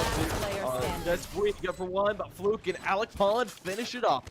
A third round on the board, and the pistol round netted for Very Dreamseller. confident one, too. I know Fall didn't actually hit those 2 kills at the end, but he flicked right onto the head of Fluke. Just didn't have the time to get the bullet off. That would have been nasty if they actually got just that one less left click. I mean, hey, Valorant is a game of milliseconds at some points, and it is very noticeable right there. Good start for Dreamseller if they want to make a potential comeback happen.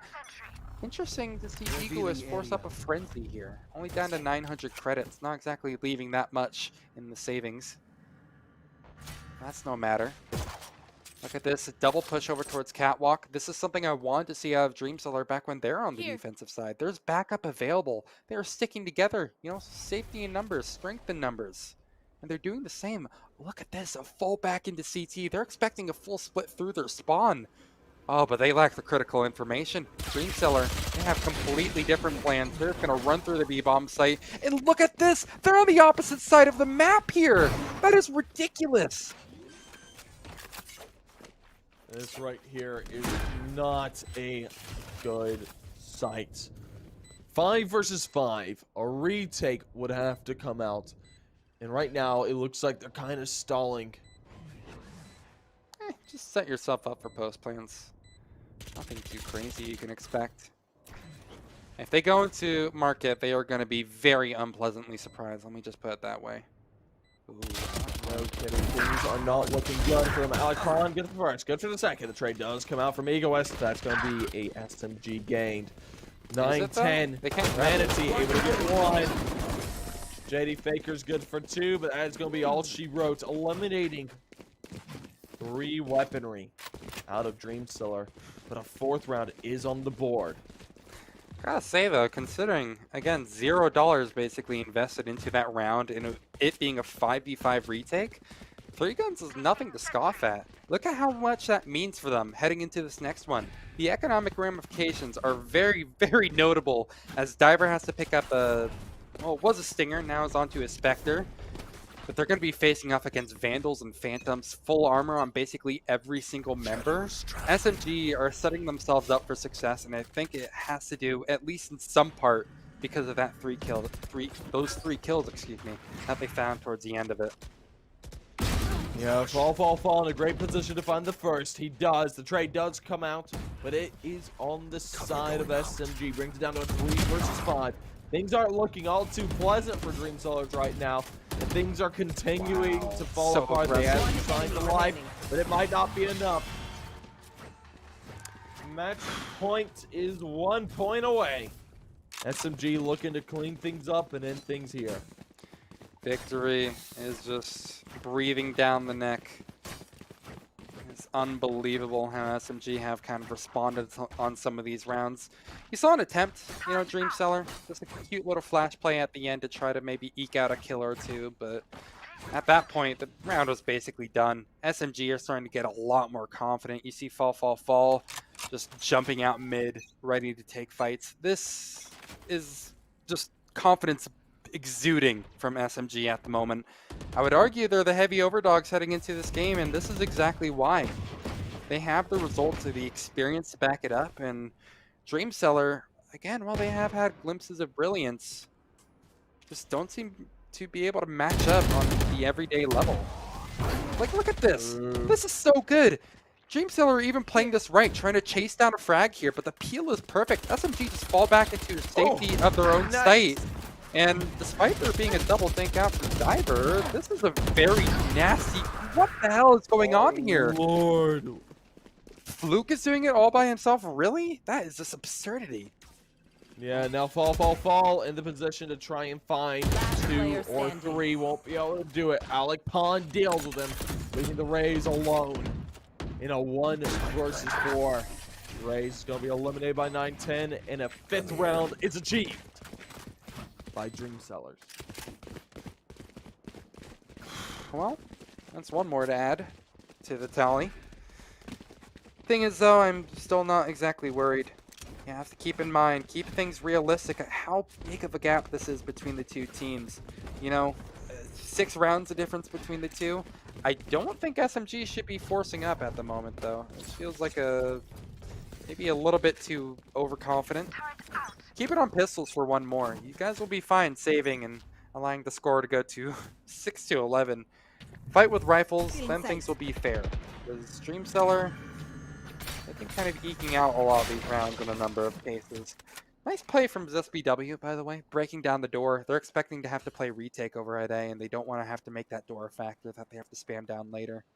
Keep in mind, look how they adjust their setup as a result. Hell, they're actually bringing more players towards it. They're completely stacking A. What is this? They realize, they know somehow they're ready and waiting Sick for read. the side of Dream Sellers to take this A hit, and that will be the fall for Dream Sellers if they're not careful. Flashes and smokes coming out all across the board from both sides. The attack has begun, and Lexi finds the first. Diver finds the trade. Lexi's good for another.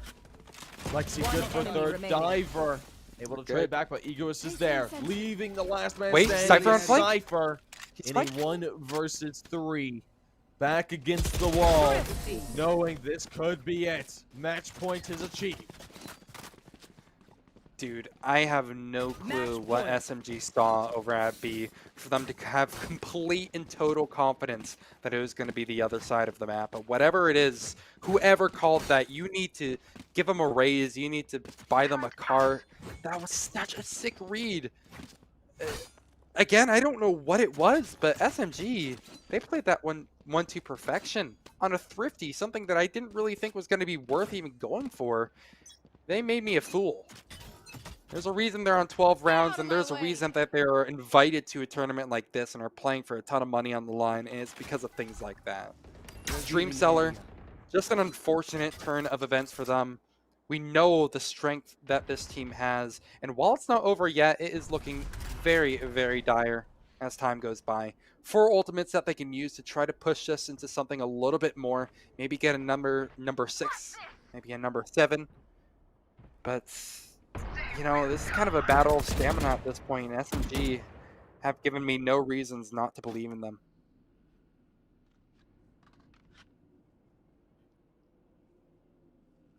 Very slow play coming out now, charges. looking to hit this A Right here. sight hard. Dream Sellers not Revealing area. stopping for anything. Push starts to come out, and the spam as well. Lexi already on the site though, finds the first. Looking for the second, what? good for it, drops the bomb. Now looking for another. Playing slowly, playing safely, doesn't want to give away his location just yet. Misses his shots, and Matey finishes him off. 3 versus 3 remains. 30 seconds Dream left. Sellers on, still not down, and on the back foot. They know where Spike fall is. Spike is down, and the retake begins. Oh, they do. That drone hasn't been spotted, though. That's going to find so much information. They know exactly the direction that all these players are going to be coming from on the retake. There's only 1 dark cover available, and fall. He might not even have a chance to use it. First frag has been found through the wall onto Egoist, and there's no this straight out turned potential. It really has turned desperate. Nothing more to say. SMG are going to give up hope, and once again, Dream Sellers stay alive, if just for 1 more round. And look at how much it cost them. I think it was a single ultimate, only that Omen teleport. Oh, actually 2, excuse me. I forgot they also used Blade Storm. But that, all in all, is a wonderful, wonderful opportunity for them to stack this into something more. They have that Hunter's Fury, and you know how much I've been rambling about how important that ultimate is. That could be good for a 7th round on its own, Ducade. We're now into the next round. Full rifle round inbound. We got a judge and an operator on the side of SMG. SMG good for the first. Really backing off after that frag. And JD Faker finds another. bringing it down to a 3 versus 5 for Dreamseller. Things They're will be pushing getting mid? dicey from here on out. Oh, this Fall, is bad. pushing up mid will be eliminated by Matey. Matt, is this supposed to be Maddie or whatever? Mighty. Oh, if you just fire. If you just shoot, you would have had it. Oh, gets a cool flick. How's that going for him? Still though, those 2 ultimates remain. You can't forget those. Especially since Bomb is starting to consolidate over towards B. That could be their ticket in. If they can somehow remove this jet. Perhaps. Lexi's the issue here. I know and Lexi exactly doesn't where prove you much as a problem. Matey finds 1. Ooh, neural Brings it threat. down to 3 versus 3. Here. SMG looking to play the retake. Spike planted. Really scary situation out of nowhere SMG have found themselves in. Hunter's Fury maybe blown a little bit too early. I'm not gonna lie, not huge on that. It doesn't find any frags. It does find a nice little tag onto Egoist, but it's starting to be kind of the end of the line. No more ultimates to work with, and apparently Alec Pond doesn't even need an ultimate to frag out hard. First kill found onto the top fragging Egoist. And Dreamseller look to keep their dreams alive one more time, this time doing it from behind. Yeah, this is looking to be a 7th round for the side of Dreamseller. 5v3. They're going to be looking for some frags, try and find some things. That's going to be it. Nicely done, eliminates quite a bit of weaponry, but the operator is lost as well. That's a 7th round on the board for Dreamsellers. I mean, that just shows a ton of resilience from Dreamseller. Really proud of them. Really proud of them, excuse me, because again, they were down 5v3 in that situation. They just had a really great call on how to exactly eke away that one player sitting over towards B main. Mighty, I have to say, probably the player of the round for that neural theft, excuse me, that went through as soon as he jiggle peeked and took care of Lexi. Small things like that make all the difference, and you need to keep up that sort of momentum if you want to make a comeback a reality. Only 5 rounds away from it becoming a actual reality. And considering this conga line formation that they have going up over towards A, it's probably not going to be something that SMG are fully prepared for. The rotations are a little bit thunderstruck at the moment, and apparently Fall is going to be the first victim. Far from the last, however, Dugade, as it looks like the spike is just about ready to go down. Yeah, we're now in a 3 versus 4 retake. SMG on the back foot going to find a way into it, but I doubt they're going to go for it. I have a feeling this is going to be a save round coming out now, realizing if they lose these weapons now, they're not going to be able to buy up into the next. Some spam shots are coming through. They're still going for this, though. They have to realize that some of the players are low, though. If they call damage numbers, they have to know that this breach is bleeding internally and Omen isn't doing too great either. But they're not moving quick enough. I think you're right. Let's search for a couple of exits, I suppose. Yeah, exits are the name of the game. JD Why do we Faker's just going to be look able to find one. What? Why would he... But the trade does come out. An 8th round on the board for Dreamsellers. Jesus, SBW. That was nasty. It's just really bad, though, because although SMG are not winning these rounds, which at the end of the day is the most important part, Dreamseller, these rounds are expensive. Every single dub that they're getting, it has a huge, huge opportunity cost, and look at how it's reflecting in the eco state for Mighty in particular. Half armor is what he has to go with, considering that he's been eliminated time after time after time. Cover going out. Now, as long as they're able to buy, sure, things are okay, but it's a worrying trend, that's for sure. SMG, though, I think they're the ones who are really kind of the ones who have to worry about trends. This has been kind of a downward trend as time has gone by. Dreamseller have gotten away with 8 rounds now, and quite honestly, they're starting to look pretty good. Look at this call. They're starting to bring things over towards B because of that information that was spotted with the camera. They want to try to overwhelm and take this site ASAP. They have tons of util available here, including 2 cyber cages. Things look good, I gotta say here, Dugade. Yeah, things are looking on the up and up for Dreamsellers as we speak. SMG are on the back foot into this one. The shots are ringing out, and Zeus is good. 1-1. JD Faker finds one through the smoke, brings it down. This is looking like all she wrote. SMG want to One end things. enemy remaining. I don't blame them. 1 versus 5 remains. Breach, last man standing, has to find 5. 9 stays good for 1. Needs to find a second. Good for it. But that will be all she wrote to the Defenders 13th round for SMG to end things out, leaving the scoreline 13-8. Oh, gotta say though, Dreamseller towards the end of it had me a little bit scared.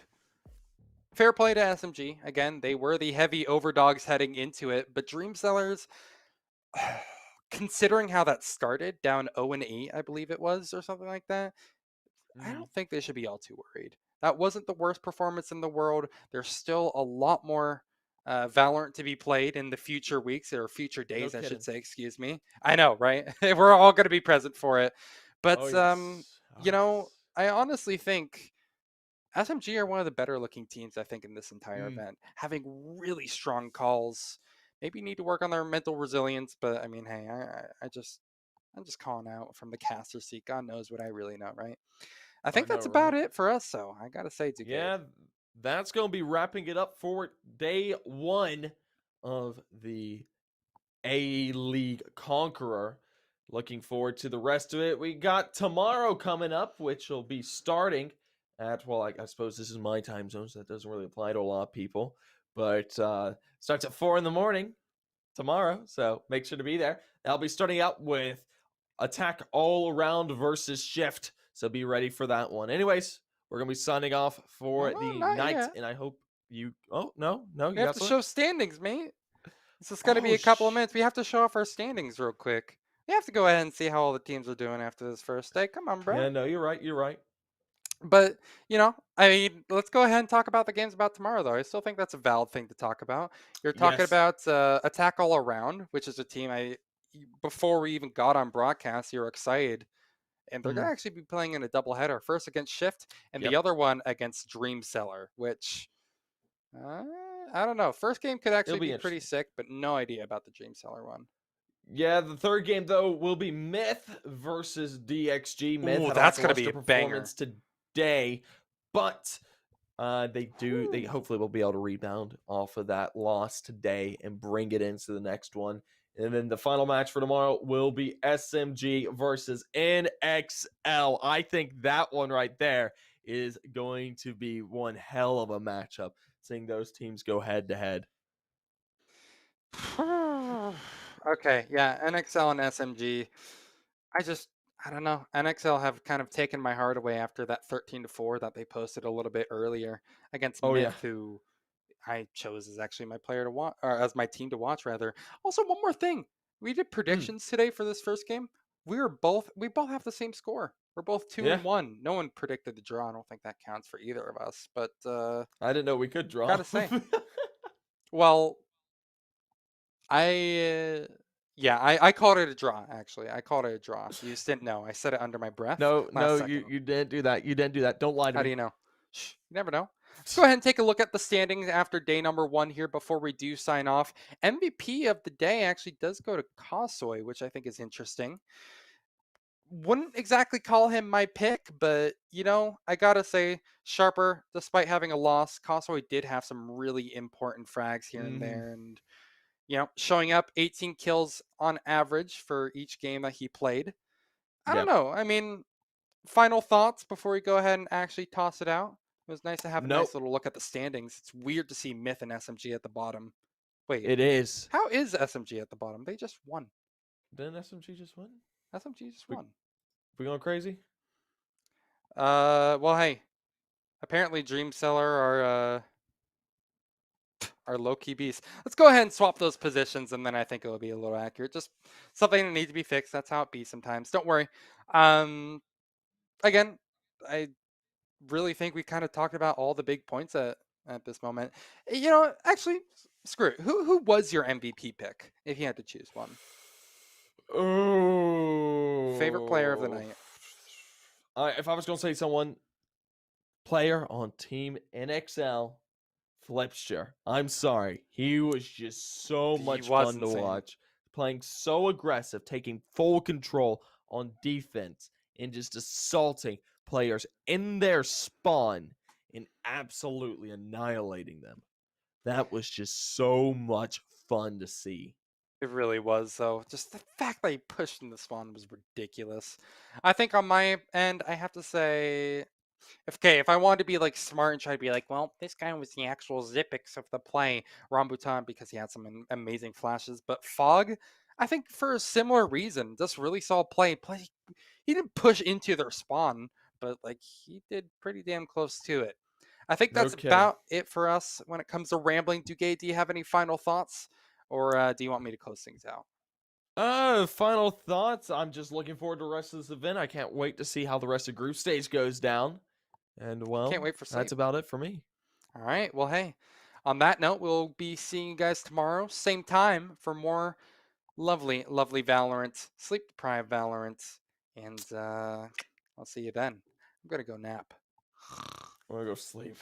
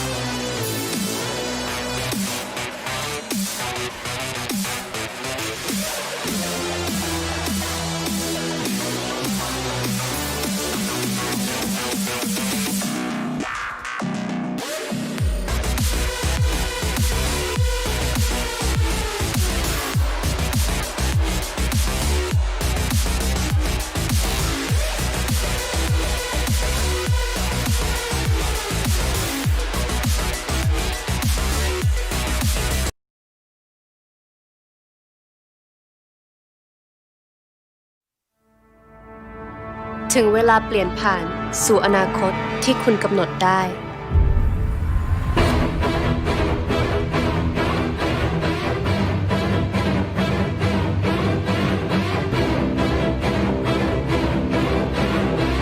อนาคตที่ทลายทุกกำแพงการเชื่อมต่อ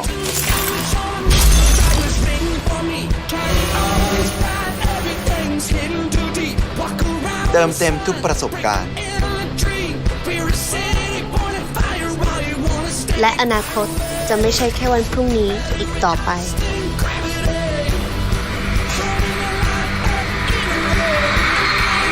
ถึงเวลากำหนดอนาคตของคุณเอง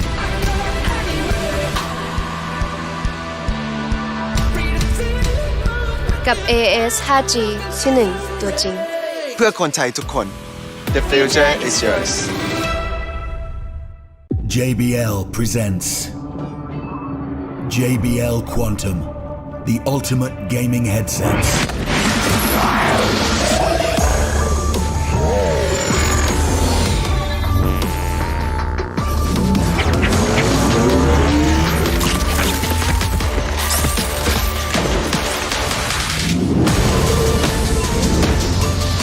JBL Quantum, sound is survival. AIS Fiber เน็ตบ้านคุณภาพการันตีด้วยรางวัลระดับโลกเร็วแรงที่สุดในไทย อัปเกรดความคิดสร้างสรรค์